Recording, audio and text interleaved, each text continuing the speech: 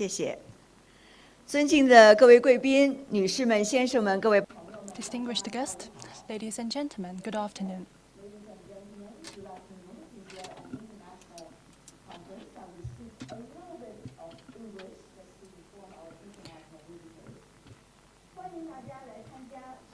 Welcome to the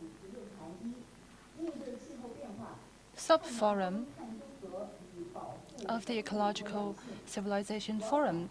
The theme is towards a carbon-neutral future, synergy between climate change and biodiversity.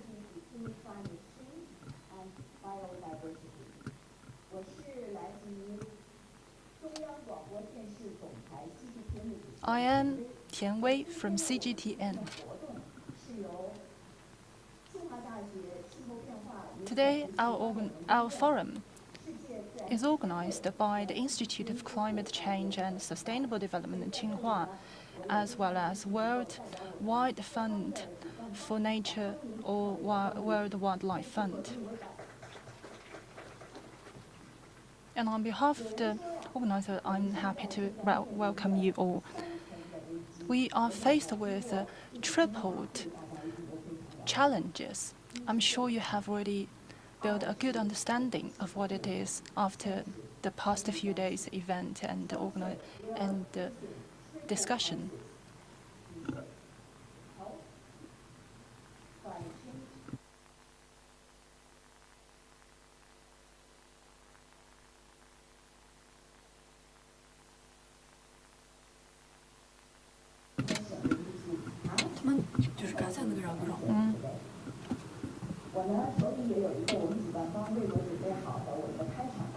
I have an opening speech with you. I'd like to share something with you.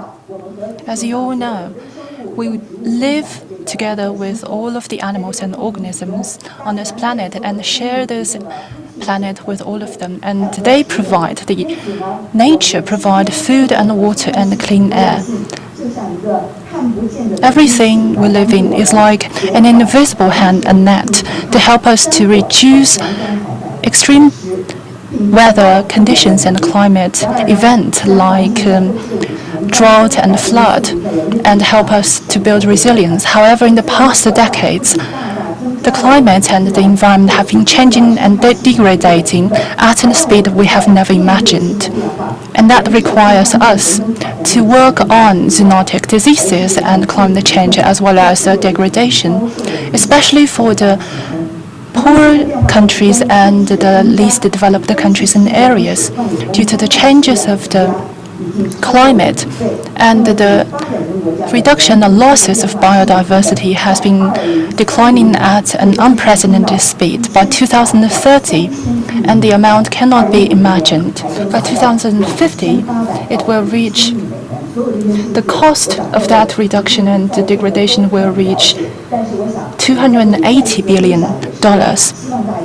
By having this number in the place, it's just a reminder to draw your attention that we need to work on together to confront these challenges. And climate change, biodiversity losses are interacting with each other. We cannot treat the problems isolated as before. And that would need our joint effort. And also from the business community, the NGOs and different social organizations, as well as representatives coming from different walks of life. 那只有我们大家通过来自于政府、学界、企业、社会组织等各方面的通力合作，我们才能真正提供 so that we could provide a meaningful solution to reach our goal. And that's all from me as the moderator for this session. Let's first proudly welcome Mr. Cui Baohu. He's the Vice Governor of the Yunnan province, and let's give the floor to him. Vice Governor of Yunnan, Mr. Cui Baohu.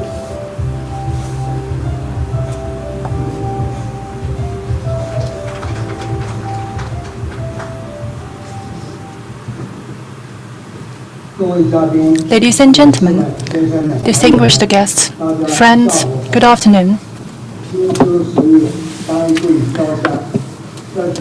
It's my honor to welcome you in this harvest season. To all of you, to welcome you all to this beautiful city of Kunming, also the Spring City, to discuss and talk about how we can better encounter and solve the problem of climate change and biodiversity protection. This is of utmost importance to promote global biodiversity and environment protection as well as sustainable development. As delegated by the Governor, Mr. Wang Yibo, on behalf of the people in Yunnan and the population of Yunnan people of 47 million people in Yunnan, to welcome you all and extend my congratulations to this forum.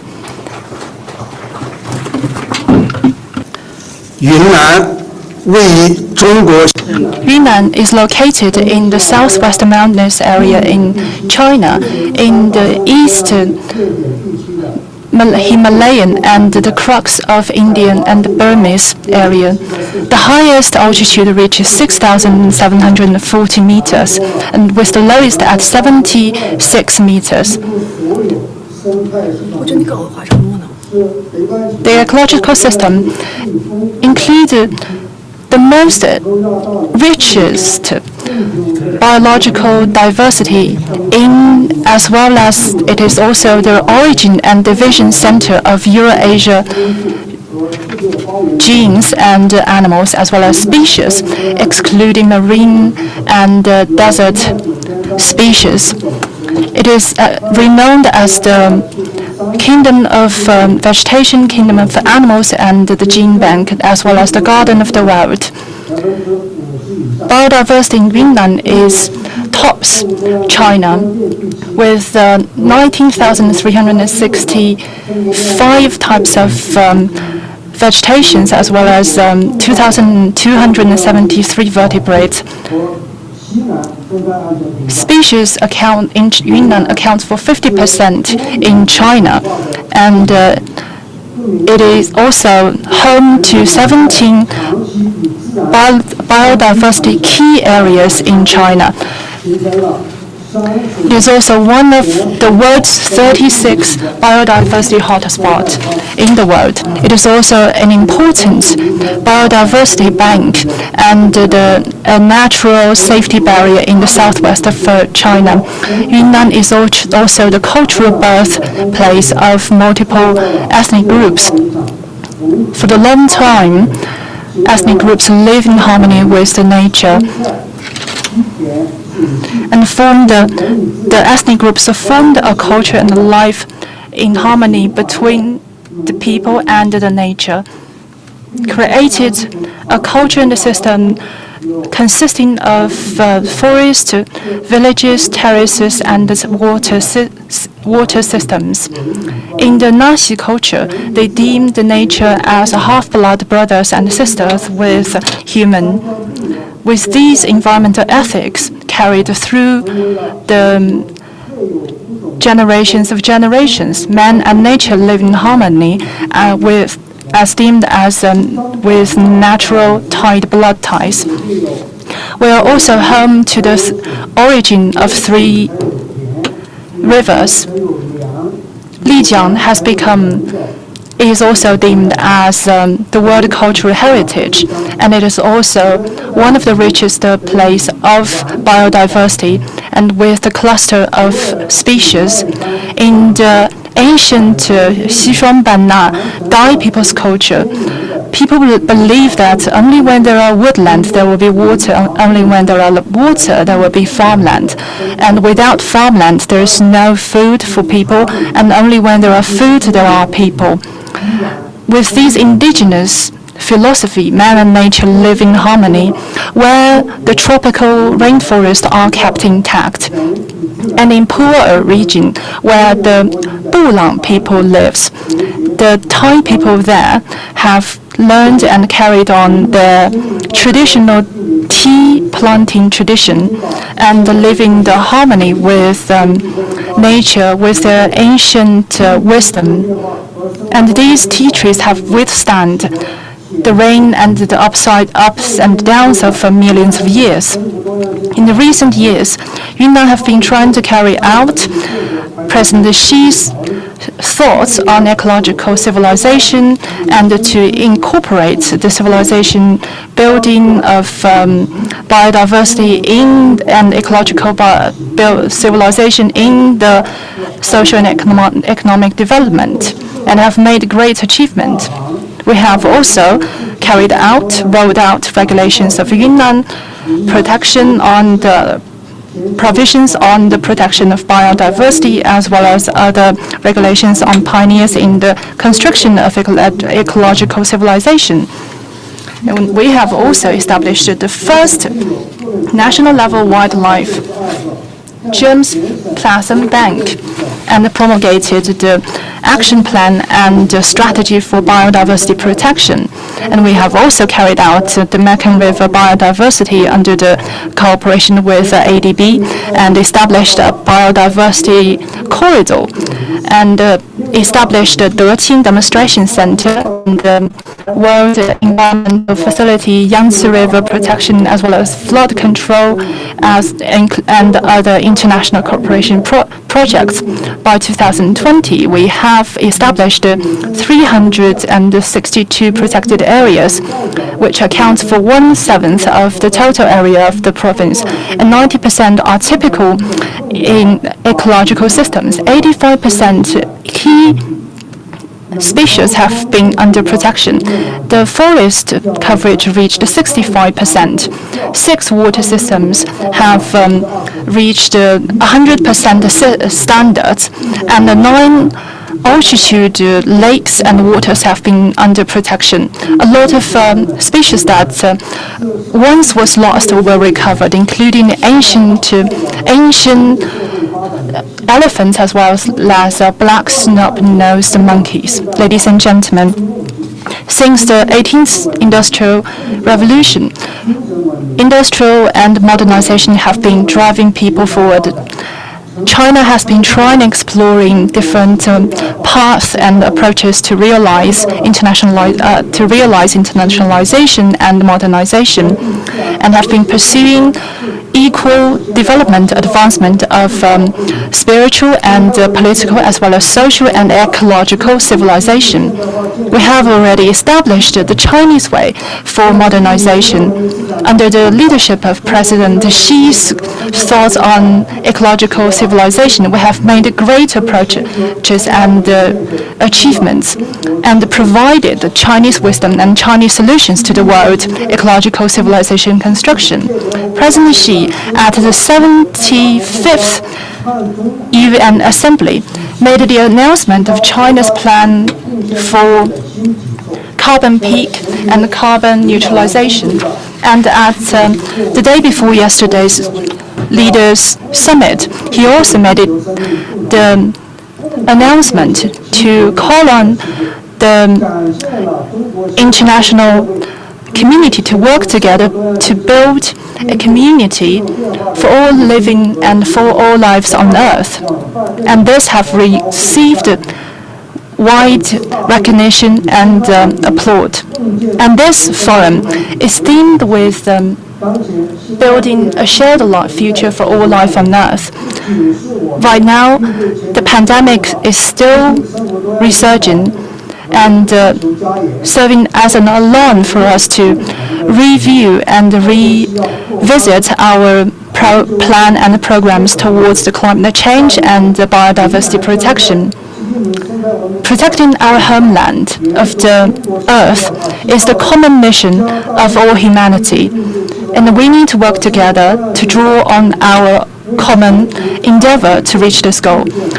Going forward, Yunnan will continue to work under President Xi's thoughts of ecological civilization and follow the Chinese way of development in modernization, and moving on with our protection on ecological protection as well as biodiversity to provide the Chinese wisdom and Yunnan power.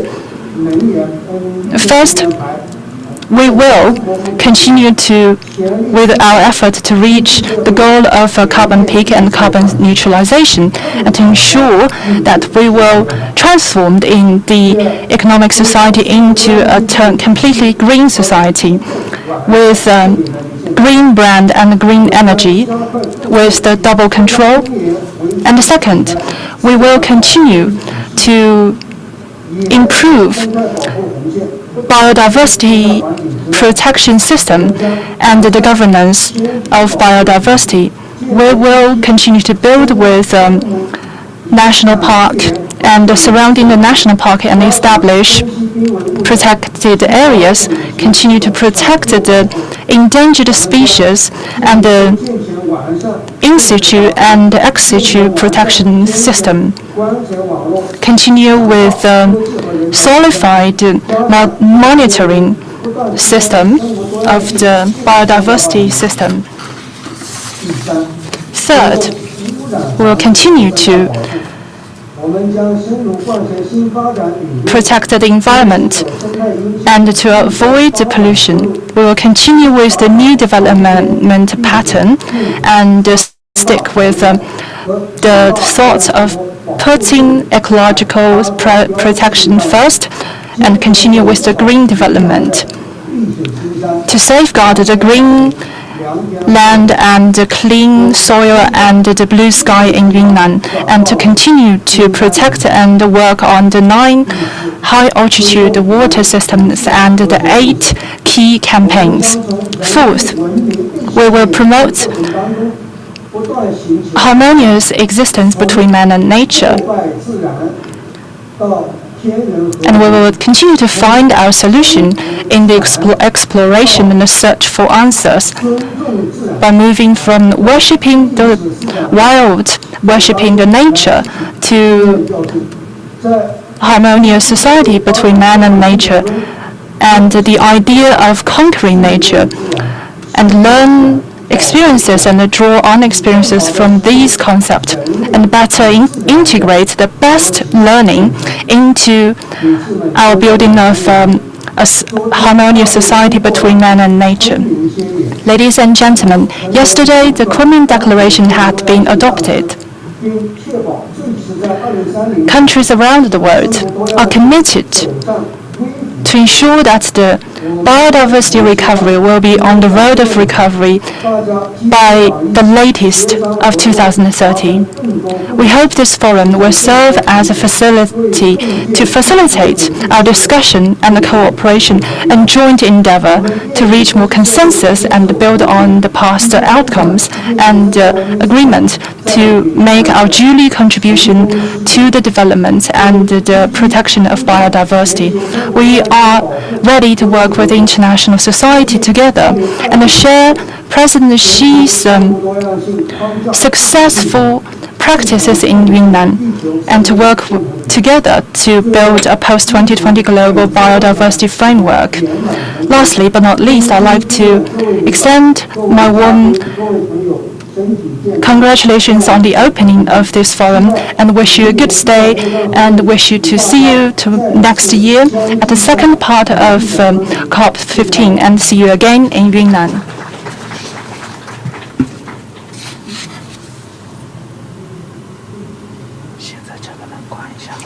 谢谢我们云南省。Thank you for the Vice Governor, Mr. Cui's address, and so much about the latest development of Yunnan province. People have said we are afraid of people who are even more talented and even work harder than you. Therefore, Yunnan focuses on biological diversity and its richness. And in recent years, we have achieved a lot of progress, and there are new targets for Yunnan. Let's congratulations on Yunnan. And also, we'd like to express our gratitude for the hosting of this Congress. Next, let's invite CBD Executive Secretary David Cooper to express your speech. I see a lot of people would like to take a photo with David, and we are expecting to hear from him, especially today. And yesterday we have heard about the declaration, so let's welcome David.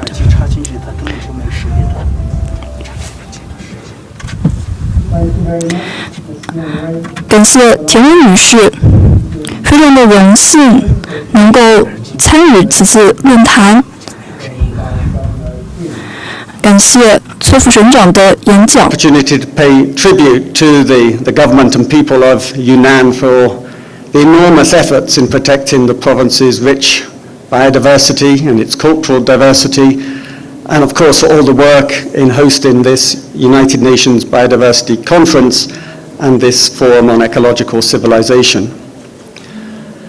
Meeting here in Kunming at COP15 and with COP26 due to take place in Glasgow a few weeks from now, the topic of this forum and this session in this forum is very timely. Distinguished participants, ladies and gentlemen, protecting biodiversity and combating climate change and addressing the health crisis, these are the defining challenges of this decade. But biodiversity loss and climate change are actually two aspects really of one problem. In fact, as the recent IPCC-IPBES Joint Expert Workshop concluded, they are inseparable. And I will outline 5 reasons why this is the case. First, of course, climate change is in itself a major driver of biodiversity loss. We are already seeing impacts on biodiversity, and if climate change is not mitigated, it will become the largest driver of biodiversity loss later this century.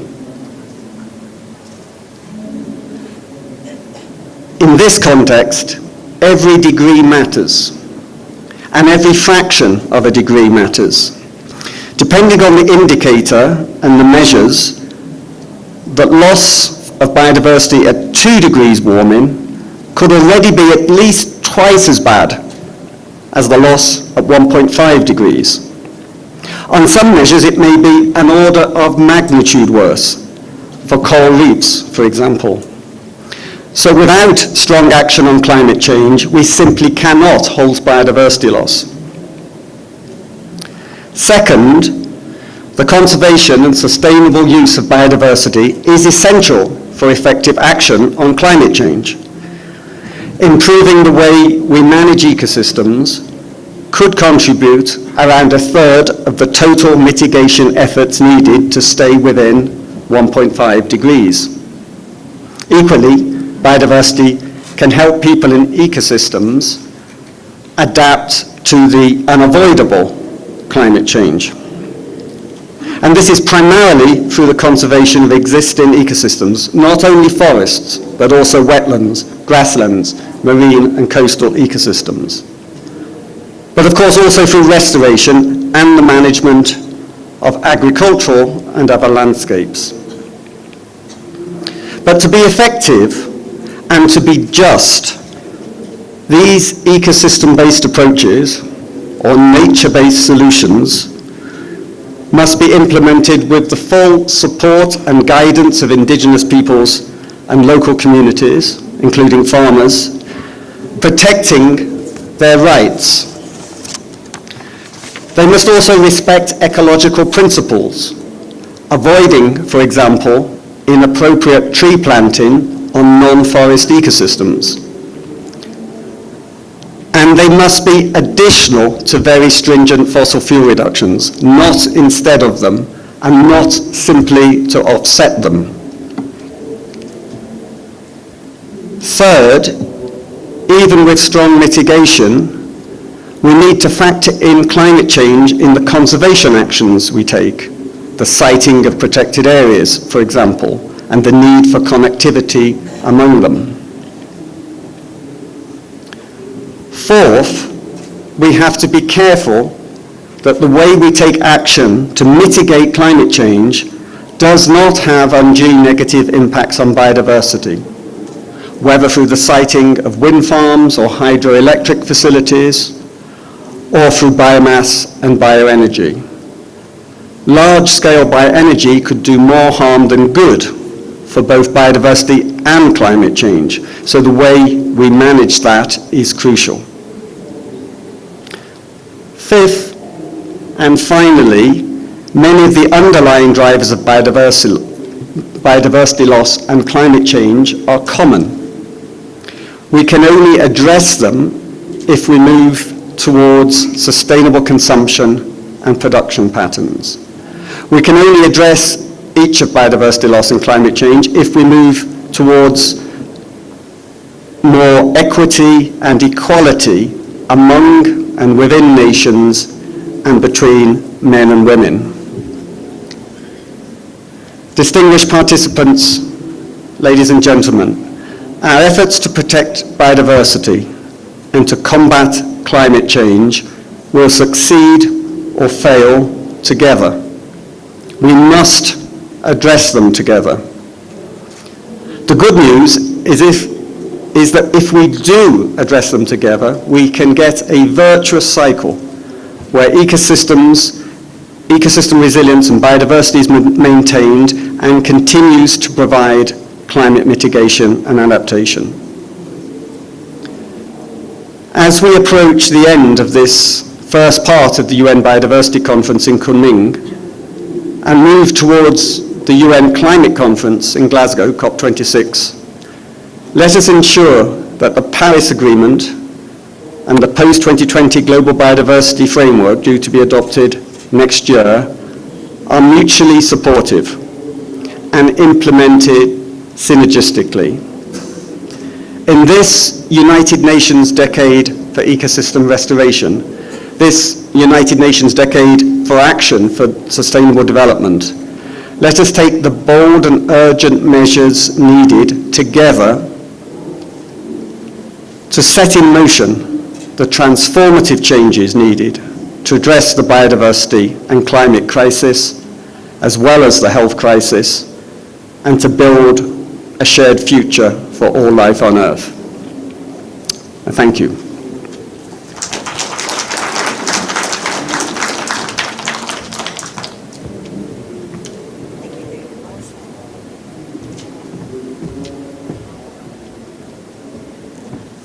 Thank you very much, Mr. Cooper, for that short, concise, and yet very forward-looking presentation. 非常感谢 David Cooper 副执行秘书给我们带来的演讲。Which is for your address. Now, 想法，我想我们今天的讨论当中呢，大家一定会更加深度的去进行分析。David, that we hope Kunming for biodiversity is for climate change. We hope that will be the case. Thank you so much. 谢谢。接下来呢，让我们有请中国气候变化。Now let's welcome Xie Zhenhua Special Envoy on Climate Change Affairs, China. He is a well-expected scholar and have full experience on environmental governance, has been the leader of the team on climate change affairs in China and has great reputation in this area as well. And he sent his video for this conference. 感谢清华大学气候变化与可持续发展研究院。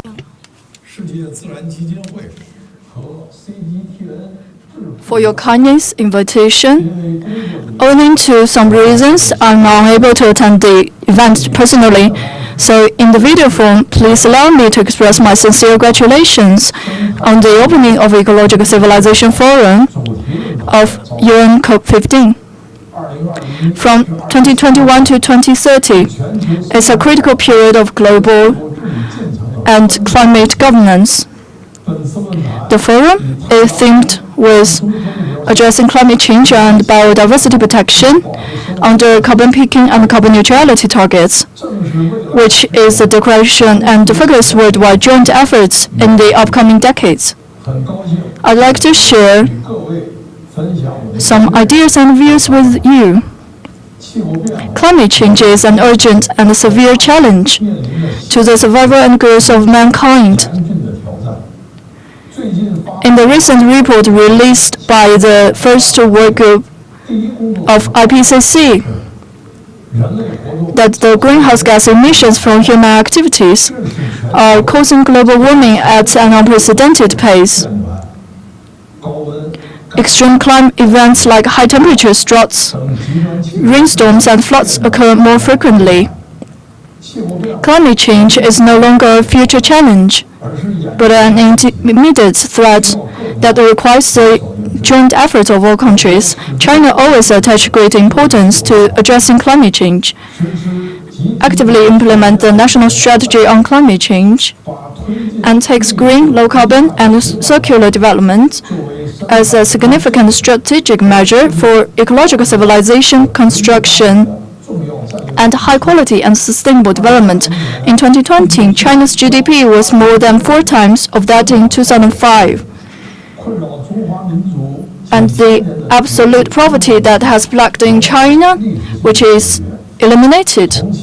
During this period, the CO2 emission was reduced by 48.4%, and the share of non-fossil energy in the total energy consumption mix reached 50.9%. China's commitment by 2020 was fulfilled ahead of schedule, which curbs the rapid growth of CO2 emission and began to decouple economic development from carbon emission. On September 22, 2020, President Xi Jinping at the 75th UN Assembly that China endeavors to realize carbon peaking by 2030 and carbon neutrality by 2060. To attain the goals, China set up at the central government level the Carbon Peaking and Neutrality Leadership Group and is decoupling and publishing the 1+M policy system. I refer 1+ to the instruction on carbon peak, while N includes the carbon peaking action plans by 2030 and the policies, measures, and actions in major industries and sectors. We will expedite transformation in all major factors. For example, energy conservation, optimizing energy structure, developing energy, boosting industrial optimization and upgrading, popularizing energy saving and low-carbon building and facilities, establishing a green and low-carbon transportation system, developing circular industry, improving the efficiency of resource utilization, advancing the innovation of green and low-carbon economy, developing green finance, issuing the supportive economic policies and reform measures, setting up the mechanism to improve carbon market and pricing, implementing natural-based solution, and so on. Dear guests and friends, carbon peaking and carbon neutrality cannot be achieved easily. As the world's largest developing country, compared with the developed countries, China is to cut down the carbon emission intensity of the largest margin and in the shortest period in the world to strive forward from carbon peaking to carbon neutrality, which imply an extensive and deep economic and social revolution in China. It requires adorous efforts, both the top-down design, the policy planning, and the bottom-up implementation to accelerate transformation and innovation and take concrete actions. It requires the positive efforts by the local governments at all levels, all walks of life, enterprises, social organizations, and individuals. So far, the work of carbon peaking and neutrality has been included in the general planning of ecological civilization, establishing and building an economic system of green, low-carbon, and circular economy is important. The COVID-19 pandemic reminds us that to address global challenge and develop ecological civilization, we must take a holistic view and never treat developments, biodiversity, climate, environment separately.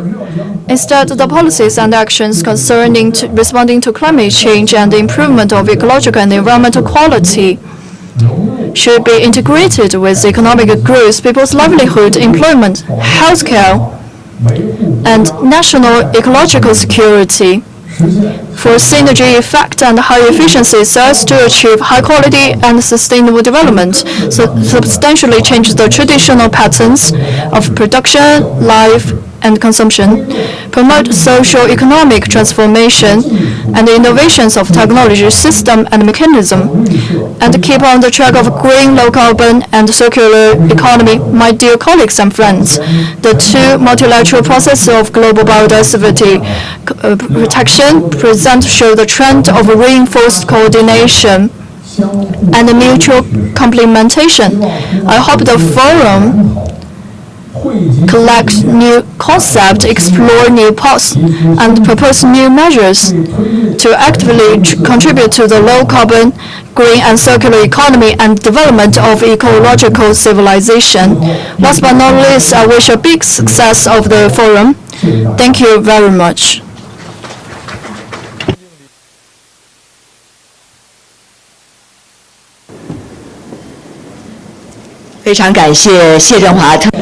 Thank you, Mr. Xie's excellent video. Every time I hear from him, I am so encouraged, especially for decades of work on natural conservation, biodiversity, and climate change conservation.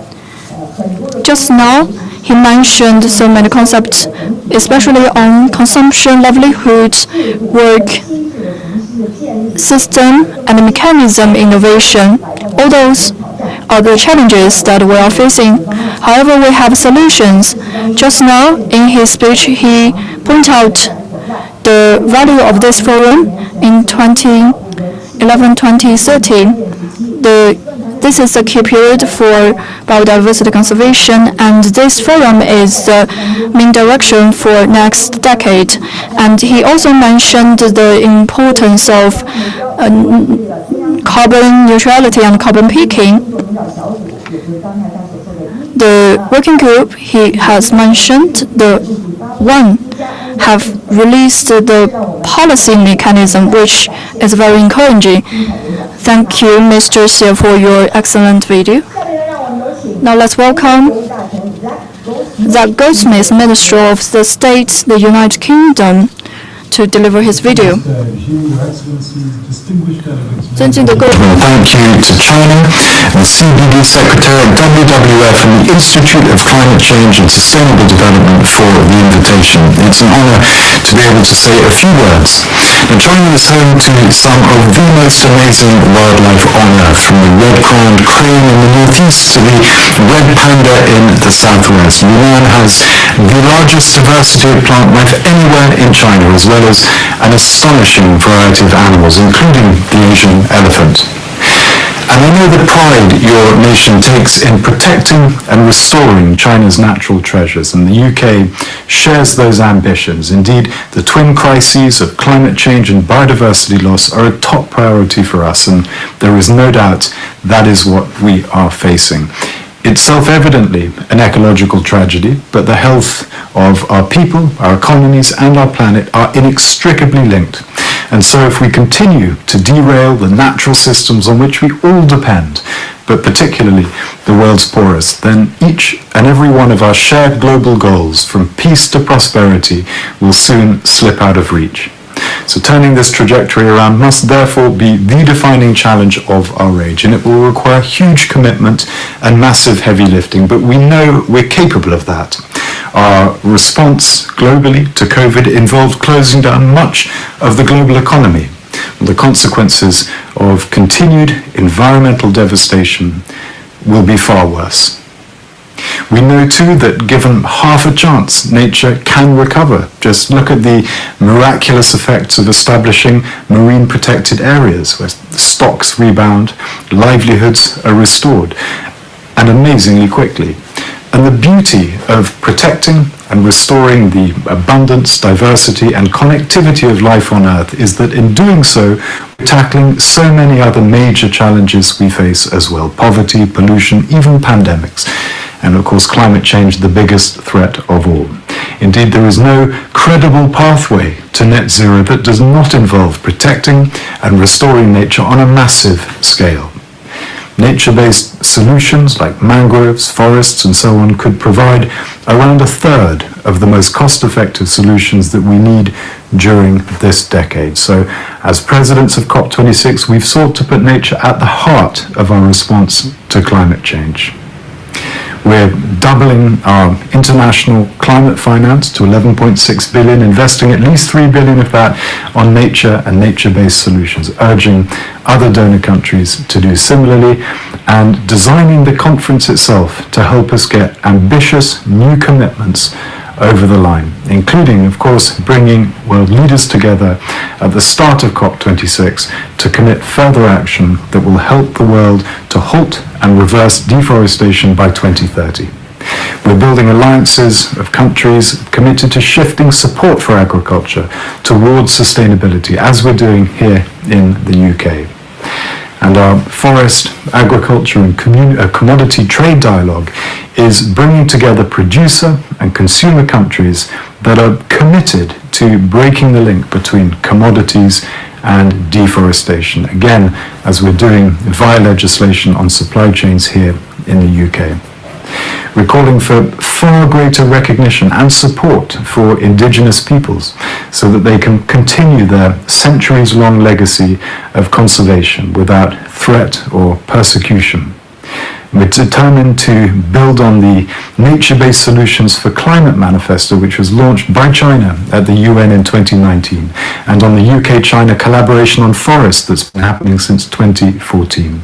And so we eagerly anticipate seeing more details on enforcements of the prohibition on buying illegal timber in China's amended and enormously important forestry law.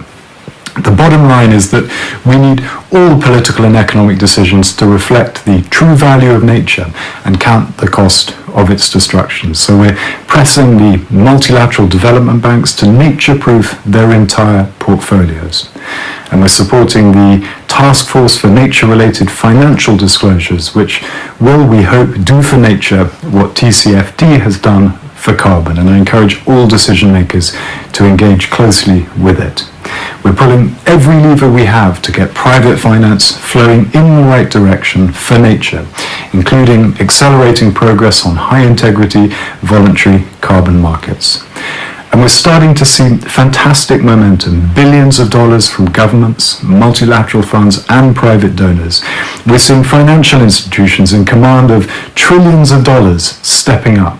Our shared aim must be to bend the curve of biodiversity loss by 2030. And through the global biodiversity framework that we agree in Kunming, we have the chance to do so.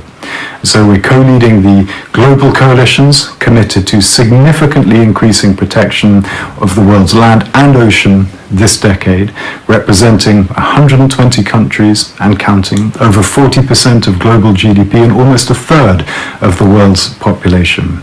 So in Kunming, we know there is the basis for agreeing the protection of at least 30% of the world's land and at least 30% of the world's ocean by 2030, and to seeing ecosystems restored, species populations recovering, and extinctions halted by 2050.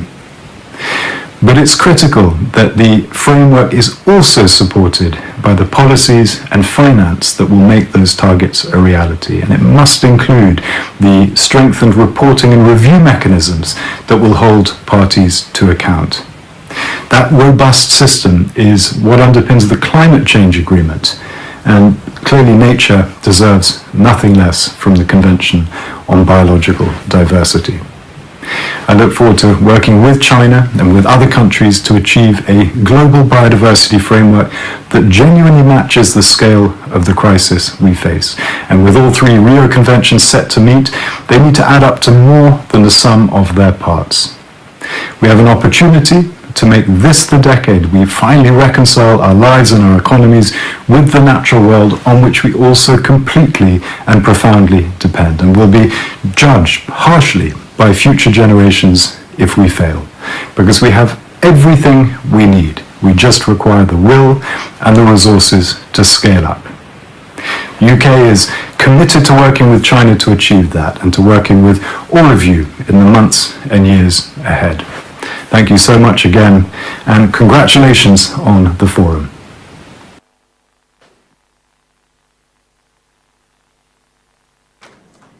Thank you very much, Lord Zach. 非常感谢 Goldsmith 勋爵的演讲。Thank you very much for Lord Goldsmith, and he shared his view on China's endeavor in sustainable development, and he also shared with us and talked about introduced the COP26, which is happening soon. 6, we hope Kunming will be a good road for the two sister, shall we say, sister conferences to work together. 非常感谢。那么接下来呢，我们也希望能够通过中方的学者的分享来和大家。Next, let's also hear report and a speech from the Chinese side.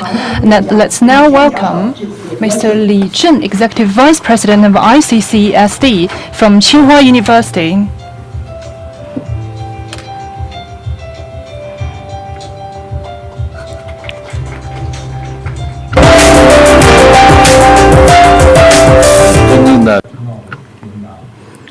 Distinguished Mr. Vice Governor, Mr. Cui, and Mr. David Cooper, and Special Envoy, and ladies and gentlemen, distinguished guests, whether you're online or offline, good afternoon. Thank you very much for attending the Ecological Civilization Forum and to talk about carbon neutralization and carbon peaking and how we can protect the environment and conservation of nature. As the organizer, one of the organizers, on behalf of the ICCSD and the CGTN and WWF and the TNC and the GAUC and Baofeng Institute for Carbon Neutrality, I'd like to thank you for your attendance.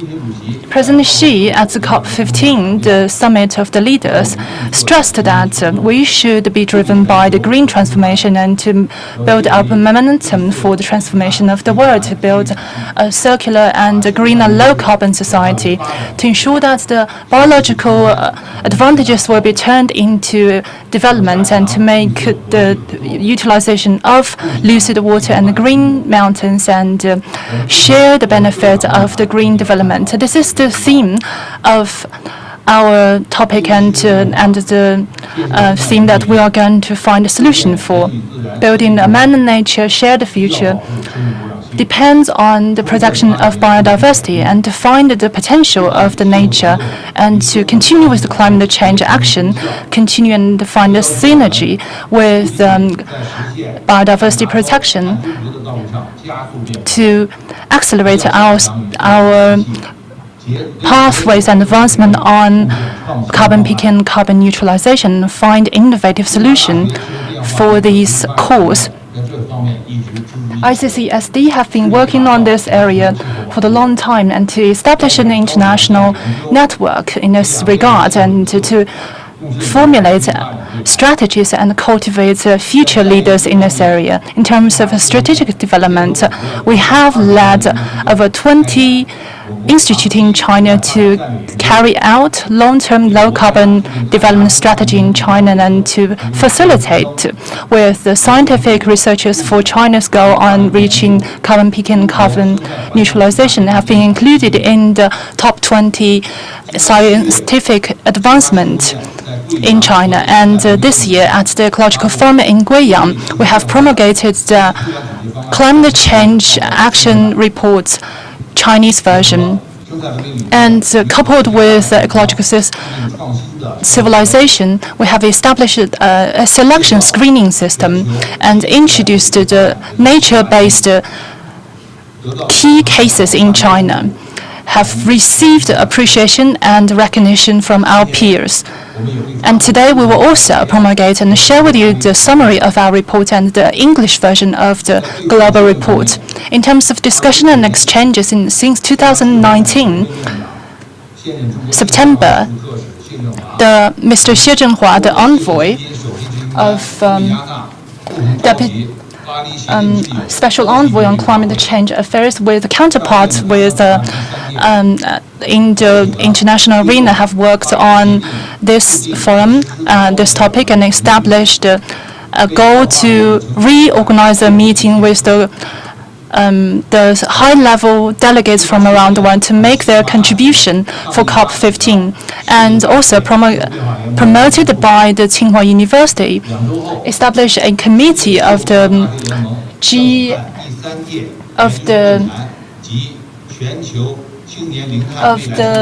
GAUC, and in 2 weeks' time we will have our next session with an event that convened top universities around the world to talk about and help young scholars around the world to understand and talk about the synergy and between biodiversity and ecological civilization. And ladies and gentlemen, you are all experts on ecological civilization and climate change. I hope through this forum we would exchange our views on climate change and biodiversity protection, and to share interdisciplinary practices and goals, inspire each other, and to find innovative solutions for us. Together, we could make our contribution to China's ecological civilization as well to the world, to tackle the double challenges faced by the world. And here I'd like to extend my congratulations on the opening and wish it a great success. Thank you very much.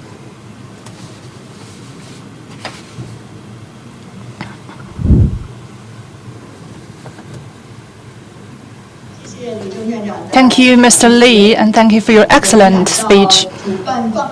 We can feel the passion of the organizer. As you just mentioned, the synergy and innovative solution is definitely something everyone has been working on and contemplating on, and the keywords. I hope we would find more inspiring solutions after today's forum.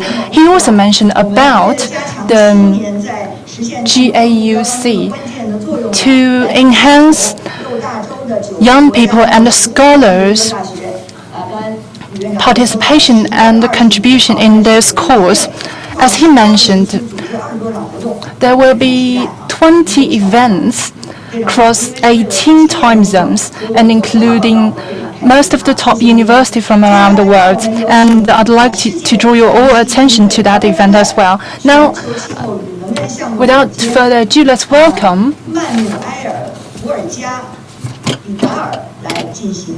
Manuel Vido, the WWF International Global Leader of Climate and Energy. Now, ladies and gentlemen, let's welcome the presentation coming from Manuel Vido from WWF. 有请，请看大视频。 Hello to you all. Dear friend, Minister Xie, dear colleagues and friends, ladies and gentlemen, I am very happy and it is a great pleasure on behalf of WWF to participate in the current Ecological Civilization Forum of the CBD COP15. We are in a time in which we are facing what it is called the intertwined crisis. We are, on the other hand, suffering, still and unfortunately, and we know how much the pandemic it is making suffer the most vulnerable people around the world. So that is why the importance of this forum, because when we think about ecological civilization, we know that we must avoid to continue working in silos. We should connect our efforts. And the best way to connect those efforts it is by recognizing that fortunately we are sharing a collective vision. A vision that in relation to climate, it is focused in moving the world into a carbon neutral time and also into resilience. When we think in nature, we know and we are working to build a nature positive time. And by working in both sides, we could move the world into a more equitable and sustainable one. So, by working in ecological civilization, we must recognize that for sure, it is about protection and restoration of ecosystem. But it must be more than that. It should mean that we will change our production patterns and we will make it more sustainable. And by working in food and agriculture, we could address that objective. And that also should be reflected in our consumption patterns, because it is by combining production and consumption that we will address the challenges and we will move our world into the achievement of our collective vision. And we are in a time of great convergence, fortunately. We have heard from many sides, from many events, from many countries, that the only way to address those crises, it is by working together. It is by connecting our objective on climate that we are sure that we will achieve good outcomes in COP26 with the objective of the biodiversity community and with the outcome that we are sure we will get in the CBD COP15 in Kunming, China in April of next year. And that momentum of convergence is growing, but we should insist on that idea, on that concept. And on the other hand, fortunately, in many other places, the idea of converging into collective element of a vision are rising. One of those, fortunately, the Leaders Pledge, in which WWF have put a big effort, and in which more than 80, almost 90 leaders from around the world have committed to work together towards achieving our climate and nature objective. But also it has been the result of what science is saying to us. The IPCC-IPBES joint report, it is telling us how can we do that together. Also, we have seen good high-level engagement in these tasks. And we are working also in how can we land it domestically, these efforts, into the MDCs and the MBSAPs. But now let me focus a bit in something that it could be a good way to connect, nature-based solutions. I remember that a couple of years ago in California, China led the process to make nature-based solutions a great reality. And nature-based solutions, it is a key concept because it can allow us to address societal challenge that it could be related to health, to water, to food security, to disaster risk management, and to climate change, but by working and by intervening nature in a sustainable way. Because it is through high quality intervention of nature that can secure biodiversity net gain and ecosystem integrity that we will be able to address those challenges. And for sure, we must consider all the social consideration to protect rights of people on the ground, mostly the indigenous people. So China is a leader in nature-based solutions. And fortunately, nature-based solutions is getting traction. It has been prioritized by the COP26 presidency. and I am sure that it will come back into the Global Biodiversity Framework draft to be negotiated in the incoming months. We know that the best way to do that it is by having the CBD defining principles on what does exactly it means as sustainable intervention on nature. The CBD community has a lot to say when we talk about nature-based solutions. But also what we do need it is to raise the financial side of nature-based solutions. The current flow of money to promote nature-based solutions that could support countries in addressing their main source of emissions as deforestation or land use change, it is not enough. We need more money, we need more commitment, we need to bring all the stakeholders to work together into nature-based solutions. And for sure, we do need to give more content and more clear definition on what nature-based solutions means. And in that sense, the IUCN is strongly working on that.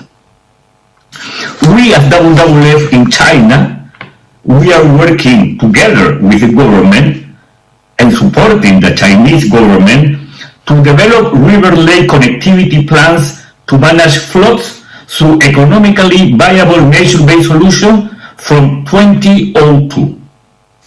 And for sure we will continue developing our efforts to make nature-based solutions a strong reality.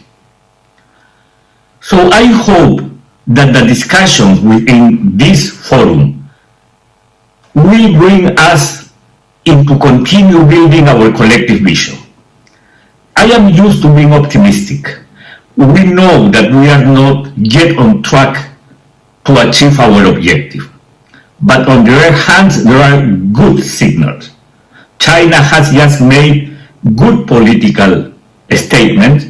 We will continue moving our actions to honor Paris Agreement, to have a good GBF or Global Biodiversity Framework, and by both to continue building our actions to achieve the 2030 Agenda, the Sustainable Development Goals. So let me wish to you all a great success in your discussion, and let's make this Ecological Civilization Forum a great place to take not only a strong decision, but to move us into clear and strong action. Thank you very much, and all the best for you all. Bye-bye. Thank you, Manuel, for the speech on nature-based solution, NBS, about what, how, and maybe why as well. Of course, the concept of the nature-based solutions needs to be further identified. Thank you so much. Really appreciate that. 非常感谢他的发言，给了我们 NBS 的含义和扩大融资。 Thank you very much on your thoughts on natural-based solutions. And this is the end of the address of the invited speakers. Now we have subforums and discussions. Now the floor is Ms. Lu Lunyan for the keynote speech.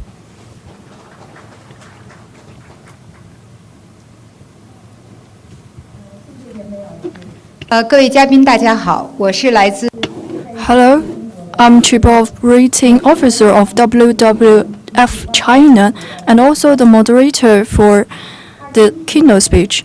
In 2019, UN Biodiversity and Ecosystem Service Intergovernance Platform have released the Biodiversity and Ecosystem Indication, and which is a milestone assessment, warning that the world is facing unprecedented degradation and species extinction. We can only protect the Earth by using natural-based solution. Now we have the Executive Secretary to deliver the first keynote speech. Dr. Larry Goddery has insist on the work of through research and find a better solution for human and nature. In 2011, she was also rewarded by the France government. And the topic today is providing scientific reference for biodiversity policies and actions. Now let's watch the video. Executive Secretary of IBES, the Intergovernmental Platform on Biodiversity and Ecosystem Services. It's a pleasure to be participating at this forum, which addresses the important interlinkages between biodiversity and climate change. As you may remember, the IBES Global Assessment, the first ever global assessment of IBES of biodiversity and ecosystem services, main conclusion was that nature is deteriorating at a rate and scale unprecedented in human history. And the number of 1 million of plant and animal species threatened with extinction out of an estimated 8 million really marked consciences around the world. That global assessment also showed how over the past 50 years this loss in biodiversity has been affecting many of the contributions that people derive from nature. All of the regulating contributions have been declining. That includes the very important capacity of our ecosystems to regulate our climate, but also the non-material contributions such as the physical or psychological experiences from nature to people, or the capacity to maintain future options, or to give us a sense of belonging and identity to a particular place. So all of those have been declining, and only the material contributions have been increasing. This is the capacity to produce food or feed or other materials.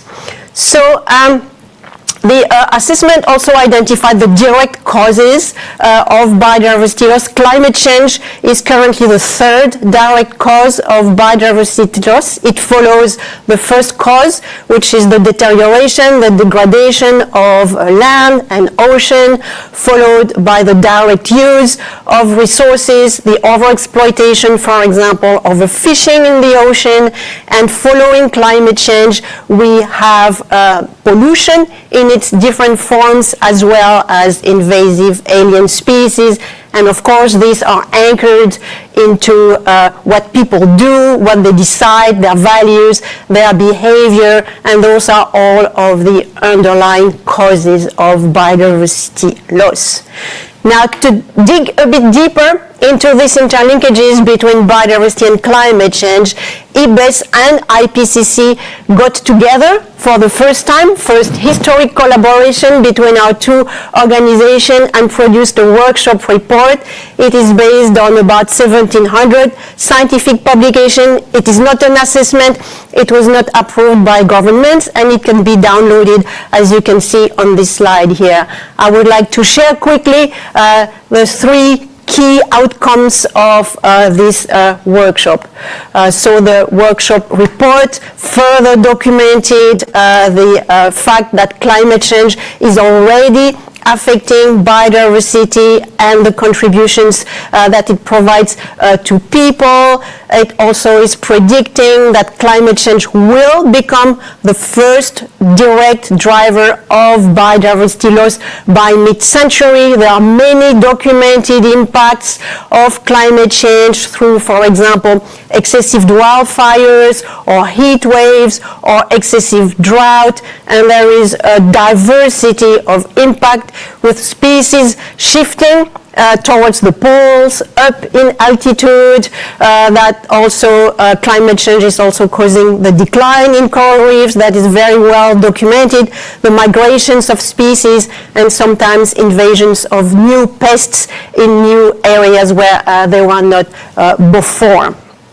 The second message, very importantly, is that there are options for action which can both together address the issue of biodiversity loss and of climate change. Those are the nature-based solution, and it is all about protecting, about restoring, about sustainably managing biodiversity, and we know very well how to do that.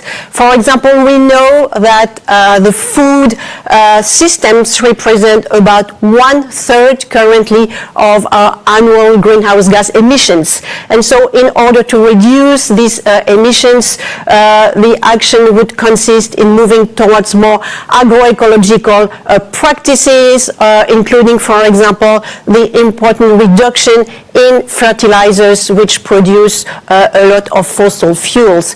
But in addition to that, we can also reduce deforestation and avoid significant emissions of greenhouse gases, and we can better manage our forests in order to increase their capacity to stock carbon and thus significantly mitigate against climate change. The third and last message that I would like to share with you today, coming out of this report, is that there are some climate mitigation and adaptation measures which are currently being deployed and that could have massive negative impacts on biodiversity. We're talking, for example, about the massive deployment of bioenergy crops. This is to avoid, of course, fossil fuels, but those would compete for land with natural ecosystems. There is already such documented situations, and they would threaten biodiversity and should therefore be avoided. So in conclusion, very quickly, of course, the report provides massive evidence about the interconnection and mutually reinforcing aspects of biodiversity loss and climate change. It therefore concludes that they can be solved only if they are addressed together. There are options to do so, and the successful implementation and solving of both of these crises, of course, will depend on ambitious emissions, first of all, together with restoring a resilient biosphere and biodiversity, and always addressing justice and inequality and the eradication of poverty as a prerequisite. So overall, my take-home message today is that every bit of warming matters, as well also as every lost species and every lost ecosystems. I thank you for your attention.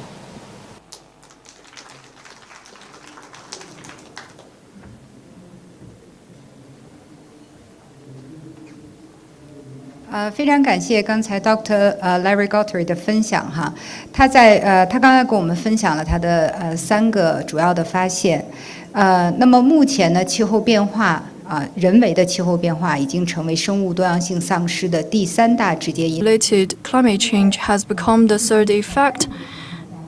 Without intervention in the mid of this century, it will become the primary reason, and also conservation of biodiversity and inverse the trend of biodiversity loss would effectively adapt us to climate change. And the third point is some carbon reduction and adaptation could cause negative impact on the nature.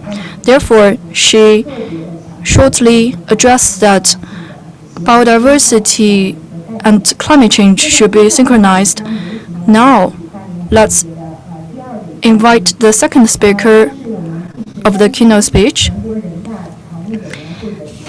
Wang Yi, Vice President of the Institute of Science and Development, Chinese Academy of Sciences, CASISD. Mr. Wang Yi have devoted into ecological development and research and is an expert in this field. Here today, he would talk about the synergy between climate change and biological diversity under the dual carbon goals. Now the floor is yours, Mr. Wang Yi. Thank you, Mr. Lu Yan's introduction. for guests, online and offline, ladies and gentlemen. Good afternoon, good morning, and good evening. I'm very pleased with the invitation of the hosting party. I would like to share my thoughts on coordinated governments of tackling climate change and protecting biodiversity under the dual carbon goal. Due to the time limit, I would like to share my thoughts on 8 aspects. I'm a bit sorry that my PPT is in Chinese. However, we have provided interpreters.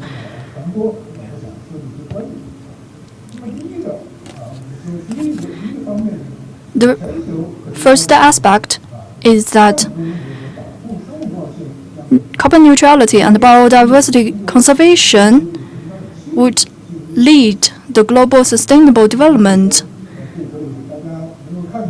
You can see that President Xi, in the general debate of the UN General Assembly, especially his aspect on dual carbon development, that China would stop cross-border coal power projects and support developing countries to develop green energy and low carbon development. And during his speech, he has mentioned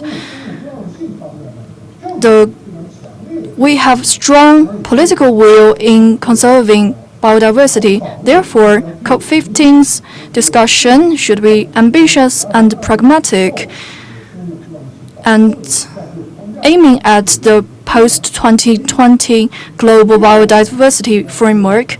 And secondly, China has made a lot of effort in terms of conserving biodiversity. In the last decade, global has made limited efforts. However, China has entered into a systematic development of ecological civilization.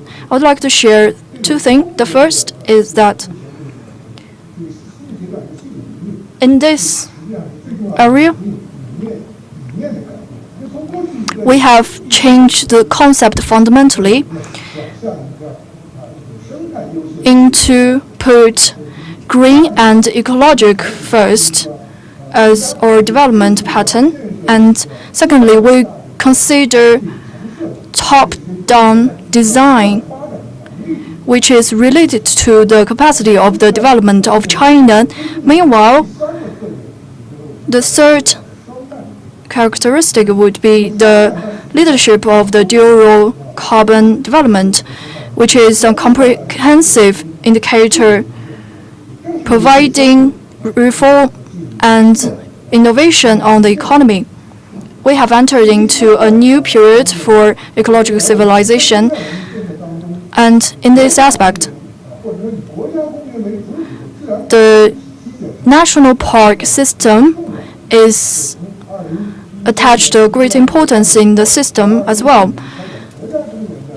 In 2015, we have put a pilot for the national park system and established a series of policies and documents. The national park reform is the most rapid and most effective reform among all. We know that 2 days ago, President Xi has announced the first series of national park, and in the future, we believe that there will be even more national parks. And the fourth is that in the new framework, dual carbon development would be a new important aspect to develop the work. We have mentioned that we need a systematic thoughts and overlook of this matter, which is a resilient pattern,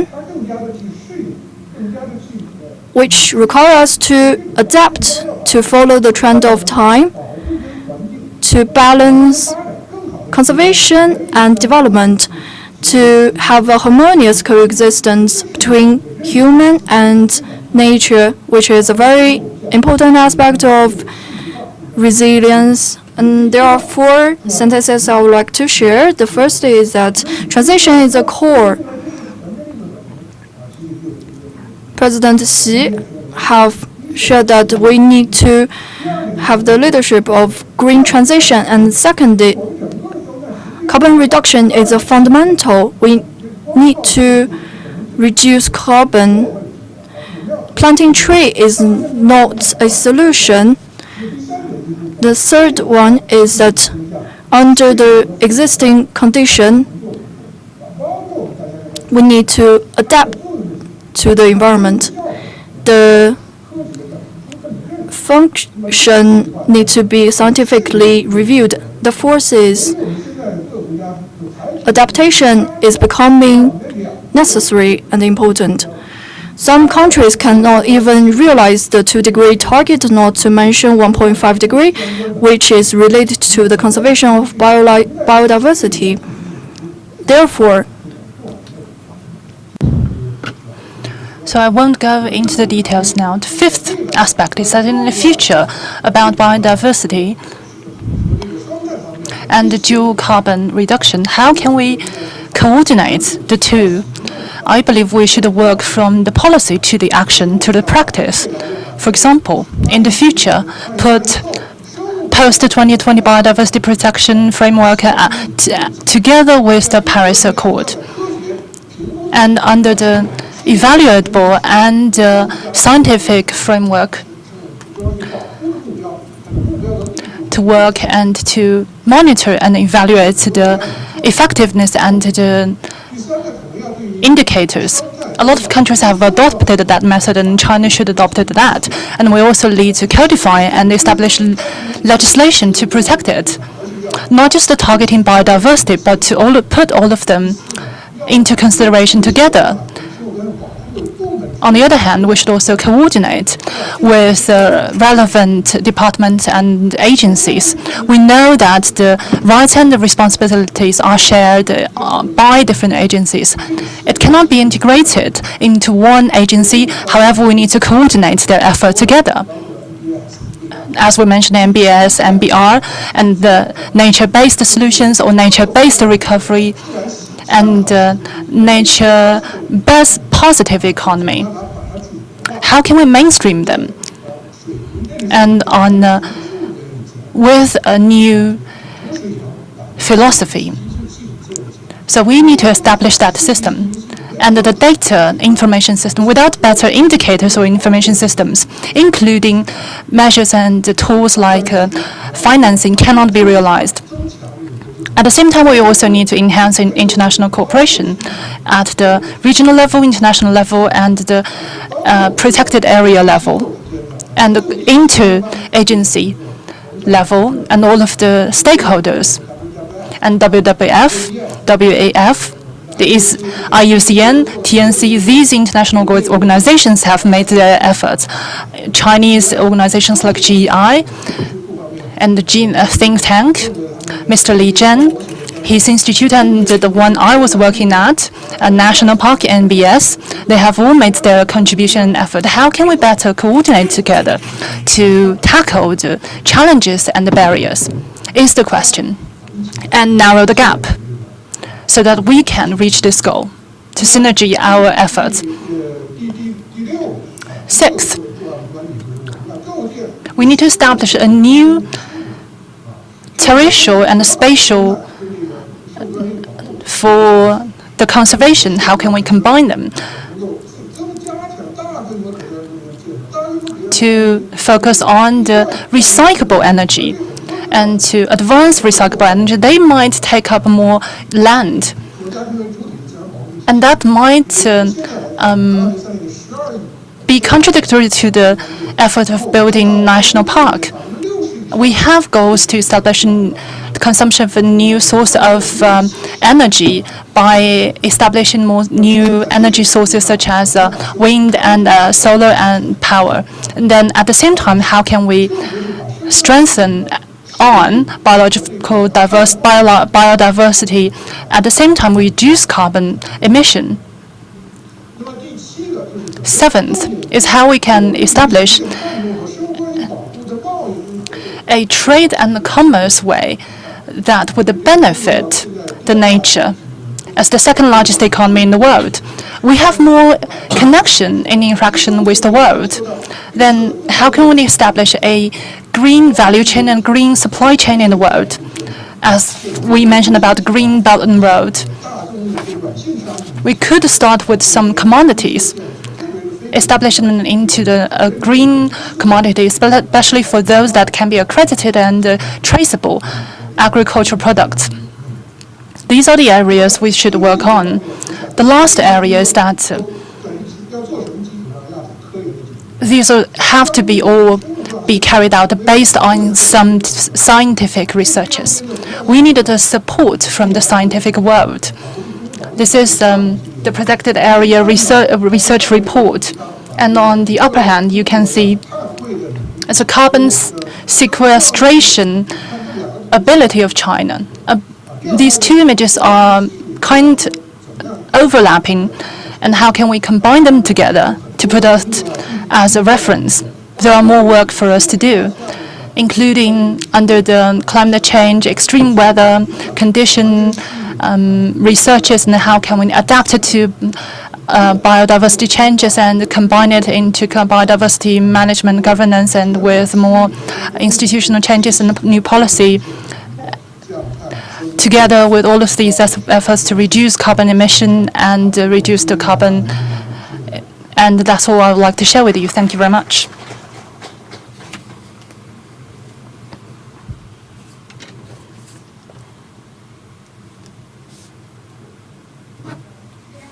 Thank you, Mr. Wan, for your sharing from China's think tank, and which was quite inspiring for me. He mentioned that we need to build a resilient mindset to review the climate change and biodiversity conservation we face today. And he also stressed on that the transformation is the key. Carbon reduction is the fundamental choice. So on the basis for carbon reduction, we need to carry out MBS and adaptability. Due to the 2-degree goal and the 1.5-degree goal, these are quite challenging. Because of that, with this as a backdrop, adaptability has become the key. Legislation and responsibility fulfillment are two keywords. As the previous speakers all mentioned about the importance of synergy and coordinated effort as well. WWF also stressed on 2030 nature-positive solutions, and Mr. Wan added a nature-positive economy, and that means putting nature integrated into economy. So in this way, we could actually mainstream biodiversity protection. Only when this is in place, we can carry out our cooperation, and which has also been appreciated and mentioned many times at the COP. Only when putting biodiversity conservation in the core of economic development can we realize it. And thank you again, Mr. Wan. And next, I'm sure you're all familiar with this speaker. He is the professor at Beijing Forestry University and also the chair of Scientific and Technical Review Panel of the RAMSAR Convention, and he's the Dean of the College of Ecology and Nature Conservation. And he is Mr. Lai Guangchun, and he will talk about the protection and restoration of wetland ecosystem to combat global climate change. Let's welcome him.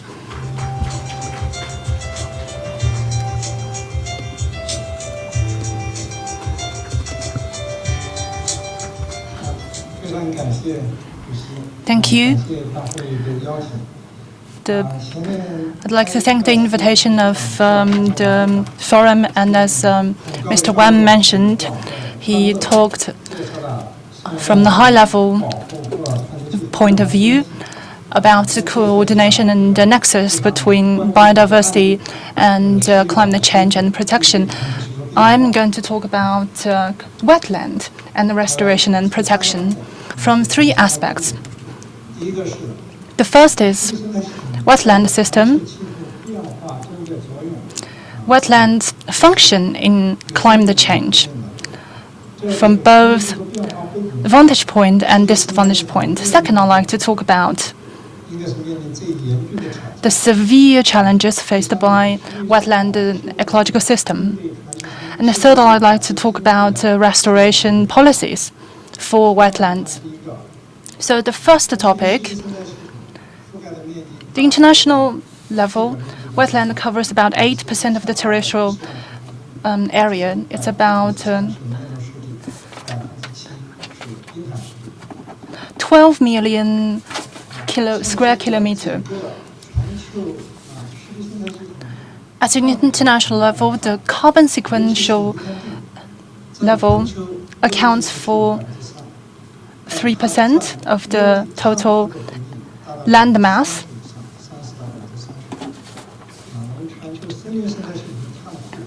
The forest is only 2% of the carbon sequestration. Is only 2%. The carbon sequestration ability of the forest is only 2% of wetland. So that means wetland actually has a strong ability in absorbing carbon. However, the protection level is related to how well it can function. If it's under bad governance, it will produce and release large amount of carbon. The number can be as high as 11%. But overall, in the recent years, carbon dioxide and methane released by the wetlands are about 10%. This is quite an important number in the total carbon emission in the world. If we convert it into hectares, it can be as high as 55 metric tons. And it's higher than a lot of rainforest. So that means in terms of recovery and restoration of ecosystem, wetland is a very important tool for carbon sequestration. Also, it works to regulate flood. Extreme weather conditions happens quite often under the climate change condition, and wetland can help to reduce frequency of flood. When it is degraded, we will see more drought and more flood.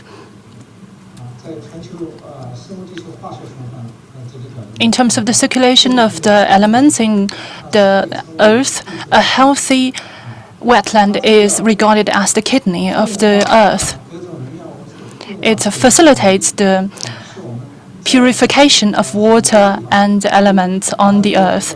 In a lot of places, it is regarded as a natural purifier and a filter. The wetland system is a dynamic system, supports the circulation of the earth. It helps to transform and purify and store element that comes from the terrestrial system which was transformed to the ocean, and then to be filtered. That's why we call it the kidney of the terra. And the wetland is also has the highest density of biodiversity. Wetland-based species account for 20% of the total species amount, whether for the migrant birds from the mountains or to the rivers. Everything depends on a healthy wetland system. As climate changes and the effects on wetland, the influence is quite severe. There's an integral system, integral role that it plays in climate change. And now I'd like to talk about why there are so many intergovernmental conventions and protocols, included wetland protection, which have already illustrated its importance in this regard. There are many, many ways to protect it, and because it plays an important role in carrying out and protecting our assets and resources. But what we are facing now is not just a rising temperature of 1.5 or 2 degrees. The most important thing is that the changes of climate is changing the environment and the circulation system and the atmosphere. To liken it to our economy is when we release more currency into the market, there might be a capital storm in the economic market. So you will be seeing more water and element that should not be released to the atmosphere, to the air. Some areas becoming more with higher humidity. Some places become much drier. It's because, like an economic storm, that with a severe drought and severe flood, whether it's in Shanxi or in Henan or in the US or in Europe, we are seeing extreme weather conditions in these areas. These are pure examples. And when the degradation of wetland happens, there will be more greenhouse gas released to the air, and that's why we're seeing a higher temperature in northern areas in Russia, and which has reached 40 degrees, which was quite irregular. When the temperature goes higher, the amount of carbon dioxide released to the air will be higher. And most important is that the biodiversity changes will be affected by climate change. 1.5 degree target is set because when the temperature reaches, the influence on the ecological system is much, much more severe and higher than the influence human laid on the environment. That's why, under these settings, with this backdrop, we need more wetland to reverse and counteract with the influence and changes. However, in reality, we are seeing more wetland losses. Since 2018, the data actually shows almost all the intact wetland is reducing. The man-made wetland is increasing. Due to time constraint, I'm not going into the details. I'll just go concise. Rising sea level and climate and temperature rising is causing the losses of wetland. And this is Nekamari 2018 data, whether from the 1980s or up to today. Regardless of the changes, the tidal wetland area is reducing in Australia, and the migrant route of the migrant birds are also affected. From the biodiversity and the species that depend on wetland is also a challenge. Of course, environmental changes and when all the changes come in at the same time, there will be more threats put to water and clean water supply. By 2050, 1.6 billion people will be affected. But we do have solutions. We do see successful cases. In the UK, the River of Life in last century, that concept was first established. And by treating the river line, we have seen recovery in the adjacent areas. And in last century, in 1998,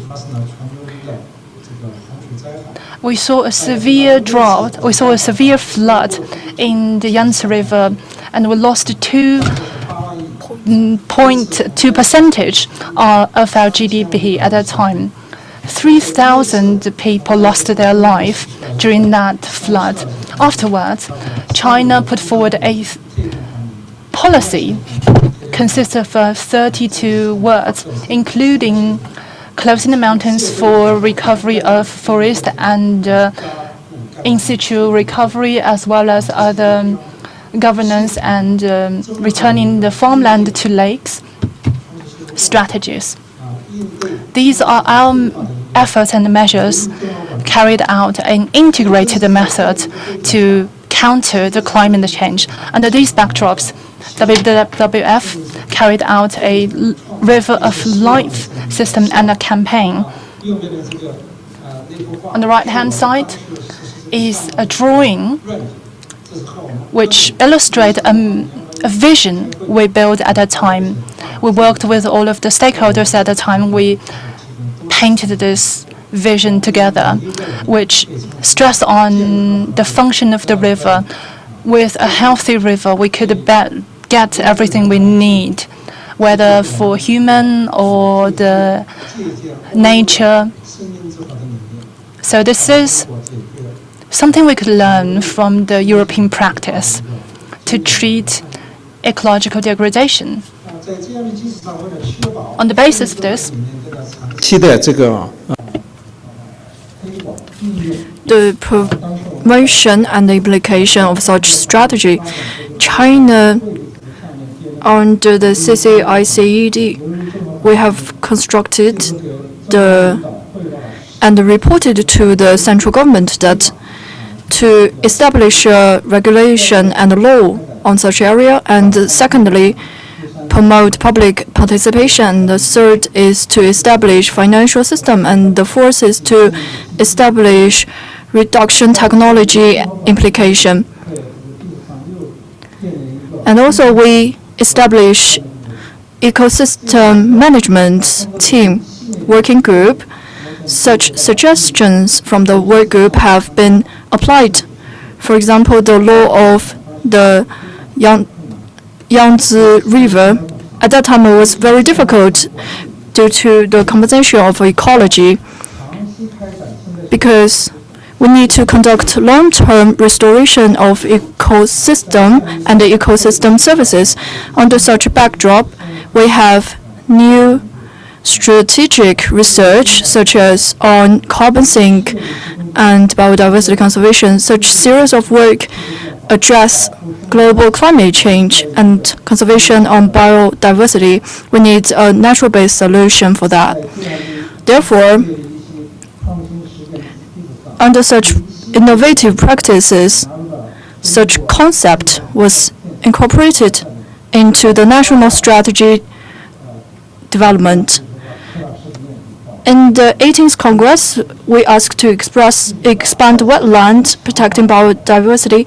In the 19th Congress, we stressed on the protection and restoration on the wetland, especially the 2016 Wetland Protection and the Restoration System Plan have put poverty reduction and protection of wetland a necessary and assessment for the local government. Each season, we will conduct a review for the government on this aspect. Therefore, we have incorporated this concept into the national strategy since 2016. Therefore, through this forum, I hope to put wetland protection and restoration into the global strategy under today's topic. Thank you very much.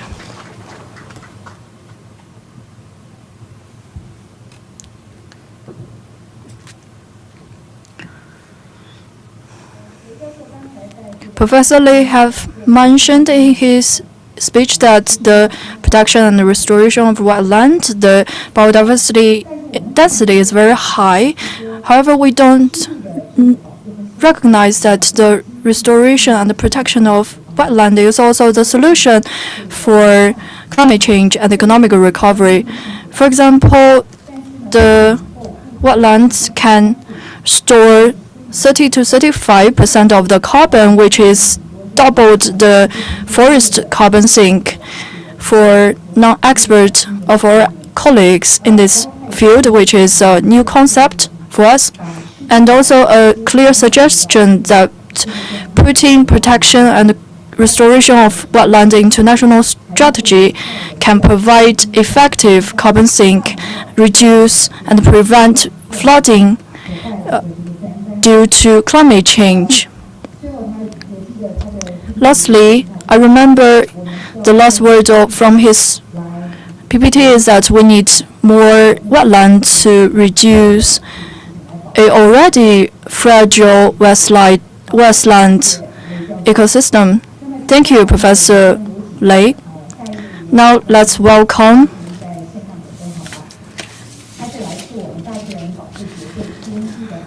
TNC Chief Executive Officer Jennifer Morris. Today, she would talk about the contribution of nature-based solutions to the goal of carbon neutrality.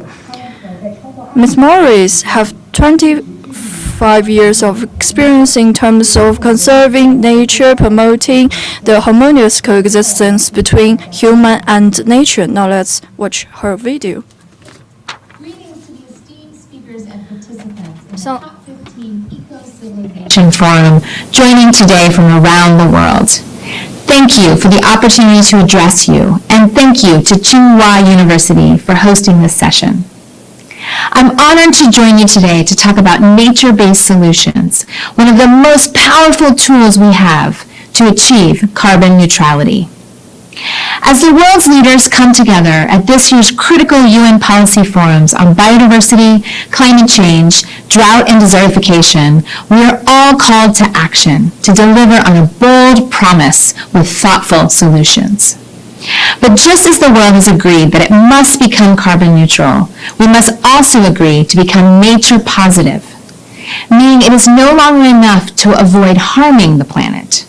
We must actively work to reverse biodiversity loss and help nature flourish.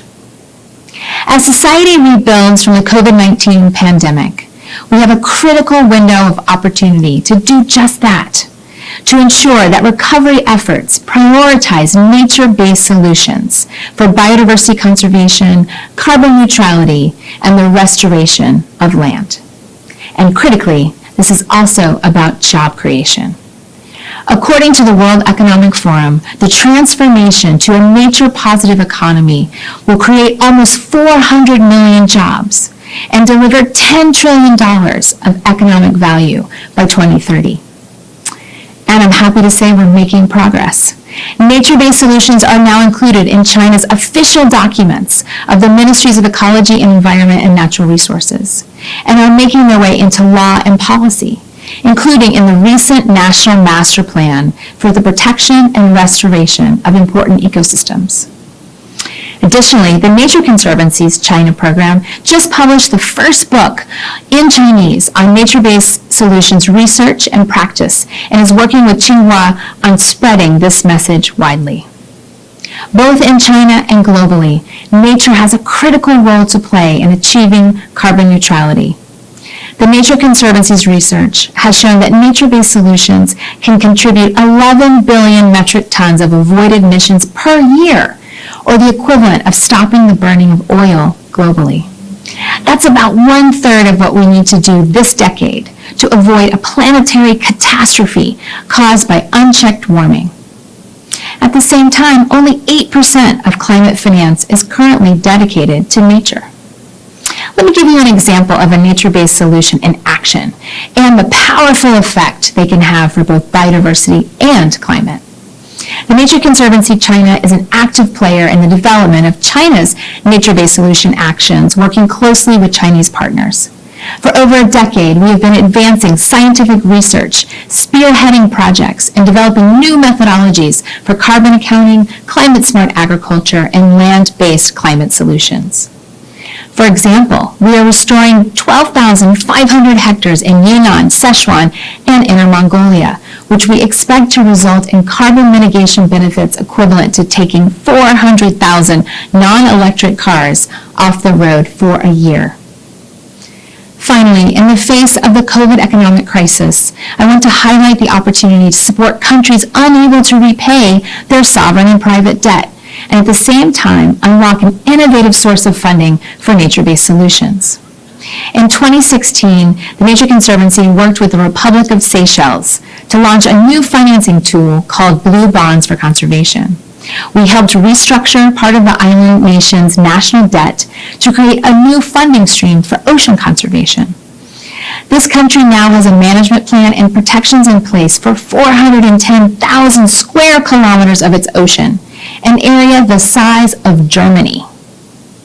We also think we figured out a way to scale up the size of these transactions tenfold and to attract much greater amounts of private capital. And we now have a line of sight on a portfolio of deals that could generate up to $1.6 billion in conservation finance for oceans.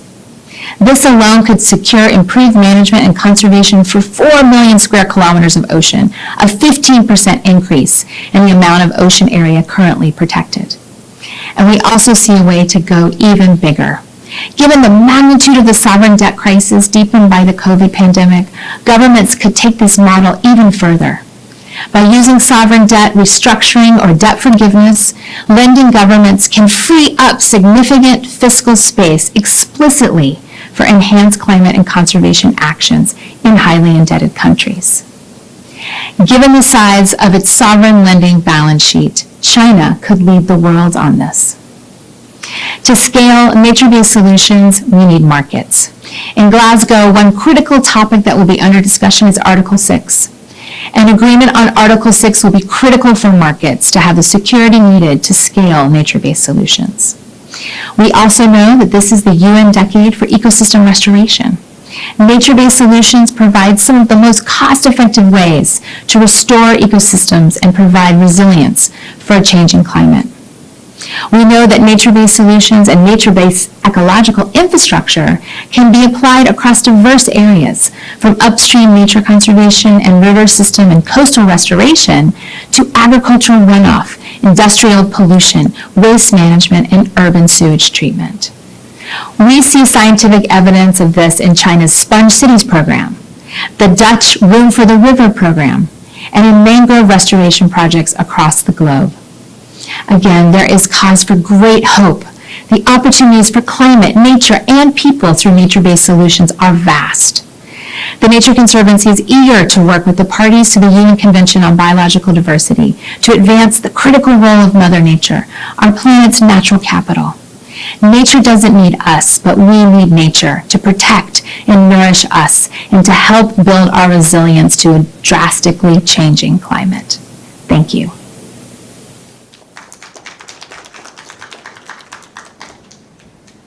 Morris 女士刚才用大量非常详实的数据跟我们分享了基于自然的解决方案，不仅 Nature-based solution is not only related to conservation of biodiversity, but also a solution for climate change. It's also related to the market employment. Before 2030, can create 400 million jobs and produce $1 billion value. Therefore, it requires even more investment. Only 8% of the investment goes into the nature. She also mentioned so many innovative financing measures which can more effectively be utilized. Now, let's welcome another international expert from University of Cambridge, UK, Professor Dasgupta. The Fiscal Department of the UK have commissioned Professor Dasgupta to conduct an independent international project to conduct economy perspective on conservation of biodiversity, which would be the Stern report in conservation of biodiversity. Today, from an economic perspective, he would express the conservation of biodiversity. Now let's welcome Professor Dasgupta. Hello everyone. It is an honor to have been invited to speak at today's Ecological Civilization Forum at COP15.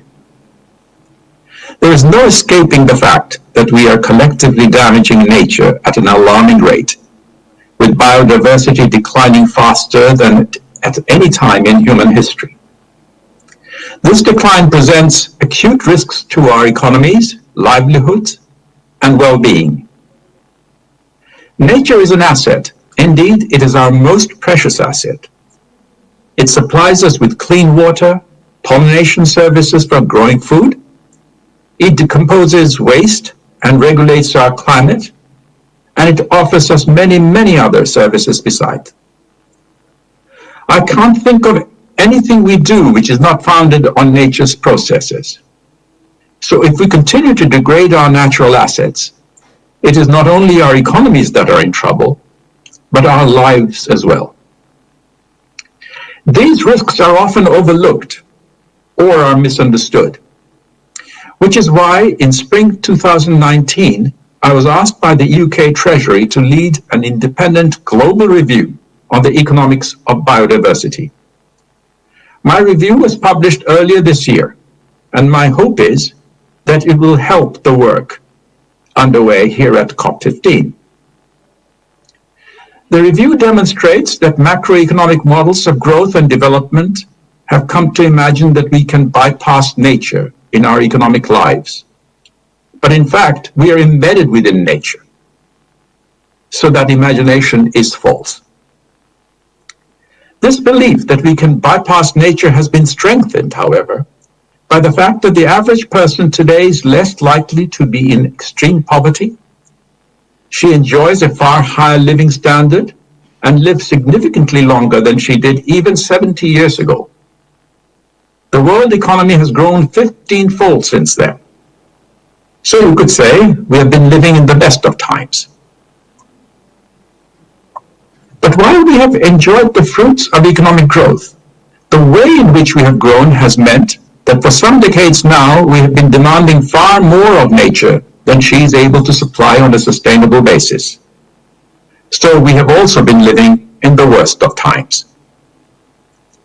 It is widely understood that we should not run down the stocks of our produced capital, such as roads and buildings, or human capital, such as education and health, to the point of depletion, because doing so would reduce the economy's productive capabilities. Yet, we've been doing that with nature, through depleting vital ecosystems like estuaries, forests, and mangroves. At the heart of the problem lies the fact that nature's worth to society is not reflected in the prices we pay for it. Nature is mobile, and many of our processes are silent and invisible. So the effects of our actions are difficult to trace back to their source. But this is not simply a market failure. It is a broad institutional failure. Our institutions have been unable to create the necessary incentives to economize our use of nature's life-supporting services. The solution must start with understanding a simple truth. Our economies are embedded within nature, not external to it. My review sets out three broad transitions that are needed to put us on a more sustainable path. First, we need to address the imbalance between our demands on nature and her ability to supply the goods and services on which we rely. On the supply side, this means making large-scale investments in well-managed conservation and restoration projects to improve the quantity and, critically, the quality of our stocks of natural assets. Expanding and improving the management of protected areas is essential here, and countries must work together to set ambitious goal targets to protect more of both our land and the oceans. Large-scale and widespread investment in nature-based solutions would help us to protect our natural assets, address biodiversity loss, while contributing to climate change mitigation and adaptation, not to mention wider economic benefits, including creating jobs. Natural capital forms the bulk of wealth in low-income countries, and those on low incomes tend to rely more directly on nature. And so, conserving and restoring our natural assets also contributes to alleviating poverty. On the demand side, we must take action to reduce our global ecological footprint by restructuring our consumption and production patterns and accounting for our impact and dependence on nature along entire supply chains, from source to sink. Furthermore, significantly increasing investment to meet a currently unmet need for community-based family planning and reproductive health programs will help to accelerate the demographic transition in those countries continuing to experience high fertility rates. Such investment will also help to reduce stresses on local resource bases. The second transition my review speaks to is the need to revise our measure of economic success. Nature needs to enter economic and financial decision-making in the same way buildings, machines, and skills do. Moving towards a measure of inclusive wealth, by which I mean the sum of produced, human, and natural capital, will help us eliminate the trade-offs between investments in different types of assets and is a measure of sustainable prosperity. Natural capital accounting is a necessary step towards the creation of inclusive wealth accounts. It enables us to understand the place of nature's services in our economies, including the services that are usually overlooked. Several countries are already taking steps in this direction, including New Zealand and here in China, where the gross ecosystem product measure has been piloted in Qinghai. Finally, we must transform our institutions to enable those changes to take place at a global scale. Our collective failure to achieve sustainability has its roots in our institutions. Effective institutions are the foundations on which to rebuild our engagement with nature. If we are truly to ensure the protection of our global public goods, such as the open oceans, we must also push for a global institution to monitor and charge for the use of these commons, who may in turn use the revenue generated to pay for the protection of vital ecosystems, like our rainforests, which are also global public goods. Next April's COP15 negotiations provide a key opportunity to establish some of the effective institutional arrangements we need. Humanity faces a fundamental choice. We can continue down a path where our demands on nature far exceeds its capacity to supply, or we can take a different path where we engage sustainably with nature and enhance our collective wealth and well-being. It is encouraging that organizations and governments from around the world have gathered this week to raise their ambition. But as the review shows, time is not on our side. Everyone here has a hugely important role to play if collectively we are to walk the better path. We and our descendants deserve nothing less. Thank you.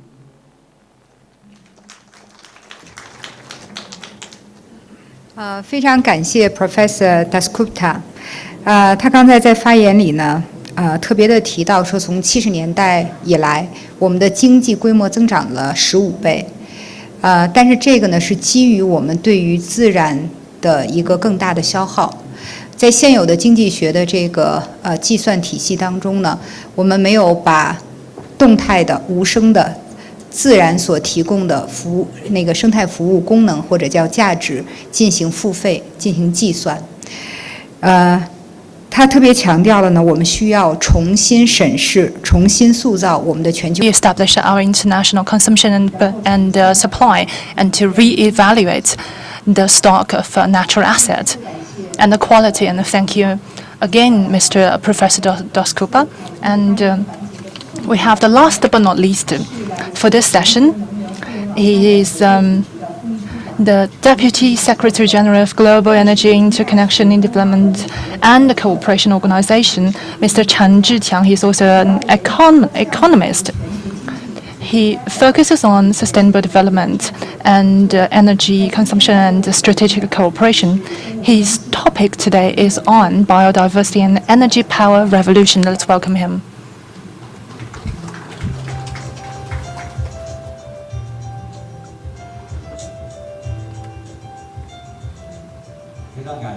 Thank you very much for the invitation of the partners. And ladies and gentlemen, dear friends, good afternoon. Upon the invitation of the organizer and Mr. Liu Zhenya's delegation, on behalf of the GEIDCO, I'd like to talk about the energy revolution and biodiversity, and just serve as food for thought. As we all know, we have entered another stage of civilization and development. As President Xi mentioned, that we need to enter a high-quality development stage. And at the moment, a lot of challenges and problems we're facing are humongous. Economy and the resurgence of pandemic, other crises, resources changes on the environment, coupled with multiple types of depletion of resources. So we need to face and tackle the issues and the crisis we're faced with, so that we can enter another stage of civilization. In 2021, on the 12th of October, as we all know, President Xi spoke at the Leaders' Summit, and he called for to be led by ecological civilization and to coordinate our relation with the nature, be driven by green development, and to lend momentum to the economic development in the world. And the relevant department and partners all studied and learned his spirit and his guidelines. His speech actually put a direction for the development and provided the Chinese solutions and Chinese wisdom for ecological development and conservation.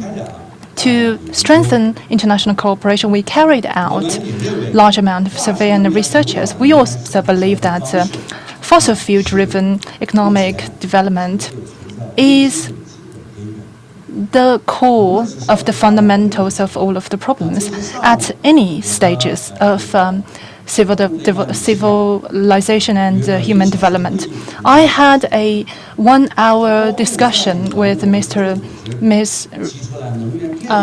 Secretary, and she highly appreciated how the energy changes could drive the biodiversity conservation. People might often mistake that only the climate change is related to the conservation. However, she believes that to solve biodiversity issues, we need to first solve energy supply. We need to turn energy supply into green. The current energy supply needs to be upgraded and transformed. So in this way, we could solve the economic development problems, and the energy transformation can be sustainable to be able to support the changes of the climate change and the biodiversity protection. So now the world should be able to realize that we should join a campaign of low carbon and clean energy, so that we could better drive global economic development. With that regard, I'd like to talk about on 4 fronts. First is the biodiversity intertwines with climate change. Biodiversity affects climate change, and the land and marine absorb about 5.6 billion tons of carbon. it plays a very important role in carbon sequestration. On the other hand, climate change is one of the 5 drives for biodiversity losses, especially in the recent decades. Climate change would be more and more severe, and it has become a global drive for biodiversity losses. 20% of wild species of animals will face extinction due to climate change. To reverse the loss of biodiversity, we need to combine biodiversity protection and climate change together to coordinately be treated, as also mentioned by Mr. Xie. To solve all of these problems, including biodiversity, climate change, and natural resources protection, we need an integral international and institutional and political policies so that we could drive biodiversity be protected. On the other hand, the second point is energy is closely linked to climate change and biodiversity. Since Industrial Revolution, as we all know, fuels and energy provided a drive for economic and social development that made its due value. However, under new circumstances and new environment, we are faced with new challenges. We need new and green and equity-based solutions and method. We cannot go on the old path. We have to understand that these are one of the key causes for climate change. On one hand, fossil fuel is the main source for greenhouse gas, and the key reason for climate change is fossil fuel. Fossil fuel carbon dioxide release reached 38 billion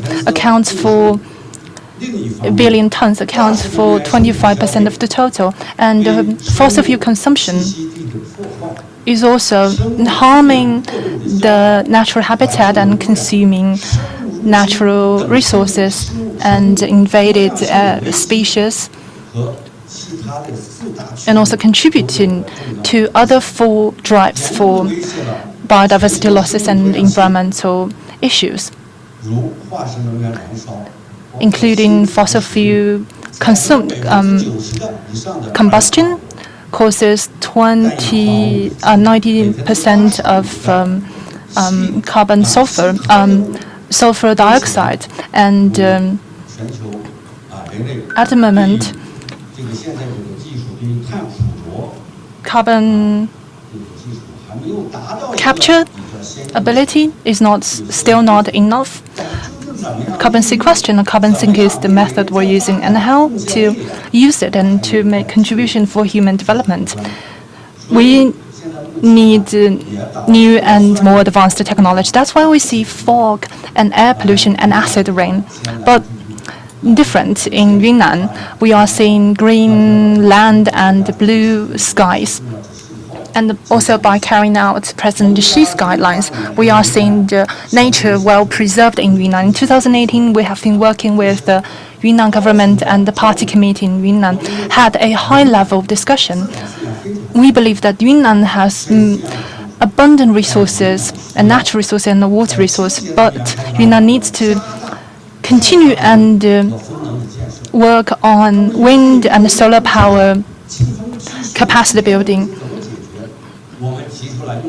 And for the issues related, we need to rely on international internet network to help to transfer the excessive energy to adjacent countries, and the excessive energies and the electricity can also be diverted and transferred to northern part of China. So the entire country and some of the neighboring countries can also benefit from Yunnan's production of solar and wind-powered energy. So Yunnan has been doing quite well in this regard. Clean energy is the linkage between climate green governance and biodiversity protection. We need to enhance the scale and speed of clean energy development, and breaking away from the dependence on fossil fuel is the key for carbon neutrality and carbon peaking. It can help to reduce the impact of climate change on biodiversity and deliver on biodiversity goals. So we can promote clean and low carbon energy transition. As Mr. Wang mentioned, clean development. For this goal, we need to work on both ways at the same time. We need to embrace green development. We also need to reduce emission and reduce carbon. Third is that the core of GIE actually lies at the core of energy and electric power revolution. There are natural imbalances. We need to rely on internet and other high-tech solutions to balance the supply. So recyclable energy and the wind energy and the solar power are the solution. In 2015, September 26, President Xi said on the UN Sustainable Development Summit that how to seize opportunities presented by the new round of changes in energy. And the keywords are smart grids plus UHV grids plus clean energy. So clean energy can be scaled up at global level and to be fully utilized and to be led by clean energy to establish a connected energy network. Fourth, GEI provides a holistic solution for resolving the crisis. It provides an effective and balanced and feasible framework. First, we need to adhere to the utilization of clean energy and to use Sahara-based solar power. It can actually provide the energy for the entire world, and the Congo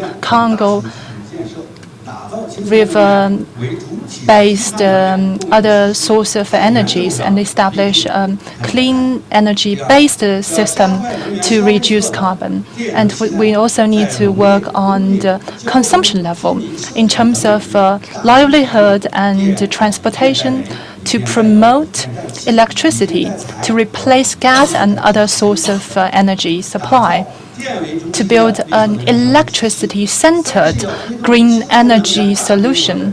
Third, we also need to establish clean energy stations to coordinate the resources in the world, including the differences between the price and the differences between the supply. So different types of energy sources can complement each other. On the other hand, we should also work on the restoration and protection of endangered animals and endangered biodiversity to ensure electricity supply in inland and desert areas, to promote biodiversity restoration and to monitor the progress, to provide protection for endangered and other animals. As President Xi mentioned, China will build a capacity of 100 million watt capacity of wind power. Fifth, we also need to embrace innovation in technology, coupled with international cooperation and green financing and technological development and advancement to ensure the development. And based on the system and the specific condition of the local area and coordinate with development of local area to find a new and innovative solution so that the international power network can facilitate and support biodiversity support and lend momentum to biodiversity recovery. By 2050, clean energy in the world should account for over 70% in the primary energy consumption.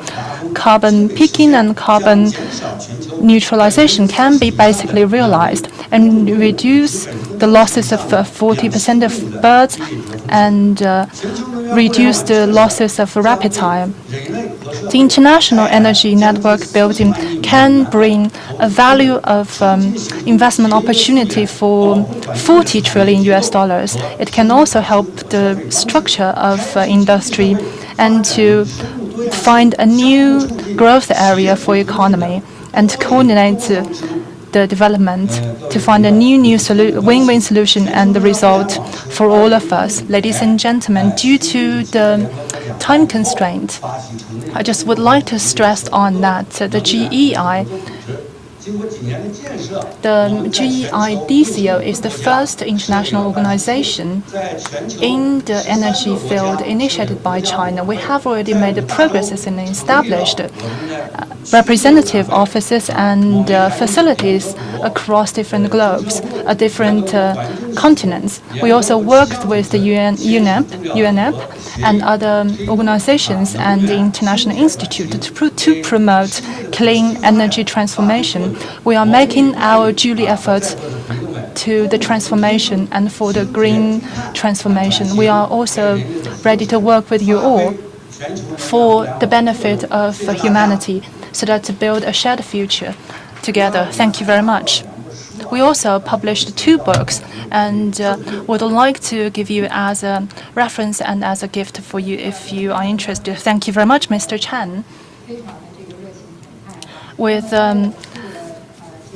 energy and with inspiring passion to tell us about how energy transformation can play a role in the biodiversity protection by utilizing energy internet. As our ancient wisdom says, efforts piled up can make great changes in the world. In the way we curb the climate changes and protect the environmental changes, we need the wisdom from around the world, and we need to draw efforts and endeavor from people from all walks of life so that we can reach our common goal and mission. Let's give a warm round of applause to all of the speakers in the previous session. Thank you very much. Next, I'd like to give the floor to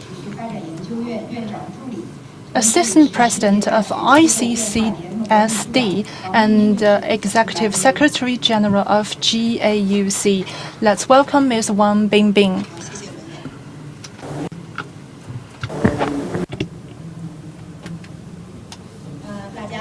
Hello, everyone. Of course, through the speeches session, the 2 previous sessions, we have reached a deep understanding of this forum. Now, I would like to read parts of the Paris Agreement based on justice and equity to realize human reduction balance with natural resources, which is the carbon neutrality. To realize such a goal and target, we can calculate it's not enough to base it on for the one generation. We need several generations.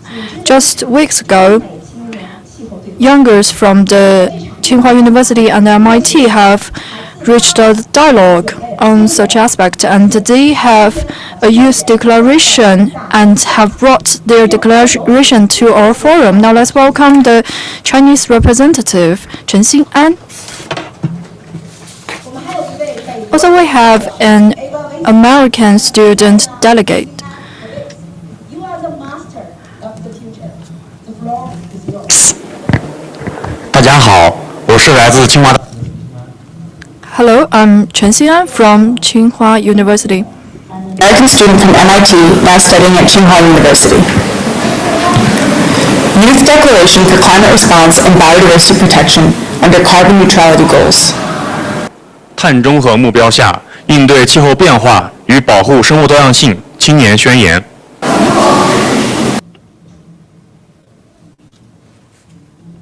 Climate change and reduced biodiversity is the realistic, urgent, and impending threat and challenge for all mankind. Biodiversity is the foundation of human survival and development. In the development of ecological civilization, addressing climate change and biodiversity protection create an important synergy which bears on the very future of our planet Earth. In the face of the climate crisis, mankind shares a common future where only cooperation can achieve win-win situations. Against this backdrop, youth cooperation is of vital importance. 气候变化与 Climate change and reduction of biodiversity is a realistic, urgent, and implementing threat and challenge for all the mankind. Biodiversity is the foundation of human survival and development. In the development of ecological civilization, addressing climate change and biodiversity protection create an important synergy which builds on the very future of our planet. Against A force in addressing climate change, and also a force representing the future. Youths from all walks of life are taking action to address climate change and protect biodiversity wherever they are in the world.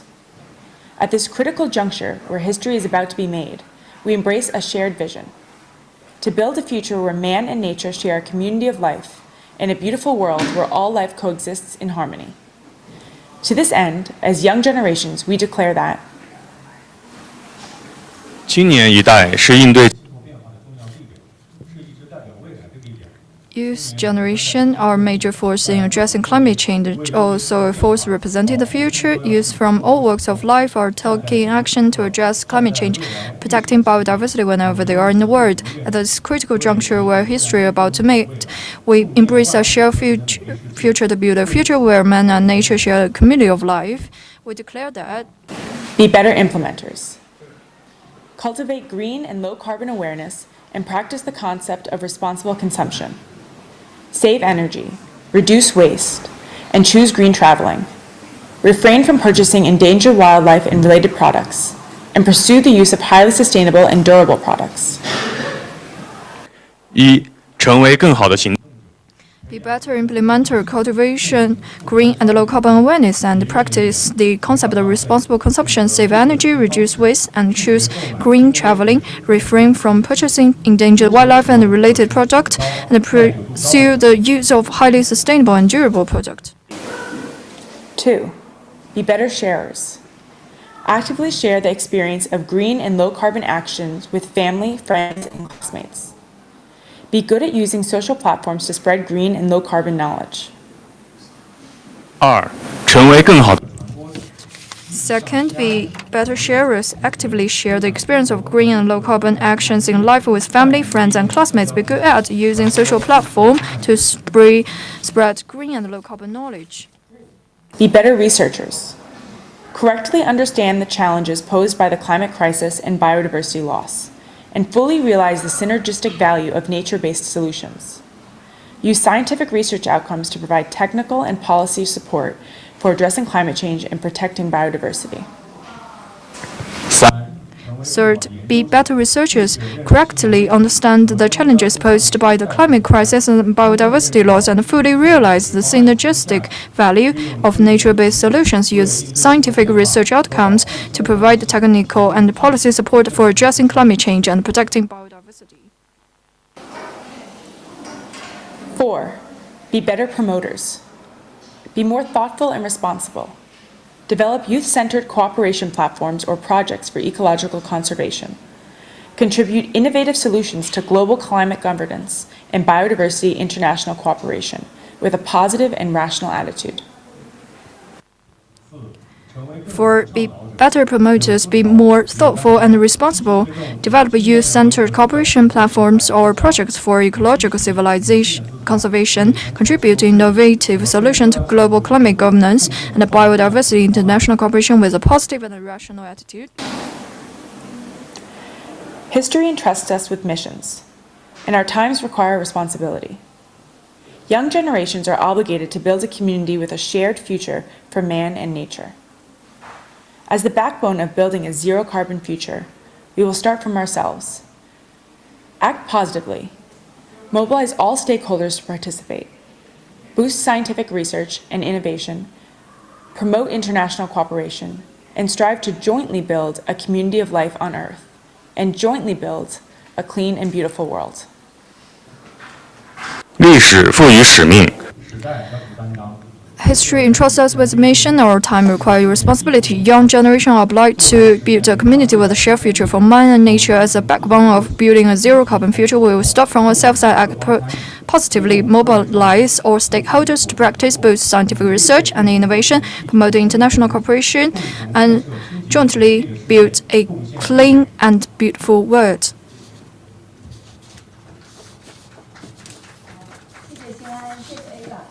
Thank you, Ava and Xia. We have heard your strong declaration to realize carbon neutrality. Are our next generation ready? Now we can see from the screen that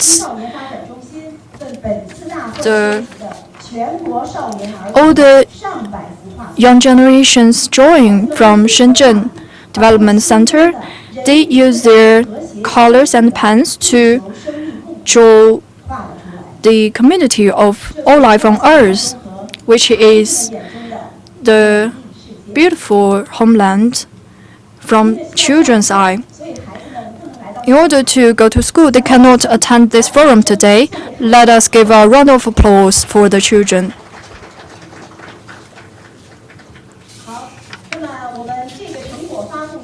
Okay, this is the end of the achievement release first.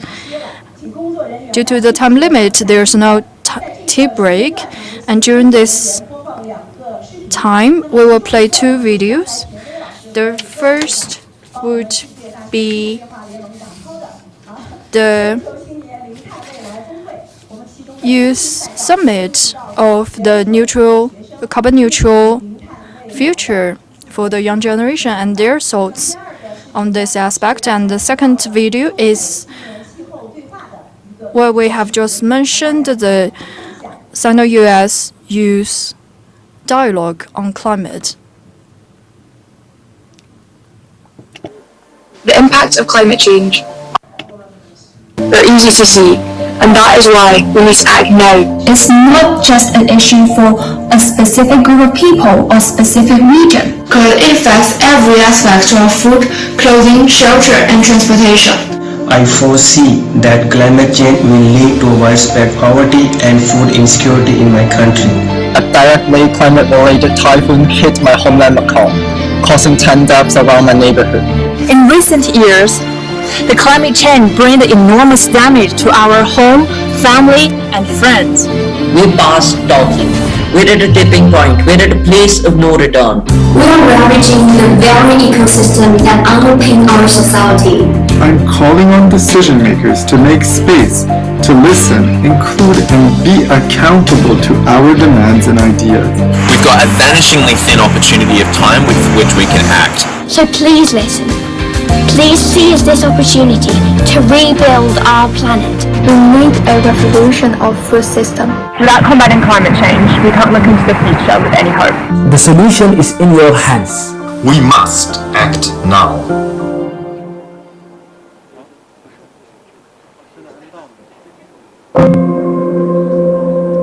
Earth is our home, the place where we survive and thrive.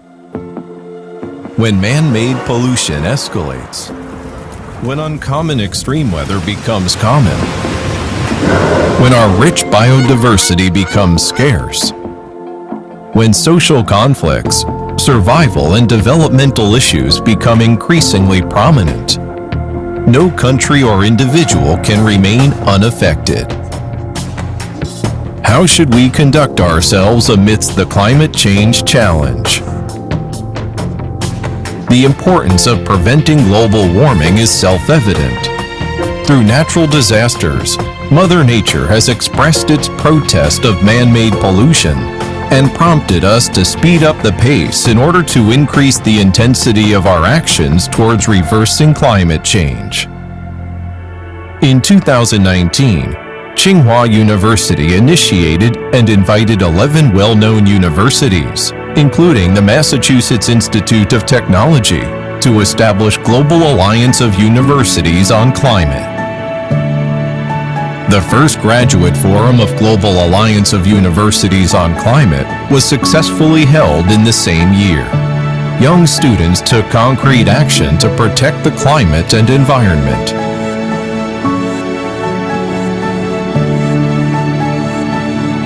In 2020, the second graduate forum of Global Alliance of Universities on Climate inherited the past tradition and innovative spirit, spread new ideas on green recovery, and issued a framework for youth action. In the context of China-US joint statement addressing the climate crisis, young students from China and the United States initiated the Sino-American Youth Dialogue to advance global climate governance and to create a platform that builds consensus, promotes collective actions, and contributes to youth empowerment in building a community with a shared future for mankind. If you want to fight climate change, plant more trees. It'll help your bottom line and help save the world. Reduce, reuse, recycle, walk, bike. Respect and protect green species. We all have to organize from the bottom up and think about planning equitably and finding solutions that center environmental justice and center the voices and needs and vulnerabilities of marginalized people.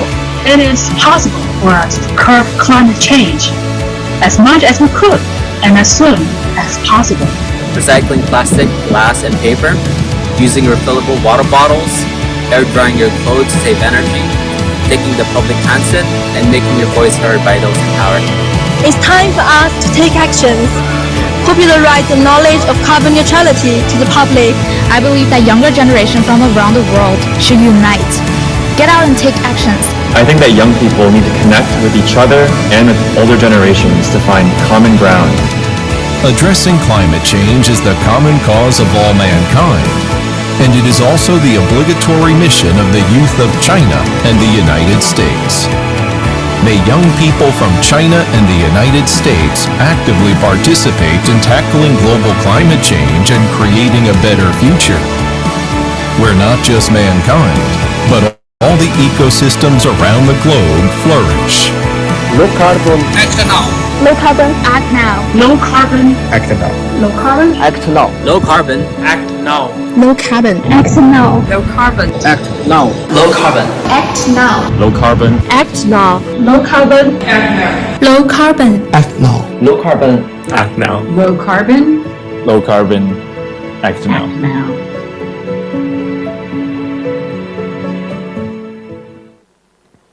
好，我们现在进入第一场对话环节。然后我们一场对话呢，有7位嘉宾，其中3位呢是我们世界大学气候变化联盟盟校的专家，他们为本次的对话呢发来了视频录制的这个自己的观点。那么第一位呢是加州伯克利大学劳资自然资源学院院长 David Ackley 教授。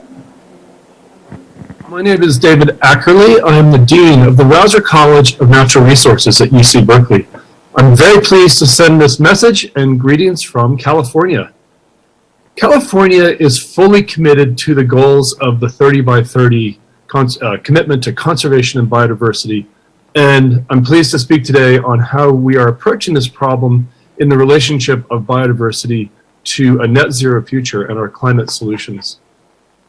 Our commitment to biodiversity is to 30 by 30 is founded on 3 pillars. The first is the protection of biodiversity, and of course the protection and management of our natural lands is essential to that, as well as our working landscapes and our urban parks. The second is the support for nature-based solutions to the climate crisis. I'll say a little bit more about that. And the third is a commitment to advance what we frame as equity and access, which is ensuring that all people in California have access to the benefits of parks. And in the past, many of the benefits of conservation have not flown equally and have not benefited urban, low income, and marginalized populations. So these goals of equity are essential to our work on 30 by 30.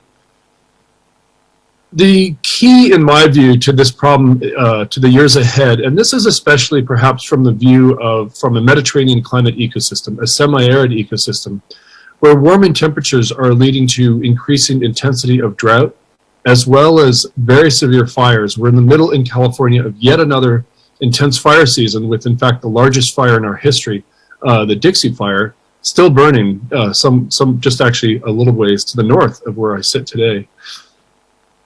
In the past decade, California has lost 10% of its trees in a large drought, mortality, especially of our conifer forests, and very large areas impacted by high severity fire that, again, kill a lot of trees and lead to a very slow recovery, especially when the patches of forest that are burned become so large that there are not seed trees available nearby to support regeneration. Of course, drought and fire both lead to significant losses of carbon storage from the system and the potential for continued sequestration, although over time we expect many of these sites to regrow, of course. But that potential to regrow is really impacted in a warmer climate because many of these systems may shift to from forest to shrubland, potentially from shrubland to grassland in some places, which of course is a net loss. So the question is, how do we steward ecosystems through these periods of change? And I think we have to be fully committed to realize that many of our ecosystems will not only, we will not only see changes in ecosystem structure and function and in species composition, but we need to be part of that transformation. The existing species on the landscape in many places will not thrive in a future climate. They will not be growing vigorously.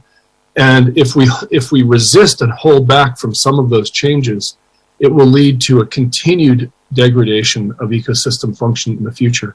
And this requires that we really rethink many aspects of conservation, which have been very committed to conserving the existing species, or the ones that we see as having been the historic occupants of given pieces of our landscape. So in California in particular, we also have a long history in the Western United States of fire suppression leading to the buildup of very dense forests.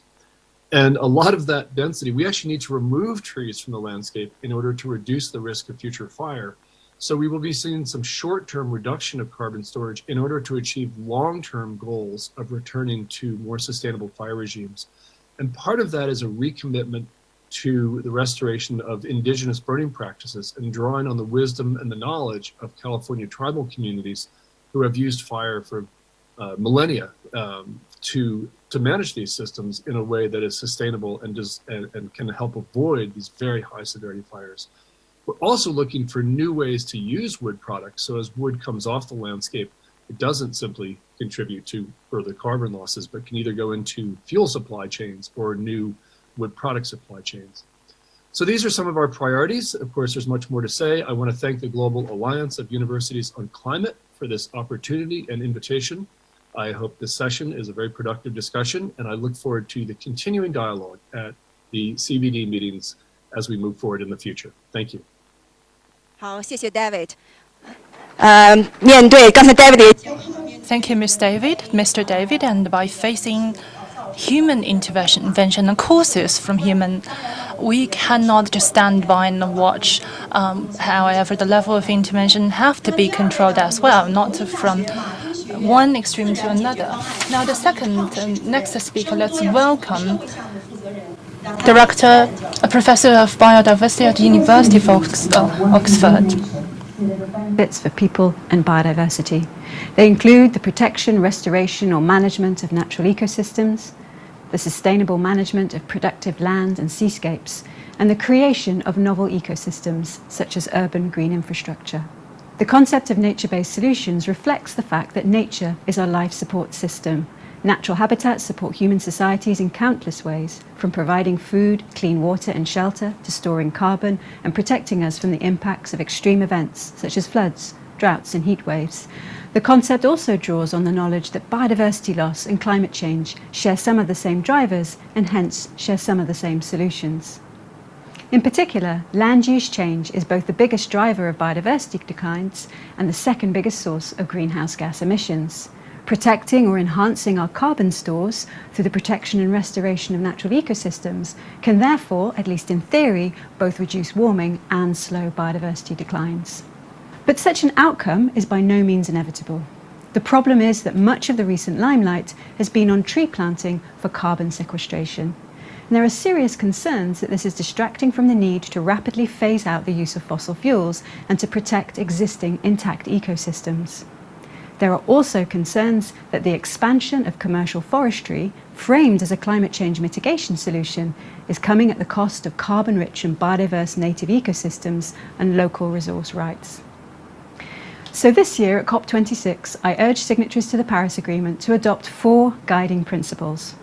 First, nature-based solutions are not a substitute for the rapid phase-out of fossil fuels and must not delay urgent action to decarbonise our economies.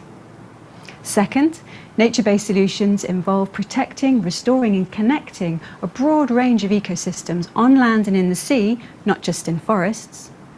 Third, nature-based solutions must be designed, implemented, managed and monitored by or in partnership with Indigenous people and local communities through a process that fully respects and champions local rights and knowledge and generates local benefits.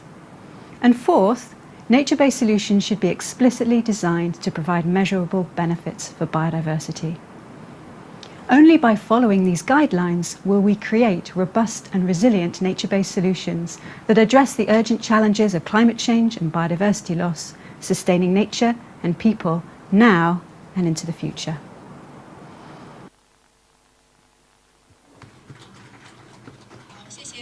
Thank you, Professor Natalie Seddon.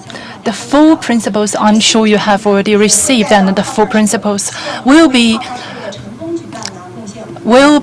brought to COP26, and this is our contribution as well. Next speaker is from GUAC, South Africa. GUAC has representatives from the developed countries as well as from other countries, and now let's welcome Guy Midley, Professor of Botany and Zoology from Stellenbosch University from South Africa. He works in the front line in South Africa as well. Let's welcome him. Thank you to the organizers, particularly those in China, for their support in my preparation of this talk. I'm Professor Guy Midley from the Stellenbosch University in South Africa, and I represent today the newly launched School for Climate Studies and my department, Botany and Zoology. I want to express the view that we're beginning to narrow uncertainties and improve our clarity of understanding of the nexus between climate change and biodiversity, and I'll highlight a few elements of our work here in South Africa to illustrate this today. Firstly, I want to refer to the IPCC Work Group 1 report, which significantly reduced uncertainties about observed warming trends, as you see on the left, and predicted future scenarios. Increased confidence in the CO2 sensitivity of the climate allows us now to see more clearly the consequences of a range of energy and emission scenarios. Country pledges in their nationally determined contributions are increasingly opening up the possibility of remaining below 2 degrees C of warming, including South Africa's recently announced nationally determined contributions. Southern Africa is an ideal region to study the climate and biodiversity nexus. From South Africa, we have access to the critical Southern Ocean, an important sink for carbon and an area rich in marine biodiversity. On land, we have a complex set of climate gradients that allow us to observe ecosystem and species responses to climate trends and variability, from the arid west with winter rainfall to the tropical east with summer rainfall. We know that ecosystems are vital in absorbing carbon emissions and have absorbed between 50 and 60% so far, saving us from far worse warming scenarios. Understanding ecosystems is absolutely crucial. These things we know come at a cost. In the oceans, causing acidification, and on land, we think CO2 fertilization of plant growth is causing encroachment of shrubs and trees, which is challenging for human livelihoods and biodiversity. In this slide, one can see how much of South Africa has become encroached with shrubs and trees in the last few decades. And on the right, the matched photographs from decades apart show this effect, changing ecosystems in many ways. This open savanna system, normally kept that way largely by trees, largely by wildfire. But what we see is that faster growing trees are now overcoming the fire regime and establishing closed systems. The effects on biodiversity are disastrous, with many plant and animal species dependent on open savannas. There are also effects on hydrology and grazing, which affect people directly. Our experiments tell us that this is partly due to plants being able to develop stronger root systems that allows them to cope better with fire and browsing, thus transforming these systems. The roots of plants grown in a future CO2 on the right are more robust than those grown in historically lower CO2 on the left. This remains some of the only experimental work of this kind done anywhere in the world. But we're also concerned with the anticipated direct effects of climate itself. These maps from the IPCC Interactive Atlas show how Southern Africa is expected to become warmer and drier this century by a lot, unless we can mitigate successfully. At stake are some of the most diverse ecosystems on the planet, with thousands of endemic plant and animal species under threat. And I show here only a few scenes of landscapes and plants from the rich winter rainfall zones of Southern Africa to illustrate this. In our arid zones, endemic bird species like this hornbill are known to be vulnerable to warming projections. And indeed, we have seen mass mortalities in parts of South Africa of small bird and bat species due to a heat wave. But we're deeply concerned about policy responses. And among these is the rush to plant trees around the world, particularly in Southern Africa, into ecosystems that are naturally without trees. We believe that this is a grave risk to ecosystem services and biodiversity, and have published several papers about this, one of which is referenced here. Thus, we are working not only on direct effects of climate and CO2 and biodiversity, but also indirect effects via policy and mitigation responses. And with that, I thank you for your attention.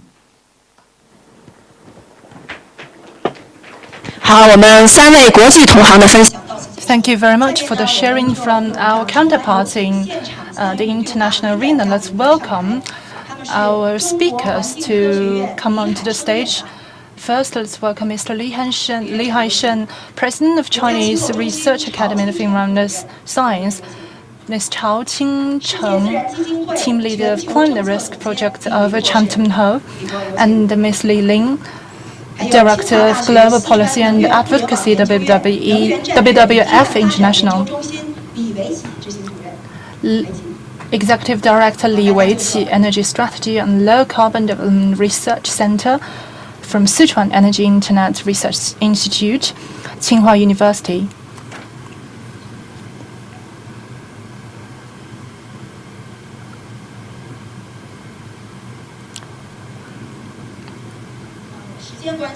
Due to time constraint, we've only got time for one question for one participant. The first question is for Mr. Li, and to coordinate carbon reduce and environmental protection is the key for realizing the ecological civilization strategy.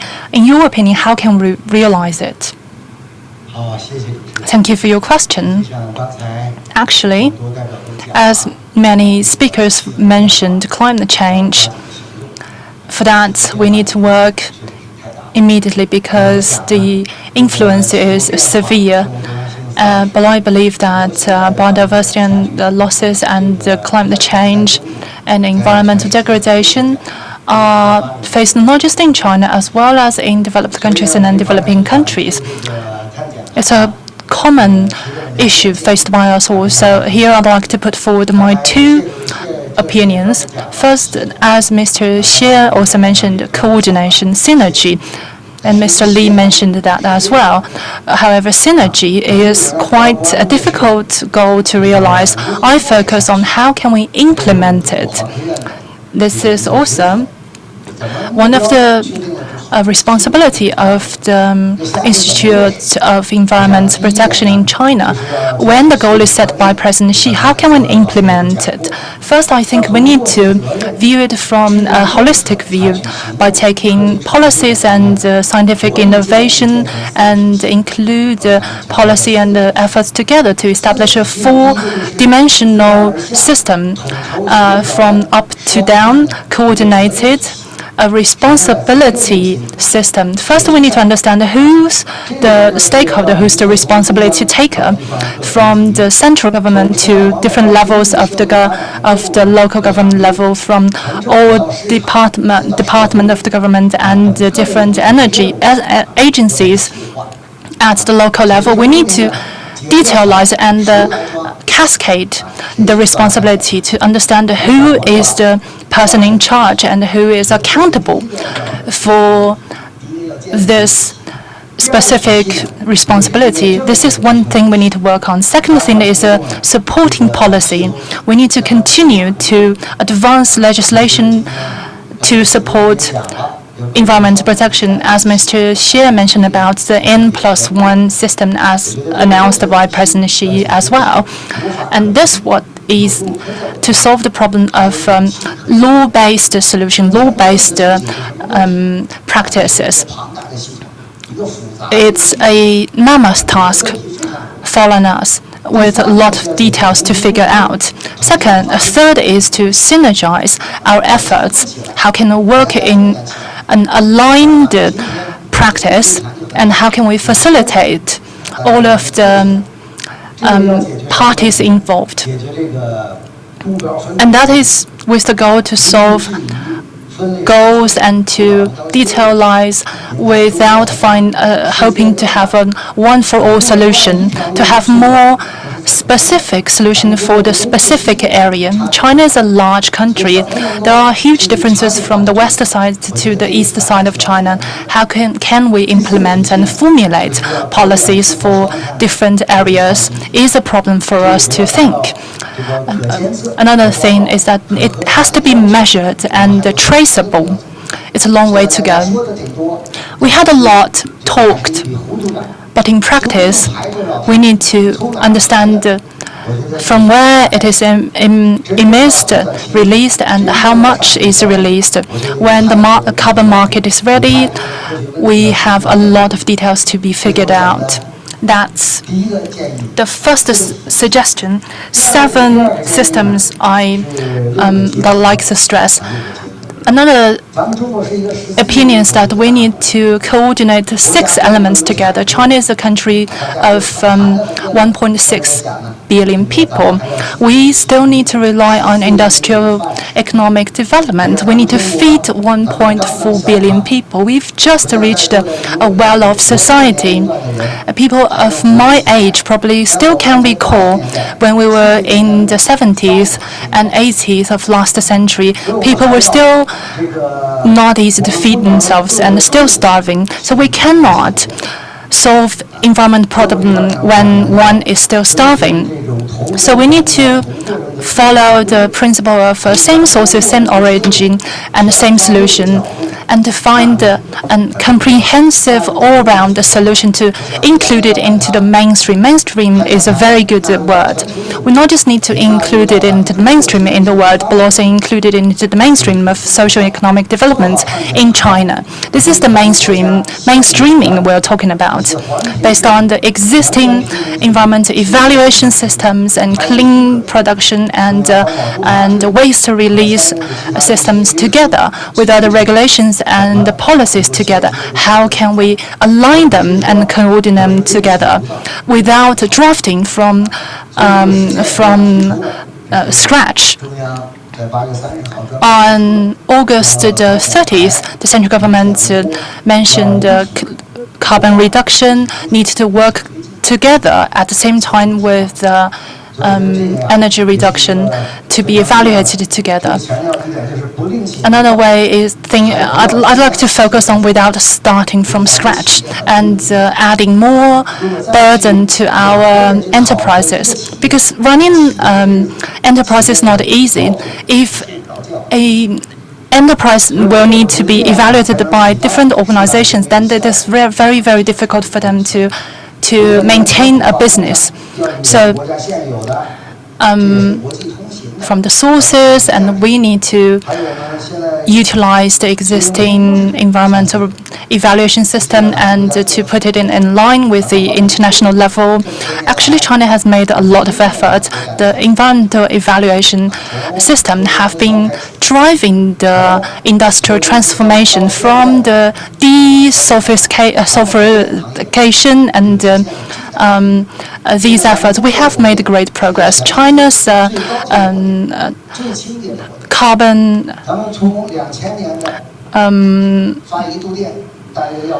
power station and thermal power.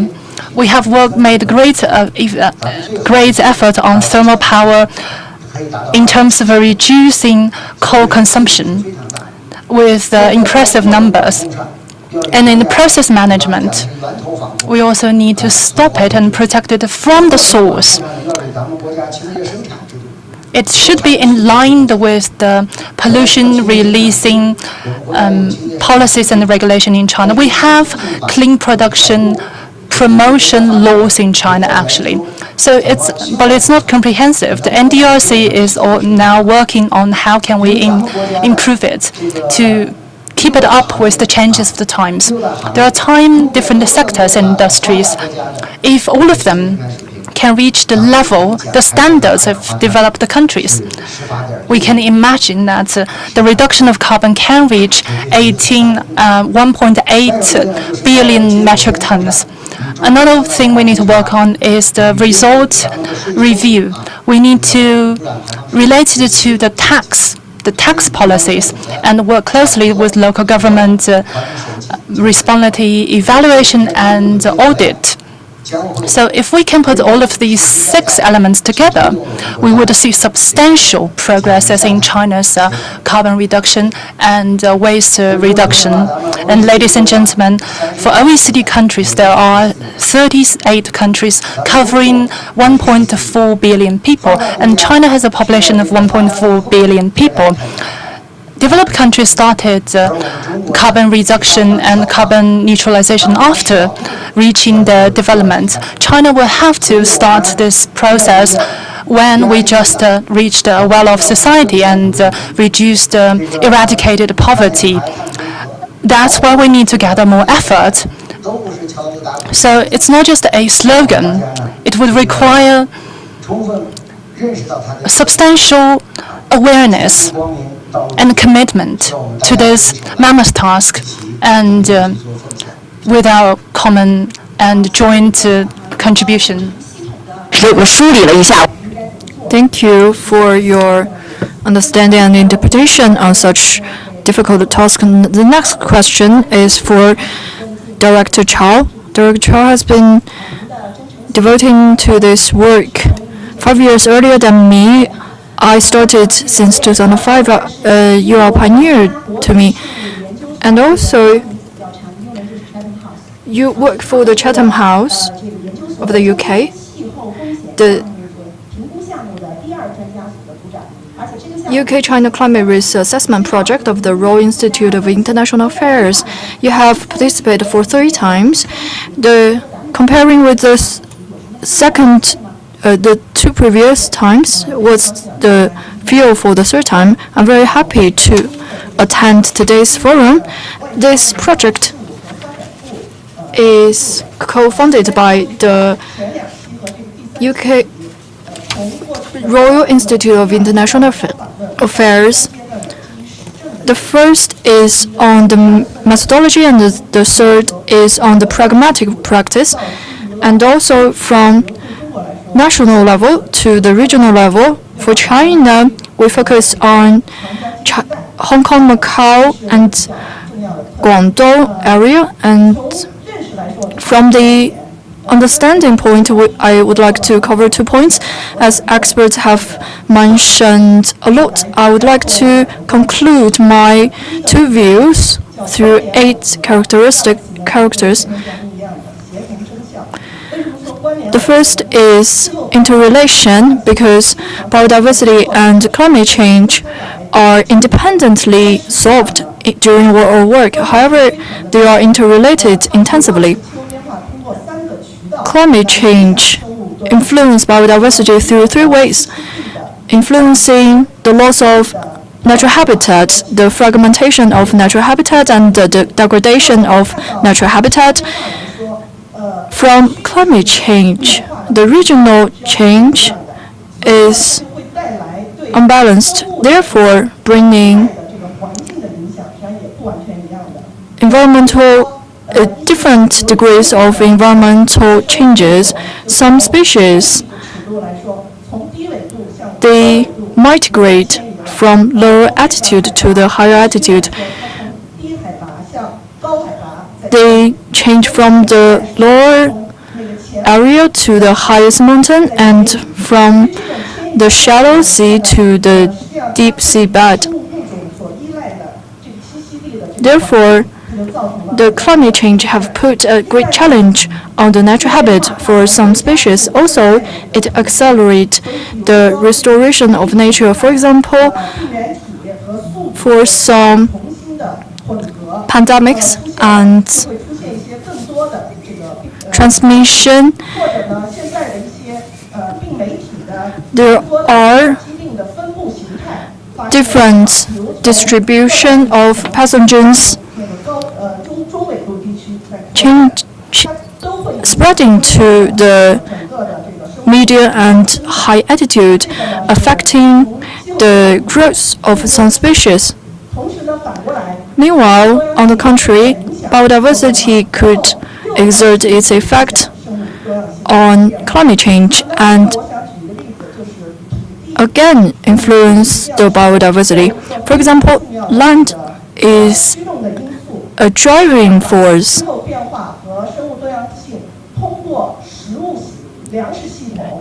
using food production to exert its effect on biodiversity and climate change. Food production emits annually 1/3 of the greenhouse gas, which is a high proportion in total. And from the climate change aspect, there are several extreme events such as droughts and flooding disasters, which enhance the supply chain and the laboring on agriculture production, causing the laboring ratio to be reduced. And due to global warming, we would adding fertilizers and pesticides as chemicals used on agriculture, affecting biodiversity. This is their interrelation. Through our research, we see that such challenges have been doubled. The second understanding of mine is that many speakers have mentioned greatly that it's a synergy effect. I would like to conclude into three aspects. The first is sustainable agriculture and forest management would contribute to carbon sink and sustainable development and contribute to environmental protection and biological conservation, which could boost a metrics for species and biodiversity, change their areas for activities. The second would be natural-based solutions, NBS. Such solution covers protection, restoration, and management as measures. It's a holistic approach. Also on food security, disaster prevention, it can also be applied into climate change as well as biodiversity conservation. And the third would be that biodiversity in the next decade, in regarding to the dual carbon reduction of China, this is a key period for the next 5 to 10 years for China as well. As we have advocated to conduct the comprehensive governance of lake, mountain, grassland, those two need to be synchronized as well. Thank you for sharing your ideas on the UK scientist research. The next question will be Dr. Lee. She has devoted into biodiversity and climate. I've heard that you have led a team on this field and also the external expert on the research team, and you have addressed the MBS. In terms of biodiversity framework, are there any innovations? I'm from WWF. Globally, we have seek for MBS from the Yangtze River to the grassland to the Mekong River region. I would not to mention those cases. I would like to bring another aspect. In the first session of COP15, I would like to talk about the global biodiversity framework. Are there any transitions from the MBS? Are there any suggestions from that? MBS as a concept have been well recognized. However, I noticed that in terms of the biodiversity framework, the GBF, from the proposal to the budget, the MBS concept is missing. However, we pay close attention to this concept. We have analyzed why it has been missed. Through our discussion with all parties, we know that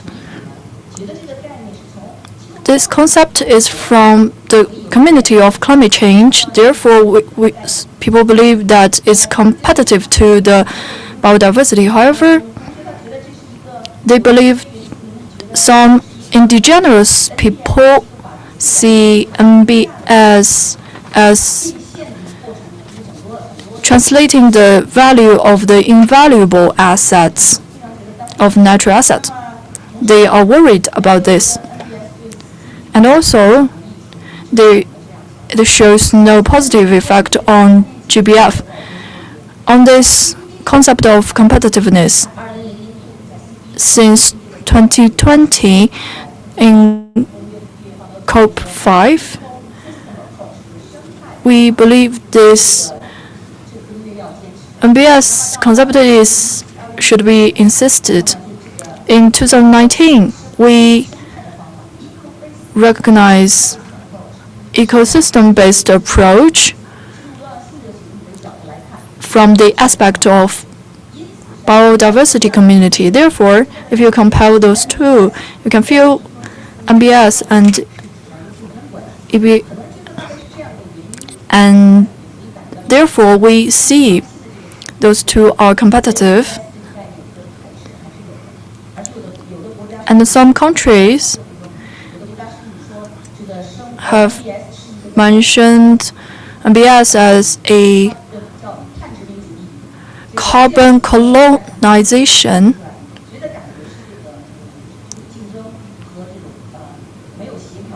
Therefore, they are not synchronized. If GBD does not cover MBS, there will be some challenges.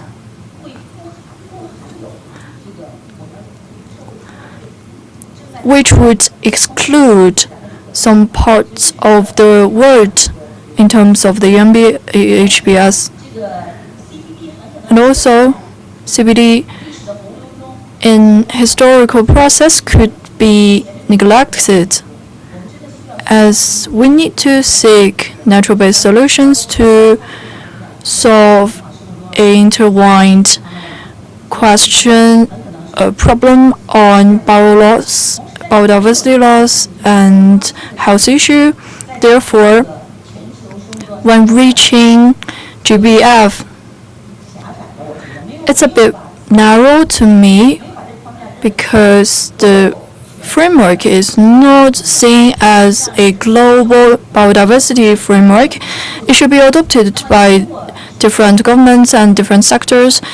If this community see itself as the governor of the globe, then natural-based solution should be one of the useful tools for that. Based on this aspect, we are seeking solutions to negotiate, to encourage incorporating NBS into the convention. We have 4 suggestions. The first is to isolate it into one target. Then second is to incorporate into the preview or the conclusion part. The third is to incorporate into the decision policy chapter. The fourth is to put it into the CBD chapter. We have been promoting nature-based solution to seek the synergy governance of climate change and biodiversity conservation with all parties of the convention. I would like to promote such concept. Thank you for your pragmatic comment on this aspect. When realizing sustainable development, those are all in the 17th Sustainable Development Goal. If we jump into the cyclone, then we cannot realize our sustainable development goal. We need to seek this problem through a synergized aspect. And now we have Mr. Li Weiqi. They focus on Chengdu case, which have been selected as the global natural-based solution by Tsinghua University. From Director Li, you have studied the Chengdu case. What is the highlight of the case? Are there any thoughts sharing this case? Thank you for your introduction. Dear leaders, dear friends, colleagues, hello everyone. Before this question, I would like to talk about the new development of Chengdu city. According to the relation of the human development and city development,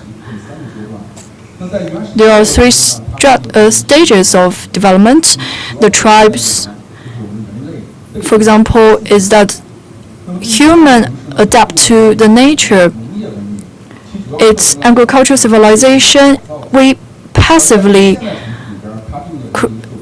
innovate the nature. The second is industrial time. We conquer the nature. And the third, the highest level would be ecological civilization. We actively coexist with nature. It does not mean that we only establish several parks. It's more about establishing the city in parks. As President Xi has mentioned, that the whole city should be a park.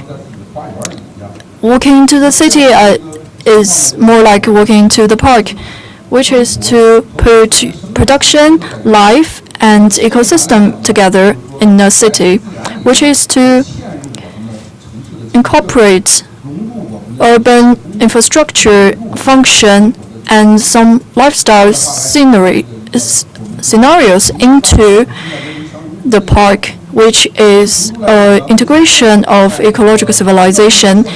In the construction of the city, which is the green pathway, has reached 3,000 kilometers in length, adding grassland, forest, lake, and wetland, and even some restoration. According to the accounting,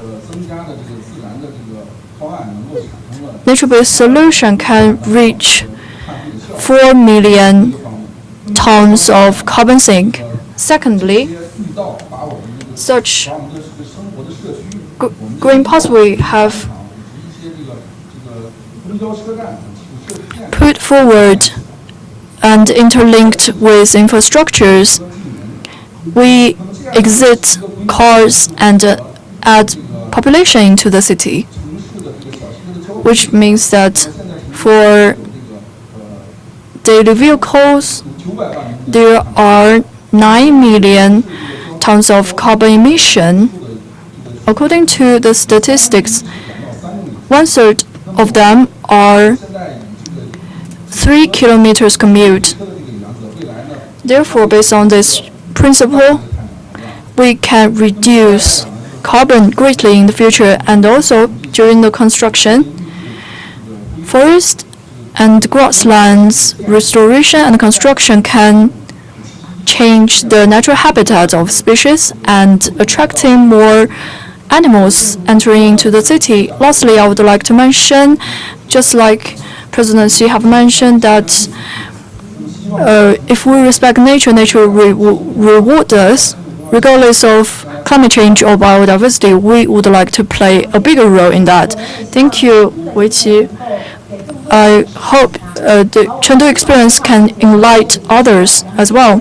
This is the end of our discussion. Thank you all experts for this session. Now let's invite Ms. Tian Wei to host the last session to release the achievements. The floor is yours, Ms. Tian Wei.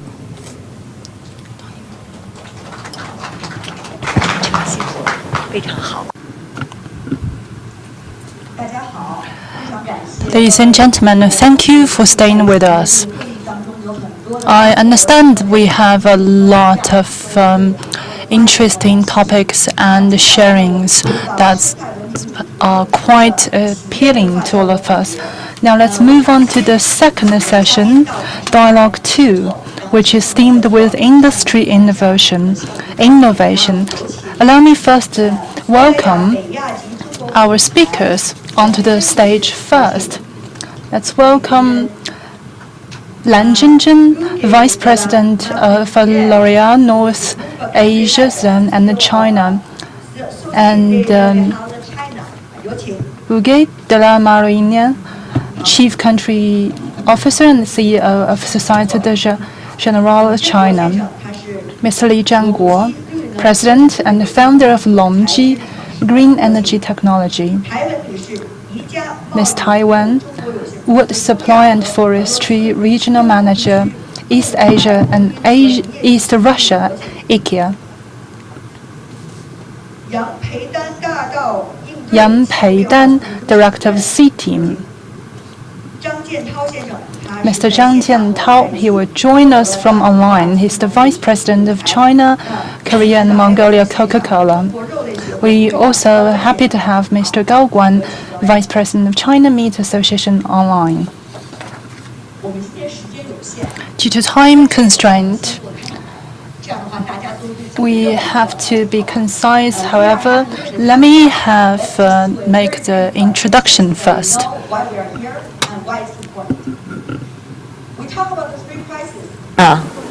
Biodiversity, climate change, and also health. One of the reasons some suggest the earlier failure of biodiversity meeting the target is because of not involving more than any players than just the government, particularly the private sector and the business world. And that's why we are having all of you on the stage today.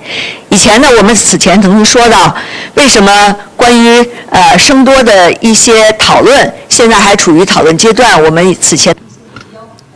The reason why we haven't reached a lot of goals is because we not just need the government participation, we also need the other stakeholders to be included. An important role to play is from the industrial world, from the enterprises and business world. I will not repeat your titles, but just for the 2 questions for each of you. You will have 1 to 1.5 minutes to talk about how you and your enterprise worked on and your thoughts on biodiversity protection and environmental changes. And next, I will invite you to share your stories and what you want to share today. So, to the details, okay? Let's start with 珍珍。珍珍讲话一直是非常的地道和利落。来，有请珍珍总。Let's welcome Zhenzhen first. Ladies and gentlemen, and good to see you, Ms. Tian, to speak on such an important event with such a professional topic. We have heard experts to share their thoughts and reports and expertise on the cases. I have learned a lot. As a business leader, especially for consumer goods, I'd like to take 1 minute to talk about what we have done. As a company, we put sustainable development, climate change, and biodiversity conservation as the key of our task. L'Oreal has been one of the largest cosmetic supplier and product in the world, as well as in China. We put these themes as the priority. In 2003, we already made our sustainable development commitment, and last year we made a decade commitment called L'Oreal for Tomorrow. One included the transformation of our enterprise. Second is to empower ecosystem, to make our contribution to the ecological conservation, to build the better society.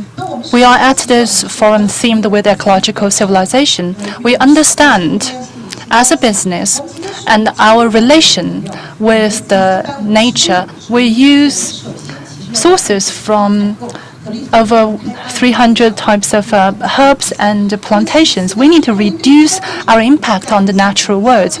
And as an influencer in the consumer goods industry, we need to enhance our education to the consumers to help them understand their behavior on the impact of the environment. These are quite expertise, knowledge through elaboration and interpretation of experts. We need to put in the words that can be understood by the consumers and the mass receivers, so that they could understand. As Ms. Tian just mentioned, we need to work with all walks of life and other stakeholders together to make our contribution. Every year, we are rolling out different campaigns and plans in this regard. So that's all for this moment.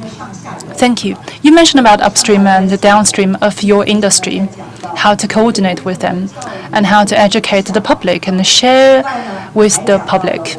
You also mentioned about the overall strategy, how it advanced as the company develops. Also speak a perfect French. Yeah. So your turn to tell us why you are here. You're from a financial institution, Absolutely. a bank. Yeah. So what is the role of the bank, particularly with the financial support that everybody this time in the biodiversity conference has been talking about? 来，请吴给呢给我们讲一讲，就是从这个。So let's welcome Mr. Uge to talk about from the perspective of a bank and a finance institute, because we have always been talking about financial support.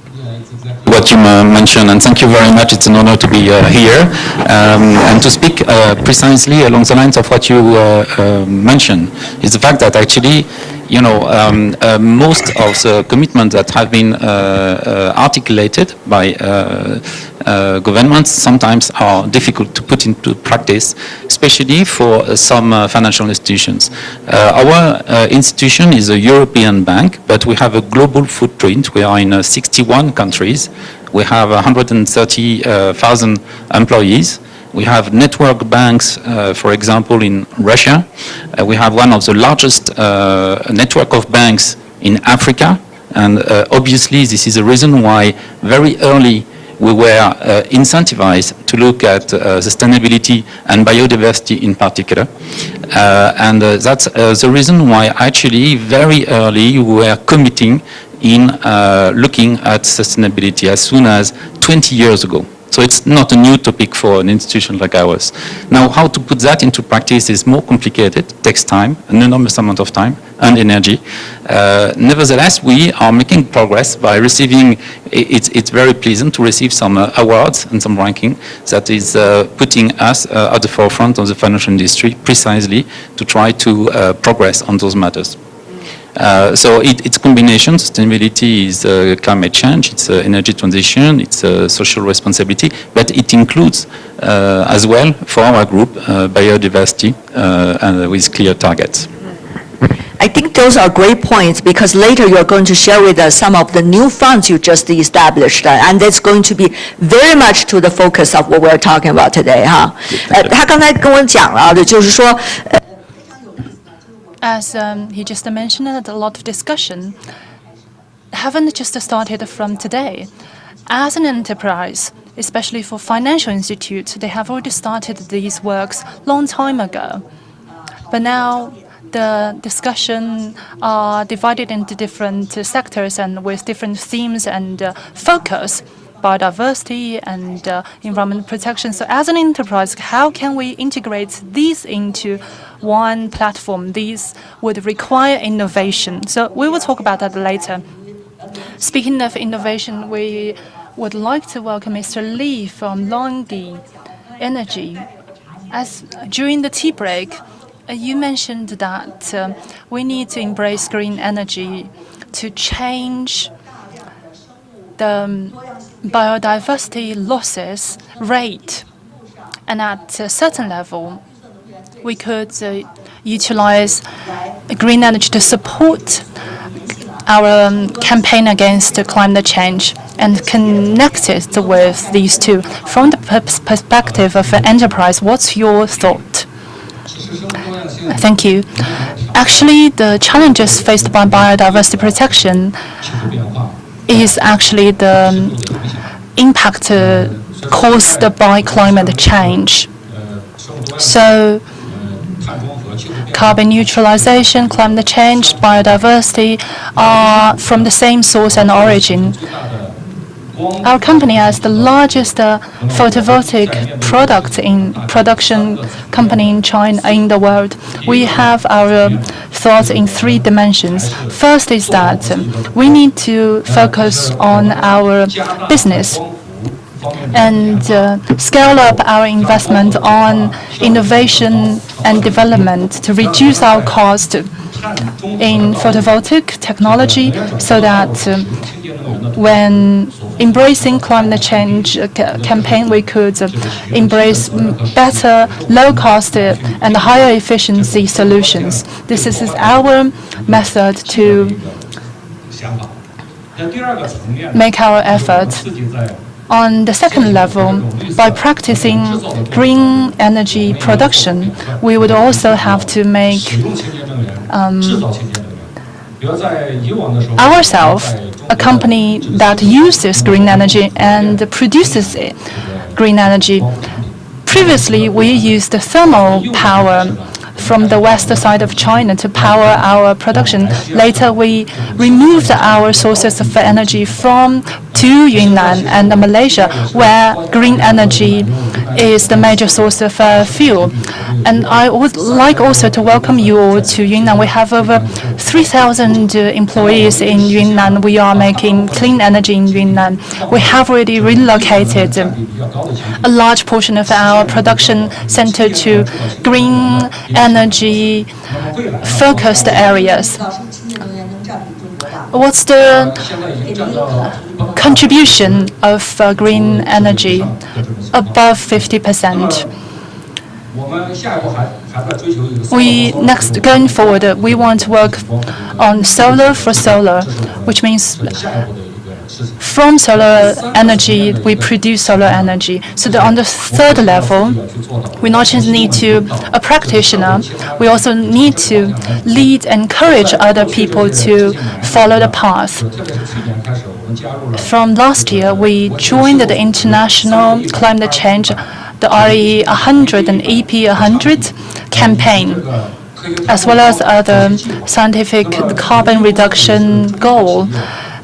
Longyi is China's first company to join this international campaign. So in this regard, we not just want to be we not just want to embody our philosophy. We want to campaign and champion the change in the world. In 2018, 100%. Our goal is to transform our energy used for production 100% into green energy. There are 7 years to go, right? We can reach that goal. Yes. We would expect it in your cases later. And now let's welcome our representative from IKEA. As we know, IKEA is the largest furniture maker. So wood and timber is the main source of your product. And from a product supplier and a furniture maker supplier, what's your perspective and your thoughts? What's your view towards biodiversity and climate change? How can we integrate all of the contemplation and carry out action? Thank you. And thank you, Ms. Tian, and as well as all the participants here to share what we have done in terms of biodiversity protection. Because first, IKEA recognized the world is experiencing biodiversity crisis. We rely on biodiversity for our business. We understand that the changes need to be imminent, but we are positive as well because we believe with joint efforts we could make changes. And positive changes, we believe business can play their role in this regard. IKEA has been committed to utilize our influence and our scale to carry out positive changes in the world. As Ms. Tian mentioned about our work on wood and timber wood product, in 2011 we promulgated the 2030 forest positive campaign and strategy. We want to promote forest manager work to improve biodiversity, to reduce and to the impact on climate change and utilize more quality timber. But our own sole effort is not enough. We need to work with other parties to campaign together. That's why since 2002 we have been working with WWF in a very important international forest strategic partnership. We not just need to work on our own product line and supply chain. With our influence, we would like to drive more changes and biodiversity restoration in other areas. For example, in Malaysia, we have carried out for 20 years a tropical forest restoration project. I would like to share more details on that later. And thank you very much. So not just with our sole effort, we want to drive the changes in the entire industry, right? Very interesting. I'd like to hear more details later. And now let's welcome the next representative from C team. The reason why we sit together is because we want to integrate our efforts together to make some changes and something different. So in your view, how can we better coordinate, integrate our effort together to make the 1 + 1 bigger than 2? Thank you, Ms. Tian, and thank you for the invitation of the organizer. As a philanthropy to participate in the roundtable discussion is my honor. We want to promote companies to put climate change into their social responsibility, as well as sustainable development and SDG goals. So enterprises has its own advantages. They could work with think tank, institutes, R&D, and other welfare organizations together to synergize our power and our influence. We see that enterprises can illustrate holistic influence.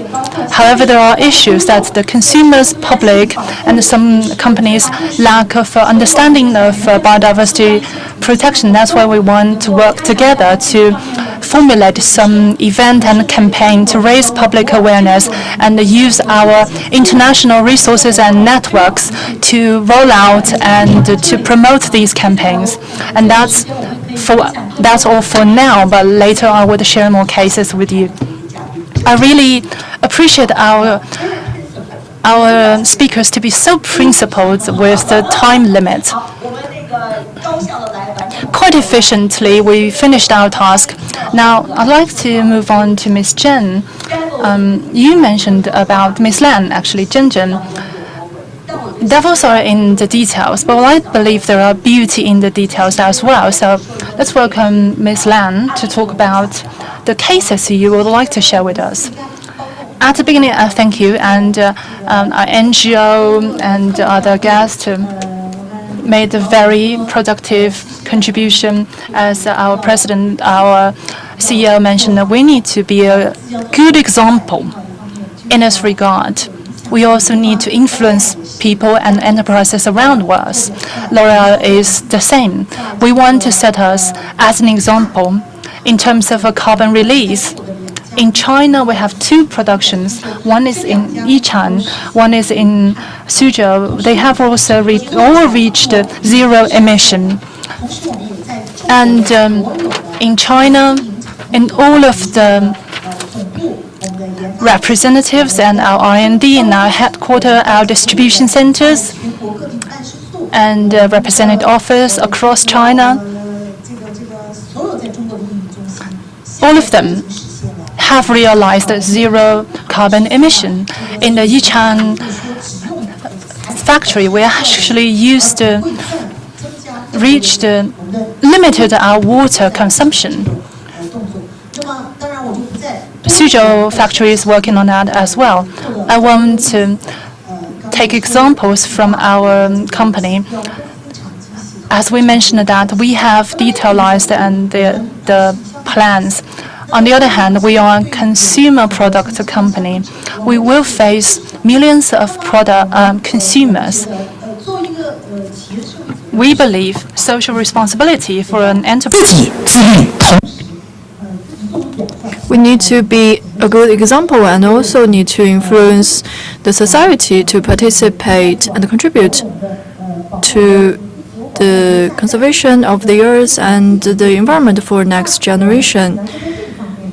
So our enterprise have conducted innovation on this aspect. As you know, biodiversity, conservation, climate change, there are a lot of terminologies. The public might know their favorable animals, but apart from that, they are unaware. Therefore, years ago, we have conducted to save energy, to turn off the lights while not using, and turn off the tap, and not to use heated water, and also when using electronic e-commercial, there are a lot of parcels, plastic wastes, and containers for the parcels. Therefore, we promote green parcel. There's no traps at all, and the containers can be recycled. It's decomposable papers. The paper box are approved by forest standard. We are aiming at influencing the public to remind them all the time. And the last is the new major immerse game on biodiversity conservation. We have conducted a cooperation with the museum in Shanghai. incorporating all content on biodiversity conservation. Everybody who visits this museum, especially the young, they can scan the code and enter into the game and learn from biodiversity conservation knowledge when they are playing.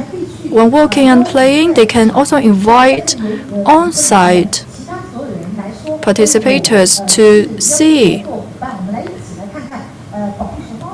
how to conserve the giant panda, the upstream or the downstream.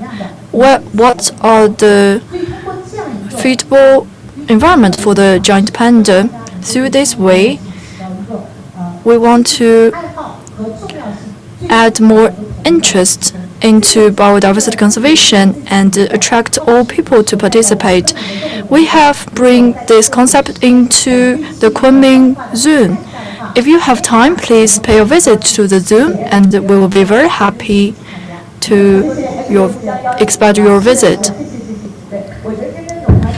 I believe that Ms. Lan have mentioned several details. However, you cannot ignore the consuming products and prices because it involves into the every aspect of our society. For example, the beauty product, if it wins the woman, it wins the whole family. It's the same for consuming product. Those details are within our ability.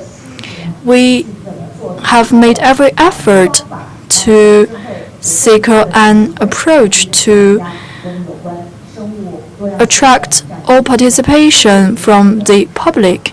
Thank you for you and your colleagues. Now there are two participants online. One from Coca-Cola. I'm very happy to see you online.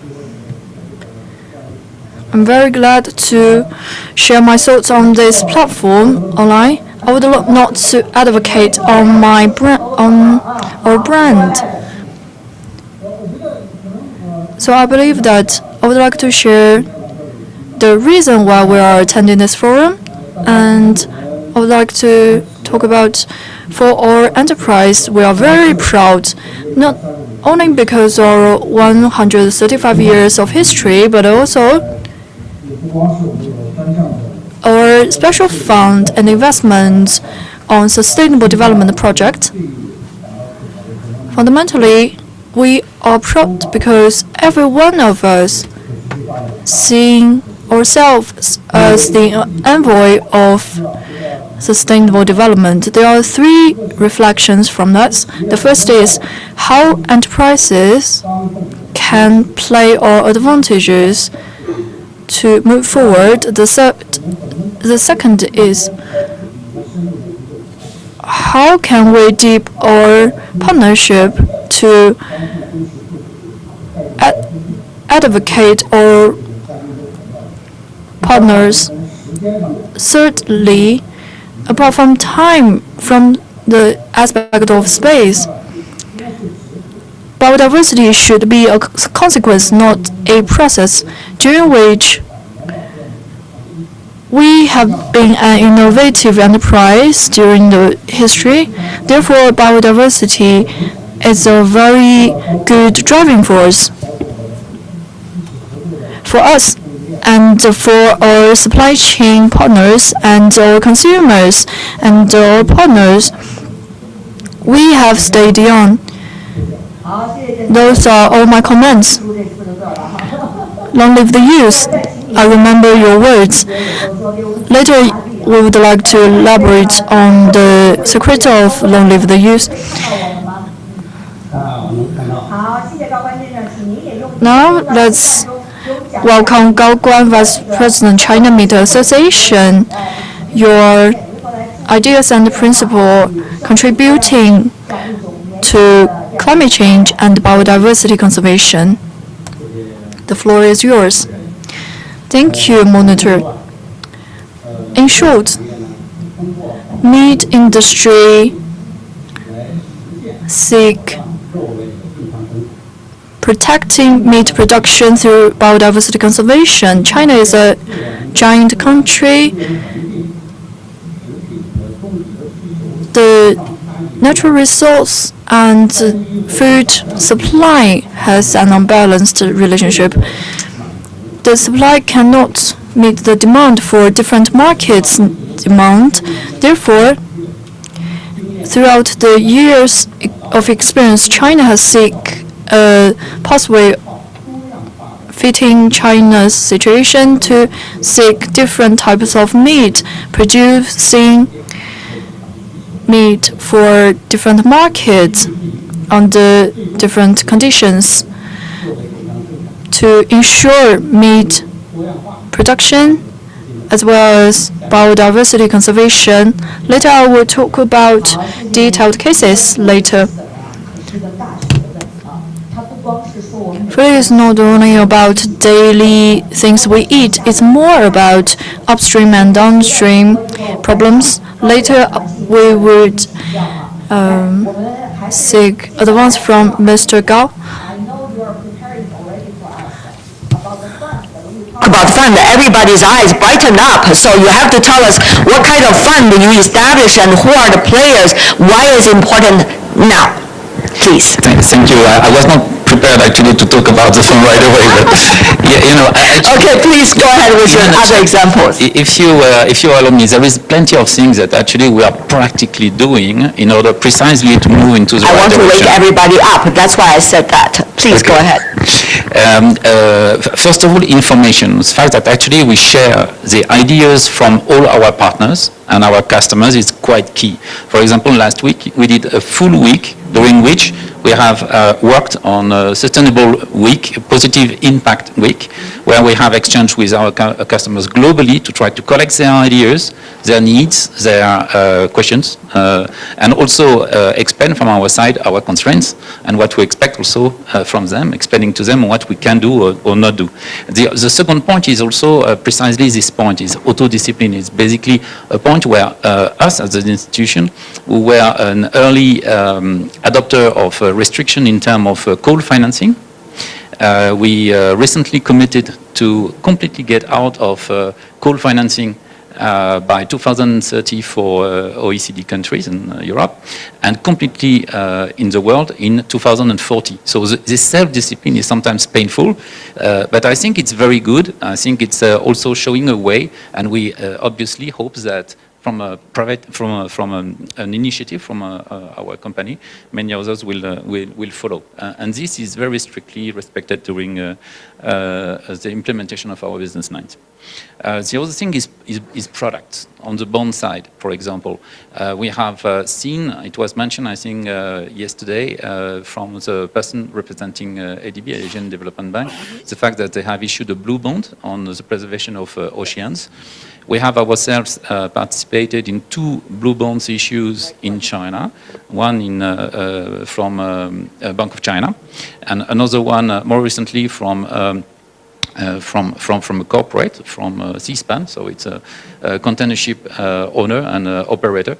And the fact that actually this kind of private company is issuing blue bonds is good incentive, I think, for more corporates to use this kind of specialized bonds in the biodiversity in order to find the funding precisely to finance this very necessary transformation on biodiversity. So you are suggesting and proposing these ideas also to your customers, of course. Exactly. Why not, forest bonds or other type of specialized bonds? But the fact that we are specialized is... 已经开始向宜家推销了，看这个。On the fund side, also, I think it's basically what I mentioned to you is the fact that we have some funds that are specialized in some sub-segments of the subject of biodiversity is pragmatic, it's efficient, it's what we need. Give me some examples. One is, for example, a fund we have recently been an advisor of. It was created privately. There was no public involvement in the creation of the fund. It's based on hydrogen, so it's H2 fund. It's a European initiative. It was announced by our CEO. And we believe that actually we'll see more and more of these initiatives, whether it's supported by government guarantees or just from a private angle. So a lot is done. And the other point that I would like to mention is in terms of financing, which is it was repeated several times. It's a big topic, but the amount is enormous in order to finance biodiversity. What we need is also to try to make sure that we have the taxonomy that is necessary for us to create product. One of the particularity of banks like us is that we are not an asset manager. So what we do is we design products that are made for to make available for distribution from all the non-bank financial institutions, so insurances, asset managers, private banks, pension funds. And if we can design funds that are precisely respecting some guidelines that we get from third parties on those very specific biodiversity topics, the funding to make that change should come much faster. 应该让专业的人做专业的事儿。实际上，像 financial institution， For example, the financial institute and financial sector, social data know-how, there will be standards for that. The professional standard. The professional needs to create the professional standards, right? In creating those standards together with other third parties. That's wonderful because you do need to have a say also in how it works. But making a standard by yourself is not good. No. Of course, it needs to be adopted by the entire industry. 所以我觉得实际上这个Monsieur de la Marinière 也是在向我们在建议呢，就是我们真正的专家学者还有我们 All scholars and important organizations need to accelerate the launch of the standard which could be adopted by the globe. For financial sectors, construction and contribution to biodiversity conservation is also very critical. Now let's welcome President Li. How did you achieve 5% target? Next, we would like to change the desert to have new energy, to renewable energy to contribute to the desert. In the latest years, we have seen interesting facts. At the very beginning, people have mentioned if there are solar panels and it covers areas of and shadowing from the sun, the species could not live without the sun.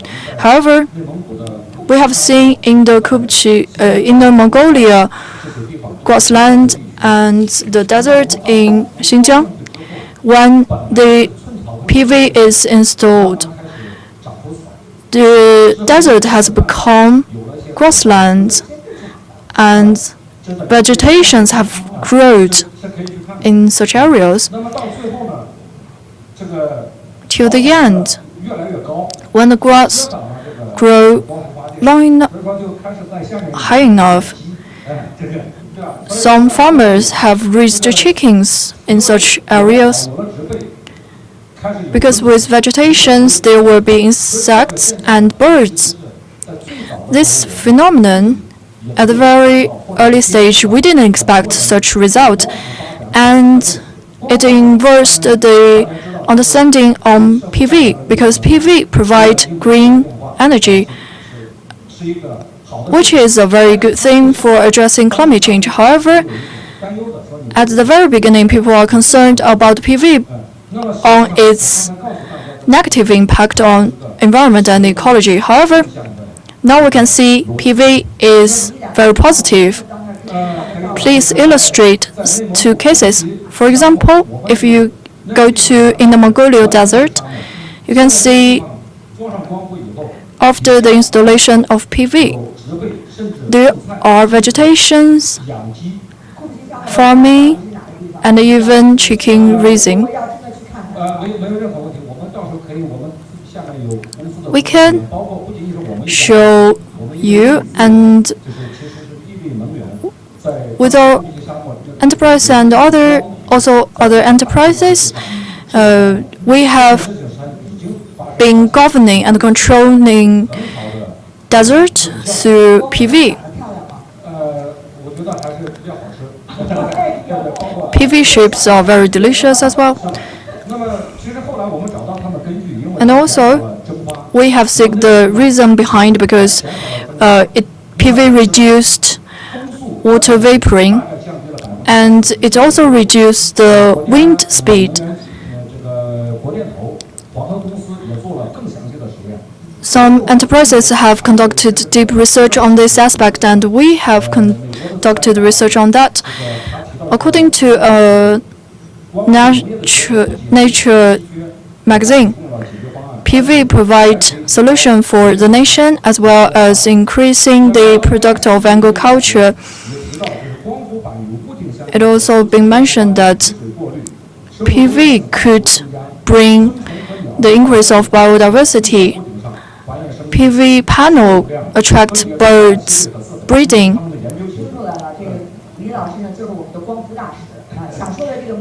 As you can be the envoy for PV, including the Germany research, which have said that the data collected by PV research in these areas, there are more biodiversity density and a better natural habitat. Therefore, PV does not only provide electricity, but also a better nature-based solution for biodiversity conservation. How we seek innovation solution on PV, we need to practice, done research, and can seek better solution. Thank you very much for your thoughts. We would further go visit in the PV region.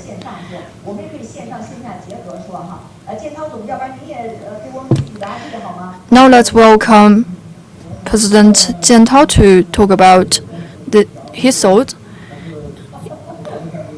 I have heard it's very enlightening for me actually, because it's such a rapid development in your sector. Therefore, our case, there are lots of good examples, and it's very diverse in terms of sustainable development. I cannot remember all of them.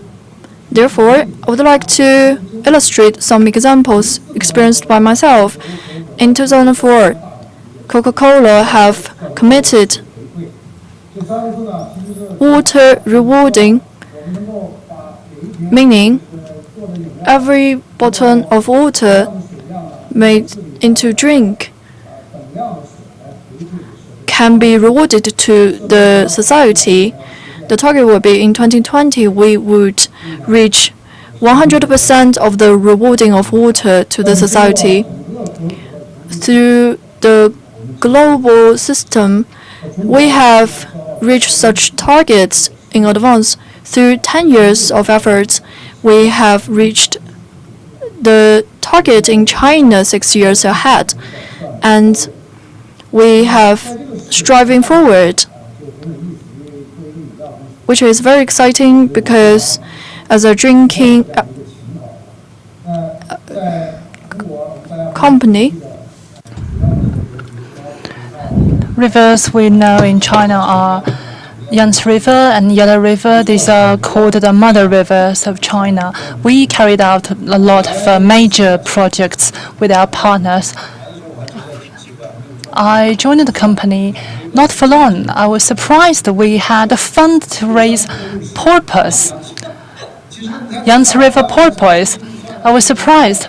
Then later I understand these funds were used in Hubei to facilitate the paddy rice recovery and restoration, to help the restoration protection of endangered animals, including deer and porpoise. Finless porpoise, actually. That prides me. And another case is that In Chongming, in Shanghai, we have also carried out international projects together with WWF, with the Wetland in Dongtan. We worked, I've learned some new words, some kind of introduced types of grass treatment to ensure birds that migrated from Siberia can have a temporary habitat in Shanghai, the delta in Shanghai, so that they could move on to the southern hemisphere with their long journey to the south. Another project is the farmland leisure tourism. In 2005, we see mushrooming leisure projects in the countryside, which was putting a threat to the lush mountains and the lucid water protection by causing wastewater and other solid waste. So together with UNDP, we worked together what we call the man-made wetland to treat the wastewater from these leisure tourism centers to make them useful water to irrigate the products produced in the local areas. So the water, after treated, they can actually reach the level A or level B water in the local areas. These projects have been carried out in many cities,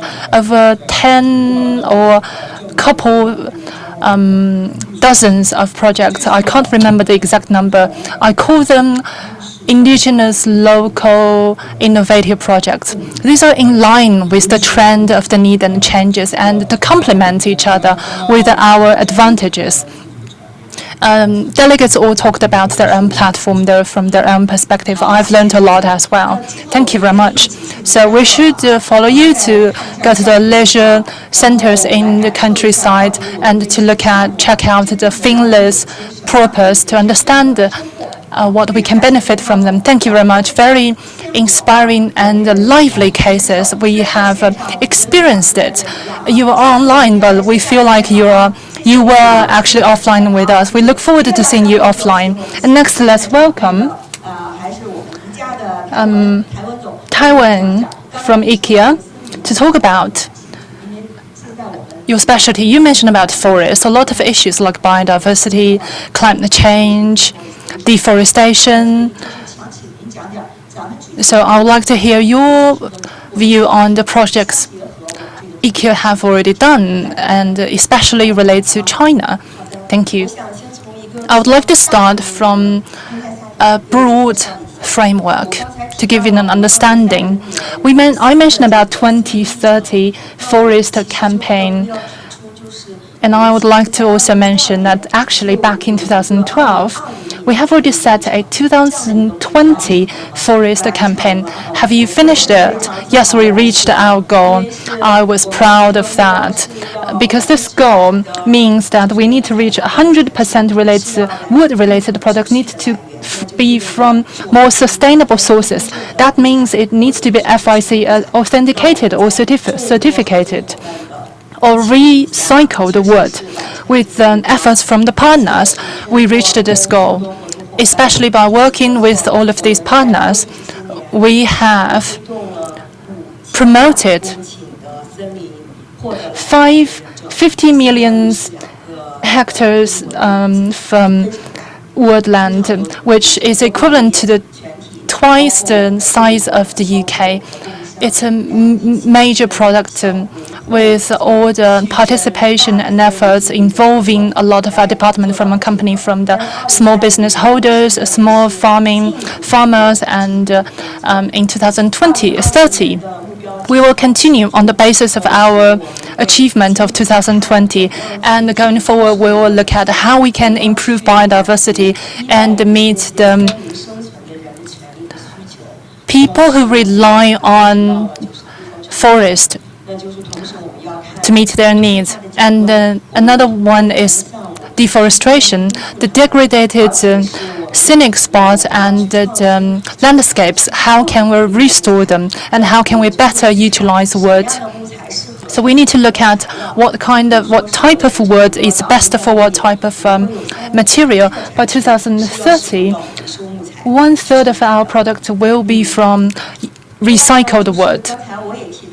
As I also mentioned, I especially would like to share with you, as I mentioned, the 20-year Malaysia-based project.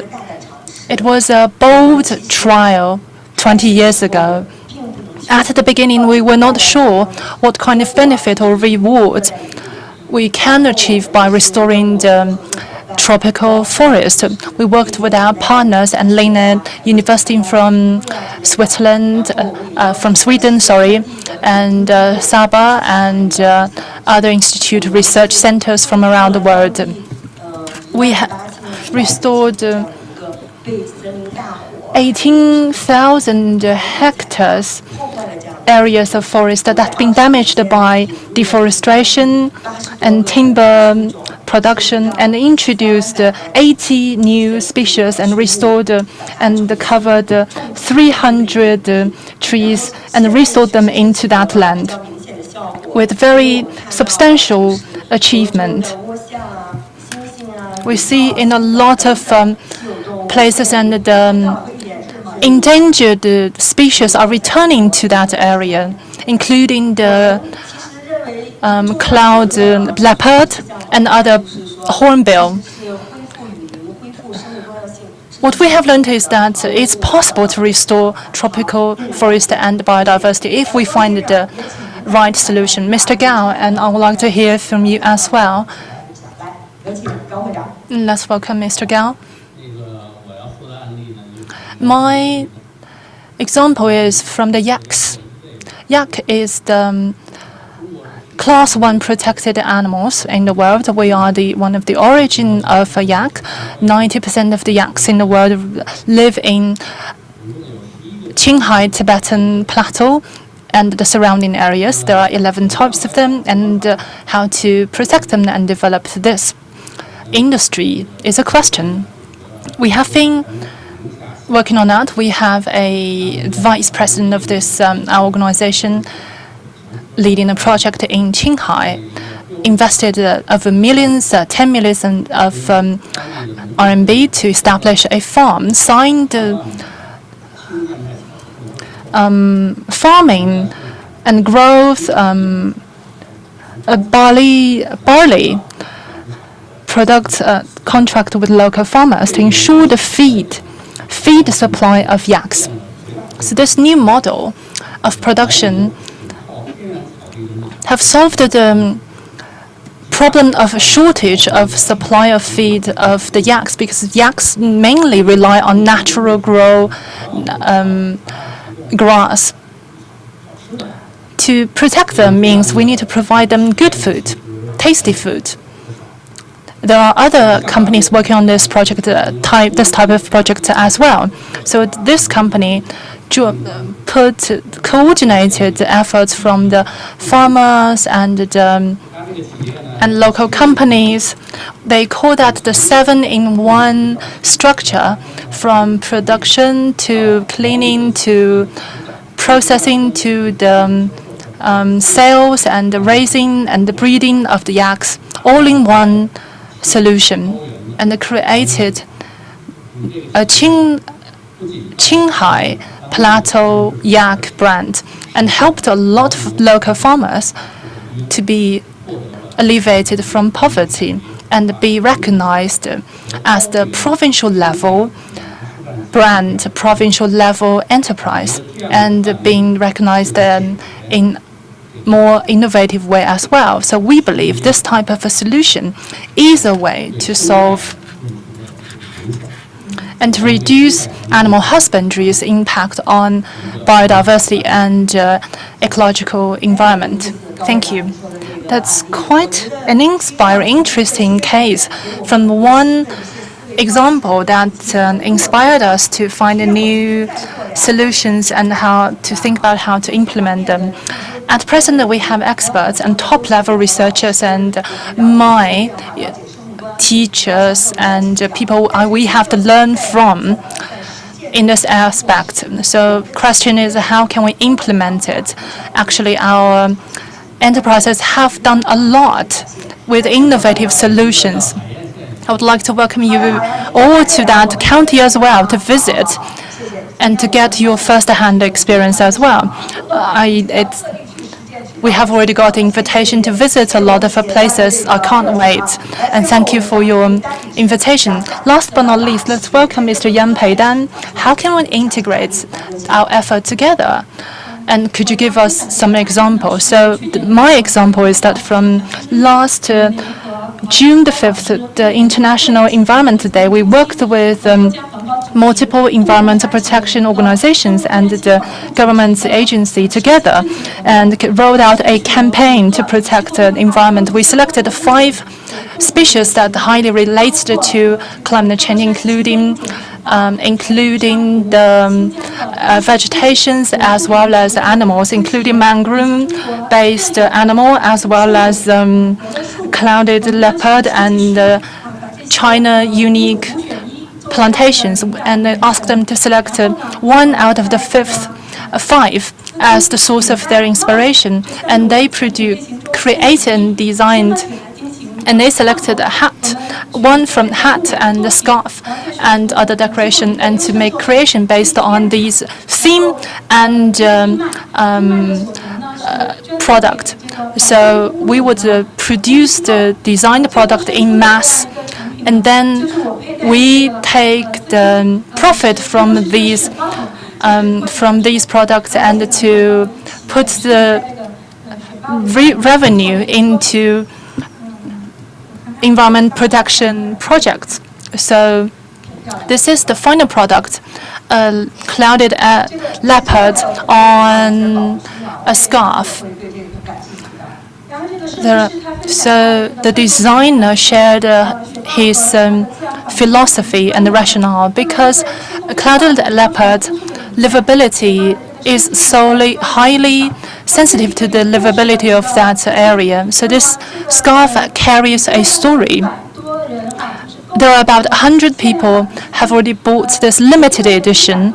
That means this 100 people would be like me, which is a movable living brand and at an enterprise. We are carrying the story of clouded leopard everywhere.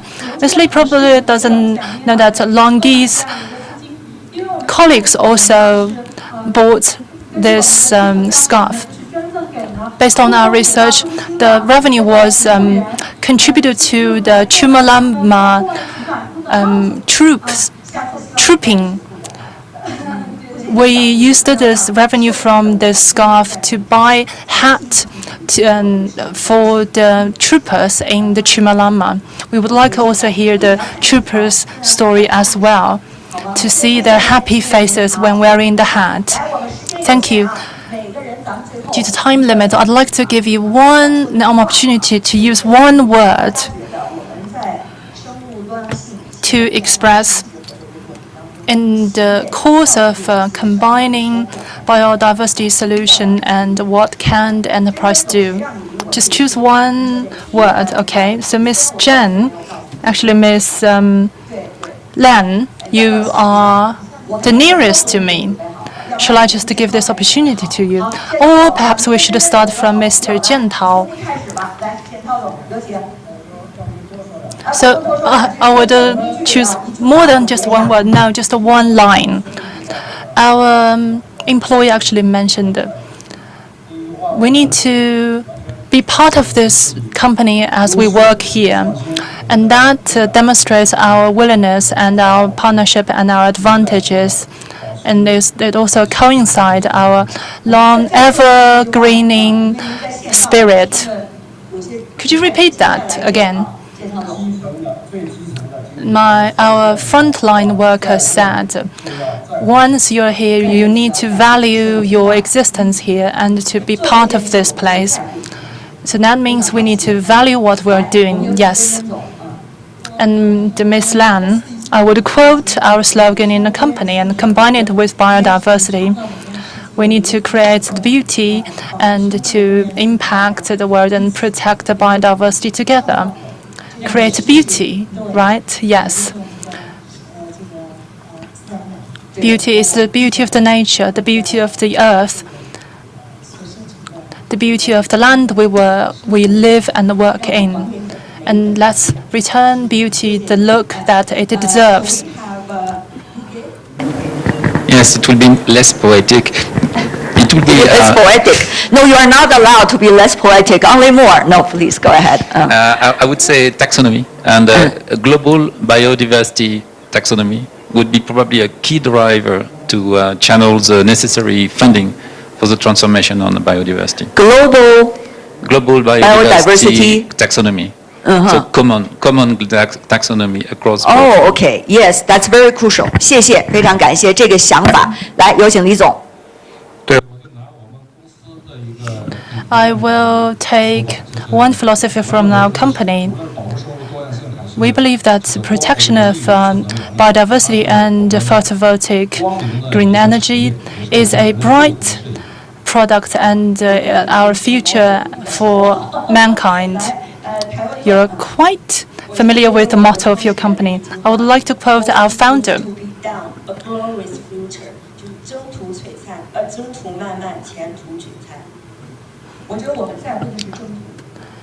I believe the process is important as well, and that's true for all of us. And Mr. Gao, I would use 2 words, actually 1 word, cooperation.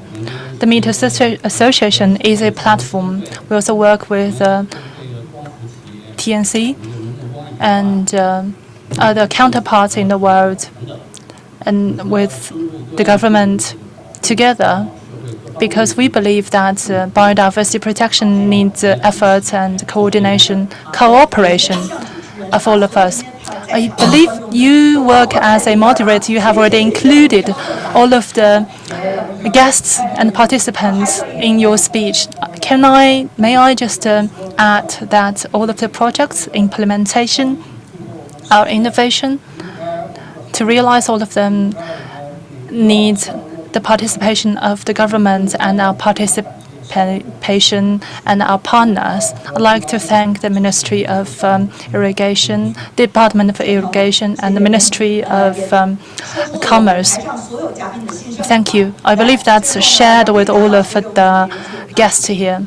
Last but not least, Ms. Yan, I'd like to impact on the designer and the fashion industry so that they understand biodiversity protection is an interesting, important area that taking it as a fashion. This has already become a fashion, as we can see from representatives on the stage. I'd like to extend my gratitude to the organizer as well to have the participation of the enterprises and the business from the business sector. And thank you very much.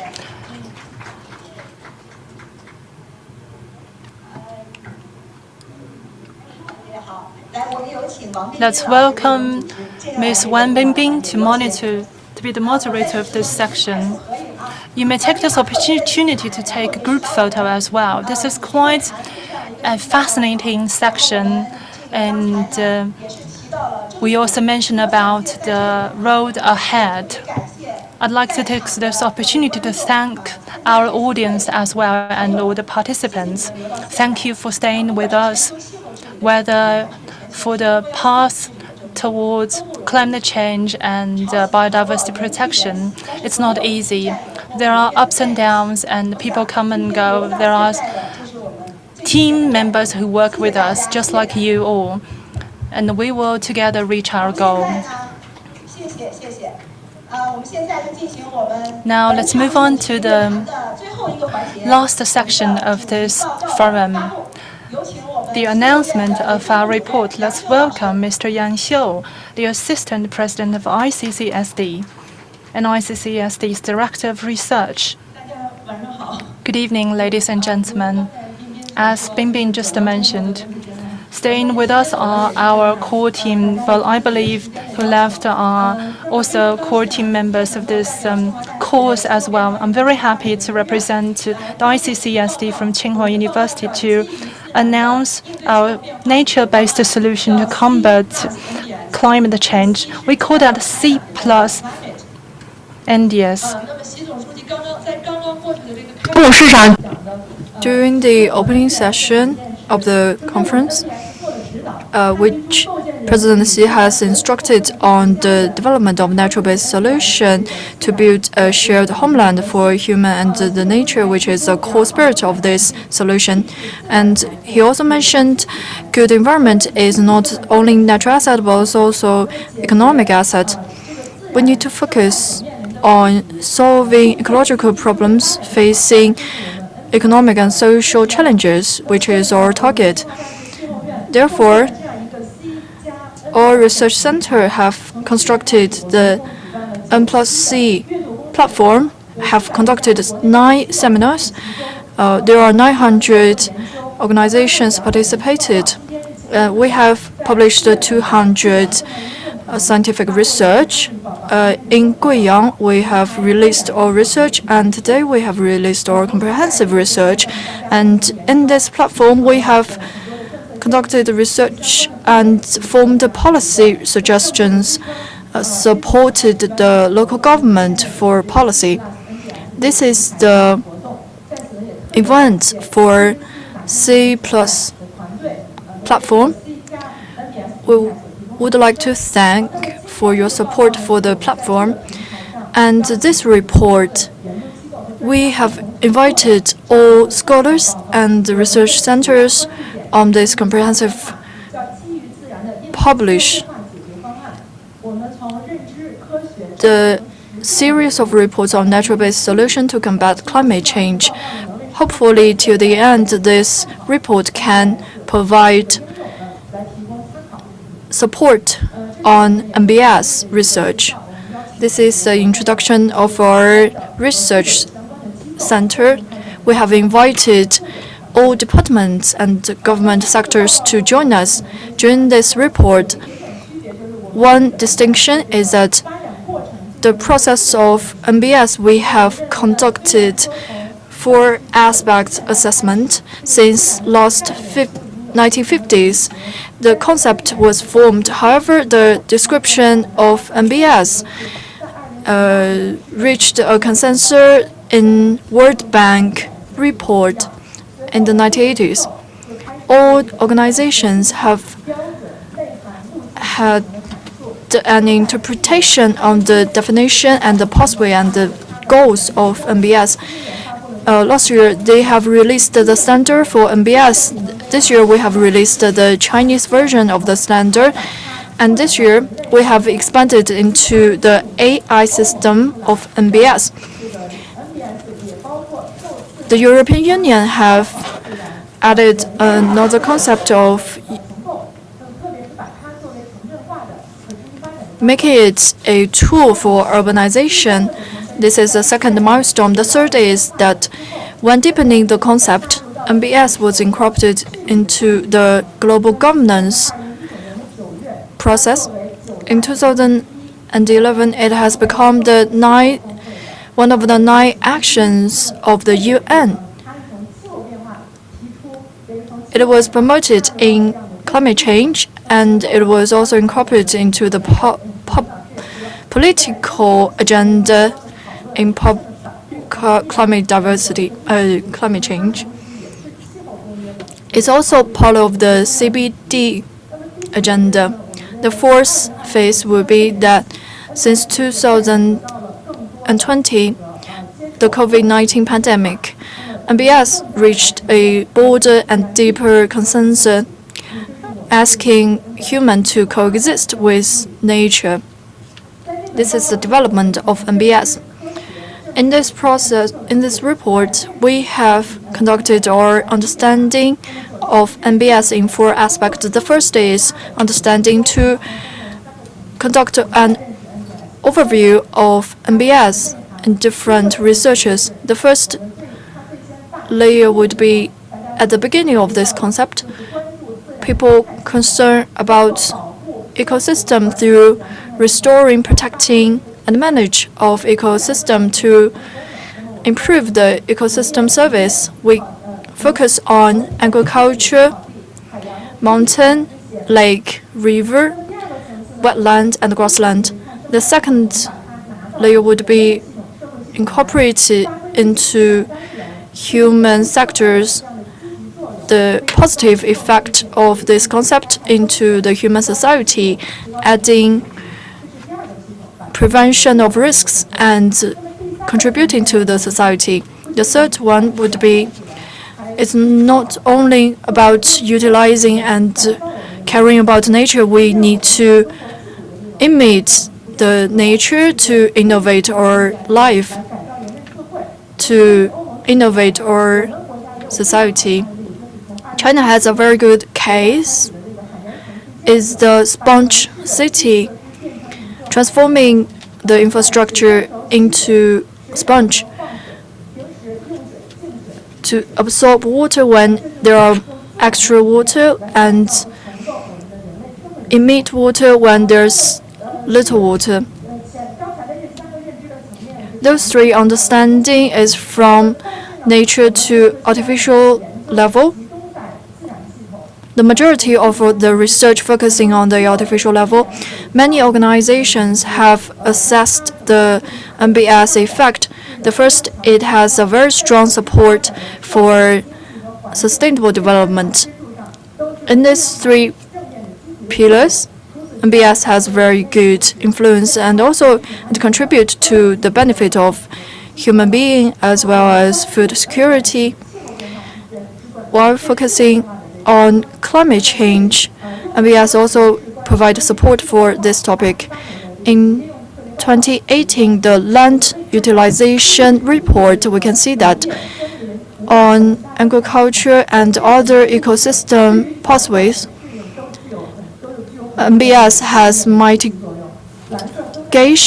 and adaptation function on the eco problems. It's a very good option for climate change in terms of emission reduction and mitigation. Only through reforming, reducing greenhouse gases in the sectors of production, we can realize the 2-degree targets of temperature rising. Therefore, it has a very strong synergy effect from the MBS. For example, the mangrove forest, it shows a very good mitigation and reduction effect on emission production. And from the recognition from the scientific level, we have co-founded a MBS advocacy platform. There are 400 articles. We have calculated the data from the researchers, and it can be seen that among those papers, they're focusing on 6 challenges of the society. MBS focusing on the 3 previous challenges: reducing climate change, preventing natural disaster, and contributing to the benefit of humanity. Those 3 challenges are interlinked and reinforced. One measures can have 3 multiple effect on other challenges.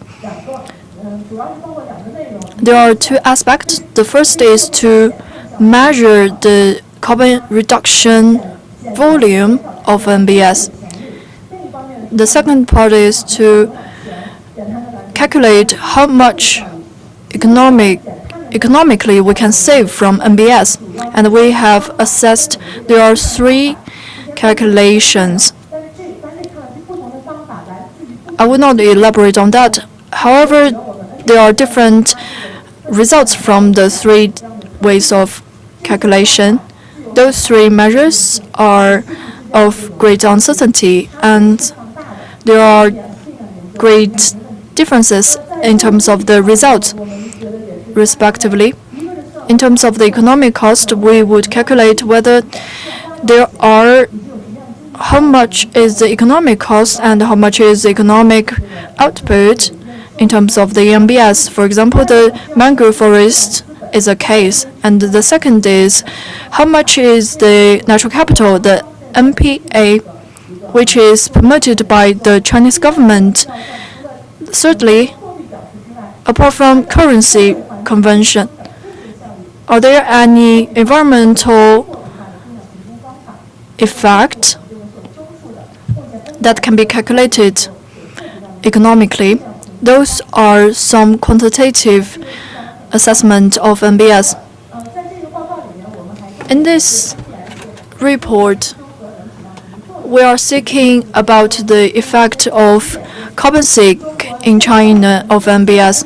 At present, MBS-related department, including forest for land use, such sectors absorbed 1.1 billion tons of CO2. Apart from that, forest is the largest carbon sink inland. MBS could be the critical measure realizing the carbon neutrality for China. The carbon reduction margin is very low at present. Exceeding that could be very costly.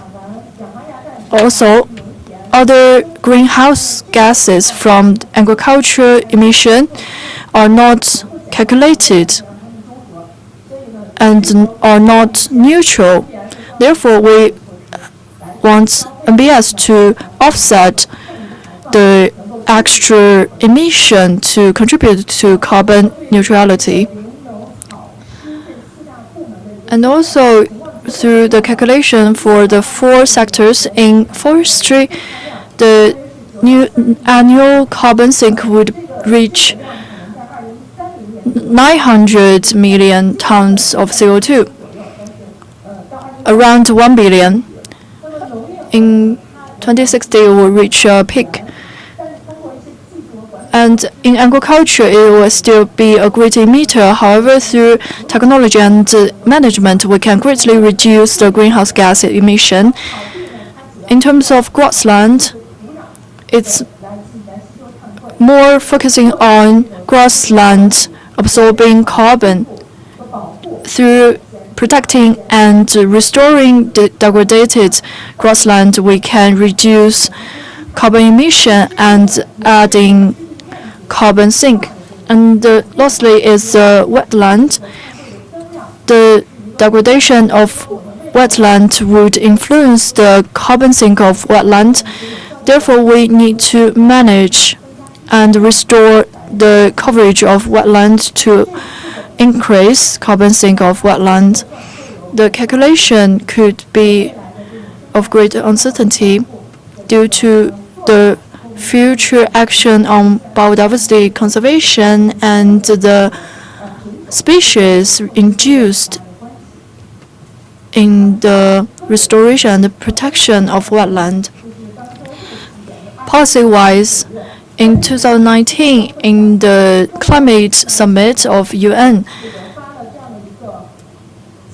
parties have published the natural-based declaration, have permitted that MBS is the way to realize Paris Agreement, which is in accordance with the IPCC report, and it's also at that time, ecological civilization was also incorporated into the declaration.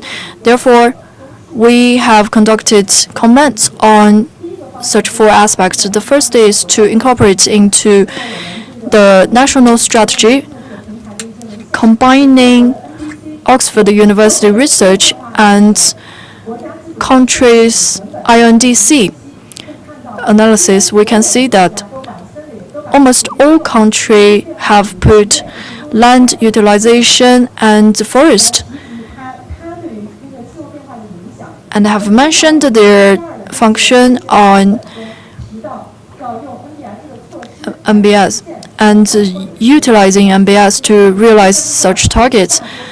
2/3 of them are developing countries. Therefore, we can see that MBS has been recognized as national strategies. In terms of international cooperation, China has previously conducted cooperation related to MBS. The forum today, some speaker has mentioned that in recent October, Vice President Han Zheng and General Secretary have made a joint news dialogue that China would enforce MBS-related measures to support and reduce deforestation globally. The thirdly is financial mechanism in global governance. READ Plus is a very good example promoting forest management, but the source is very singular. It's from state countries. Therefore, it's one of the bottleneck for MBS, because a lot of countries have put forward that we have demand for MBS to develop. However, there are 91 countries mentioned. 65% of them, especially developing countries, are requiring international support for developing MBS. It's conditioned action. Therefore, the funding is not enough for their development. And thirdly is expanding the implementation in key areas and sectors. Some government, especially ecological related sectors, there are a lot of policies formulated, especially in the US. Even though there are conflicts between the two parties in the US, MBS is still their consensus. The Chinese practice, it has been incorporated into the ecological civilization, and it has become a guideline to conduct related policies. Another very good example is that MBS has been incorporated into the carbon peaking, carbon neutrality 1+N policy mechanism. China would conduct 10 actions on biodiversity conservation. One of them would be MBS. Therefore, MBS has been a very important, comprehensive part of the national strategy ahead of other countries. This is the second report for our country. And there are from farming to forestry and wetland and grassland, these are all natural ecosystem. And underneath it is urban area and the policies. We streamlined all the cases and also illustrated and measured in quantifiable ways of its results. And all of these are the key elements and the summary of our report. We also put forward 5 suggestions. First, we need to identify the elements of MBS and MBS-related departments of farming and forestry, and the core key area is still to reduce carbon. Even with the coordination of these 3 departments, at the global level, we still need to reduce carbon and manage the farmland well and protect the forestry.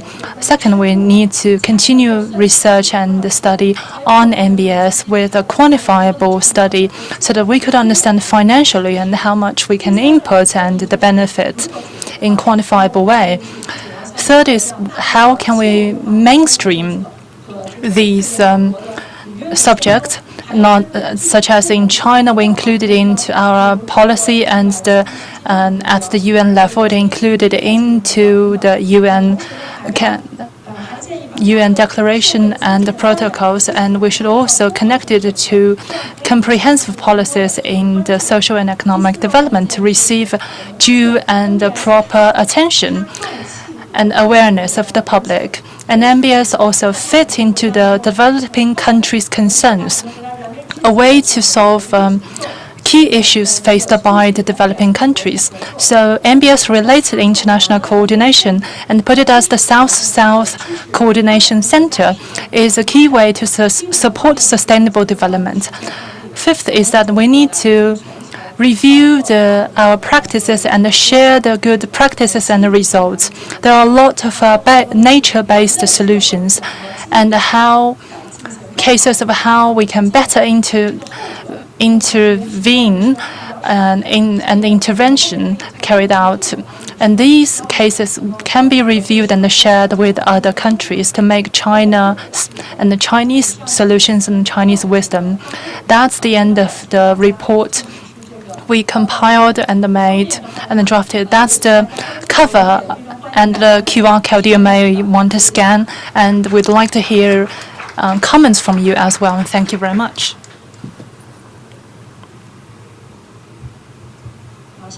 Thank you. As Ms. Yang mentioned, we have a global case report. We've just published the English report. It's called Review 2021. We look forward to have an updated version next year to make it an annual-based review. I have seen representatives from all of you and representatives from international organizations.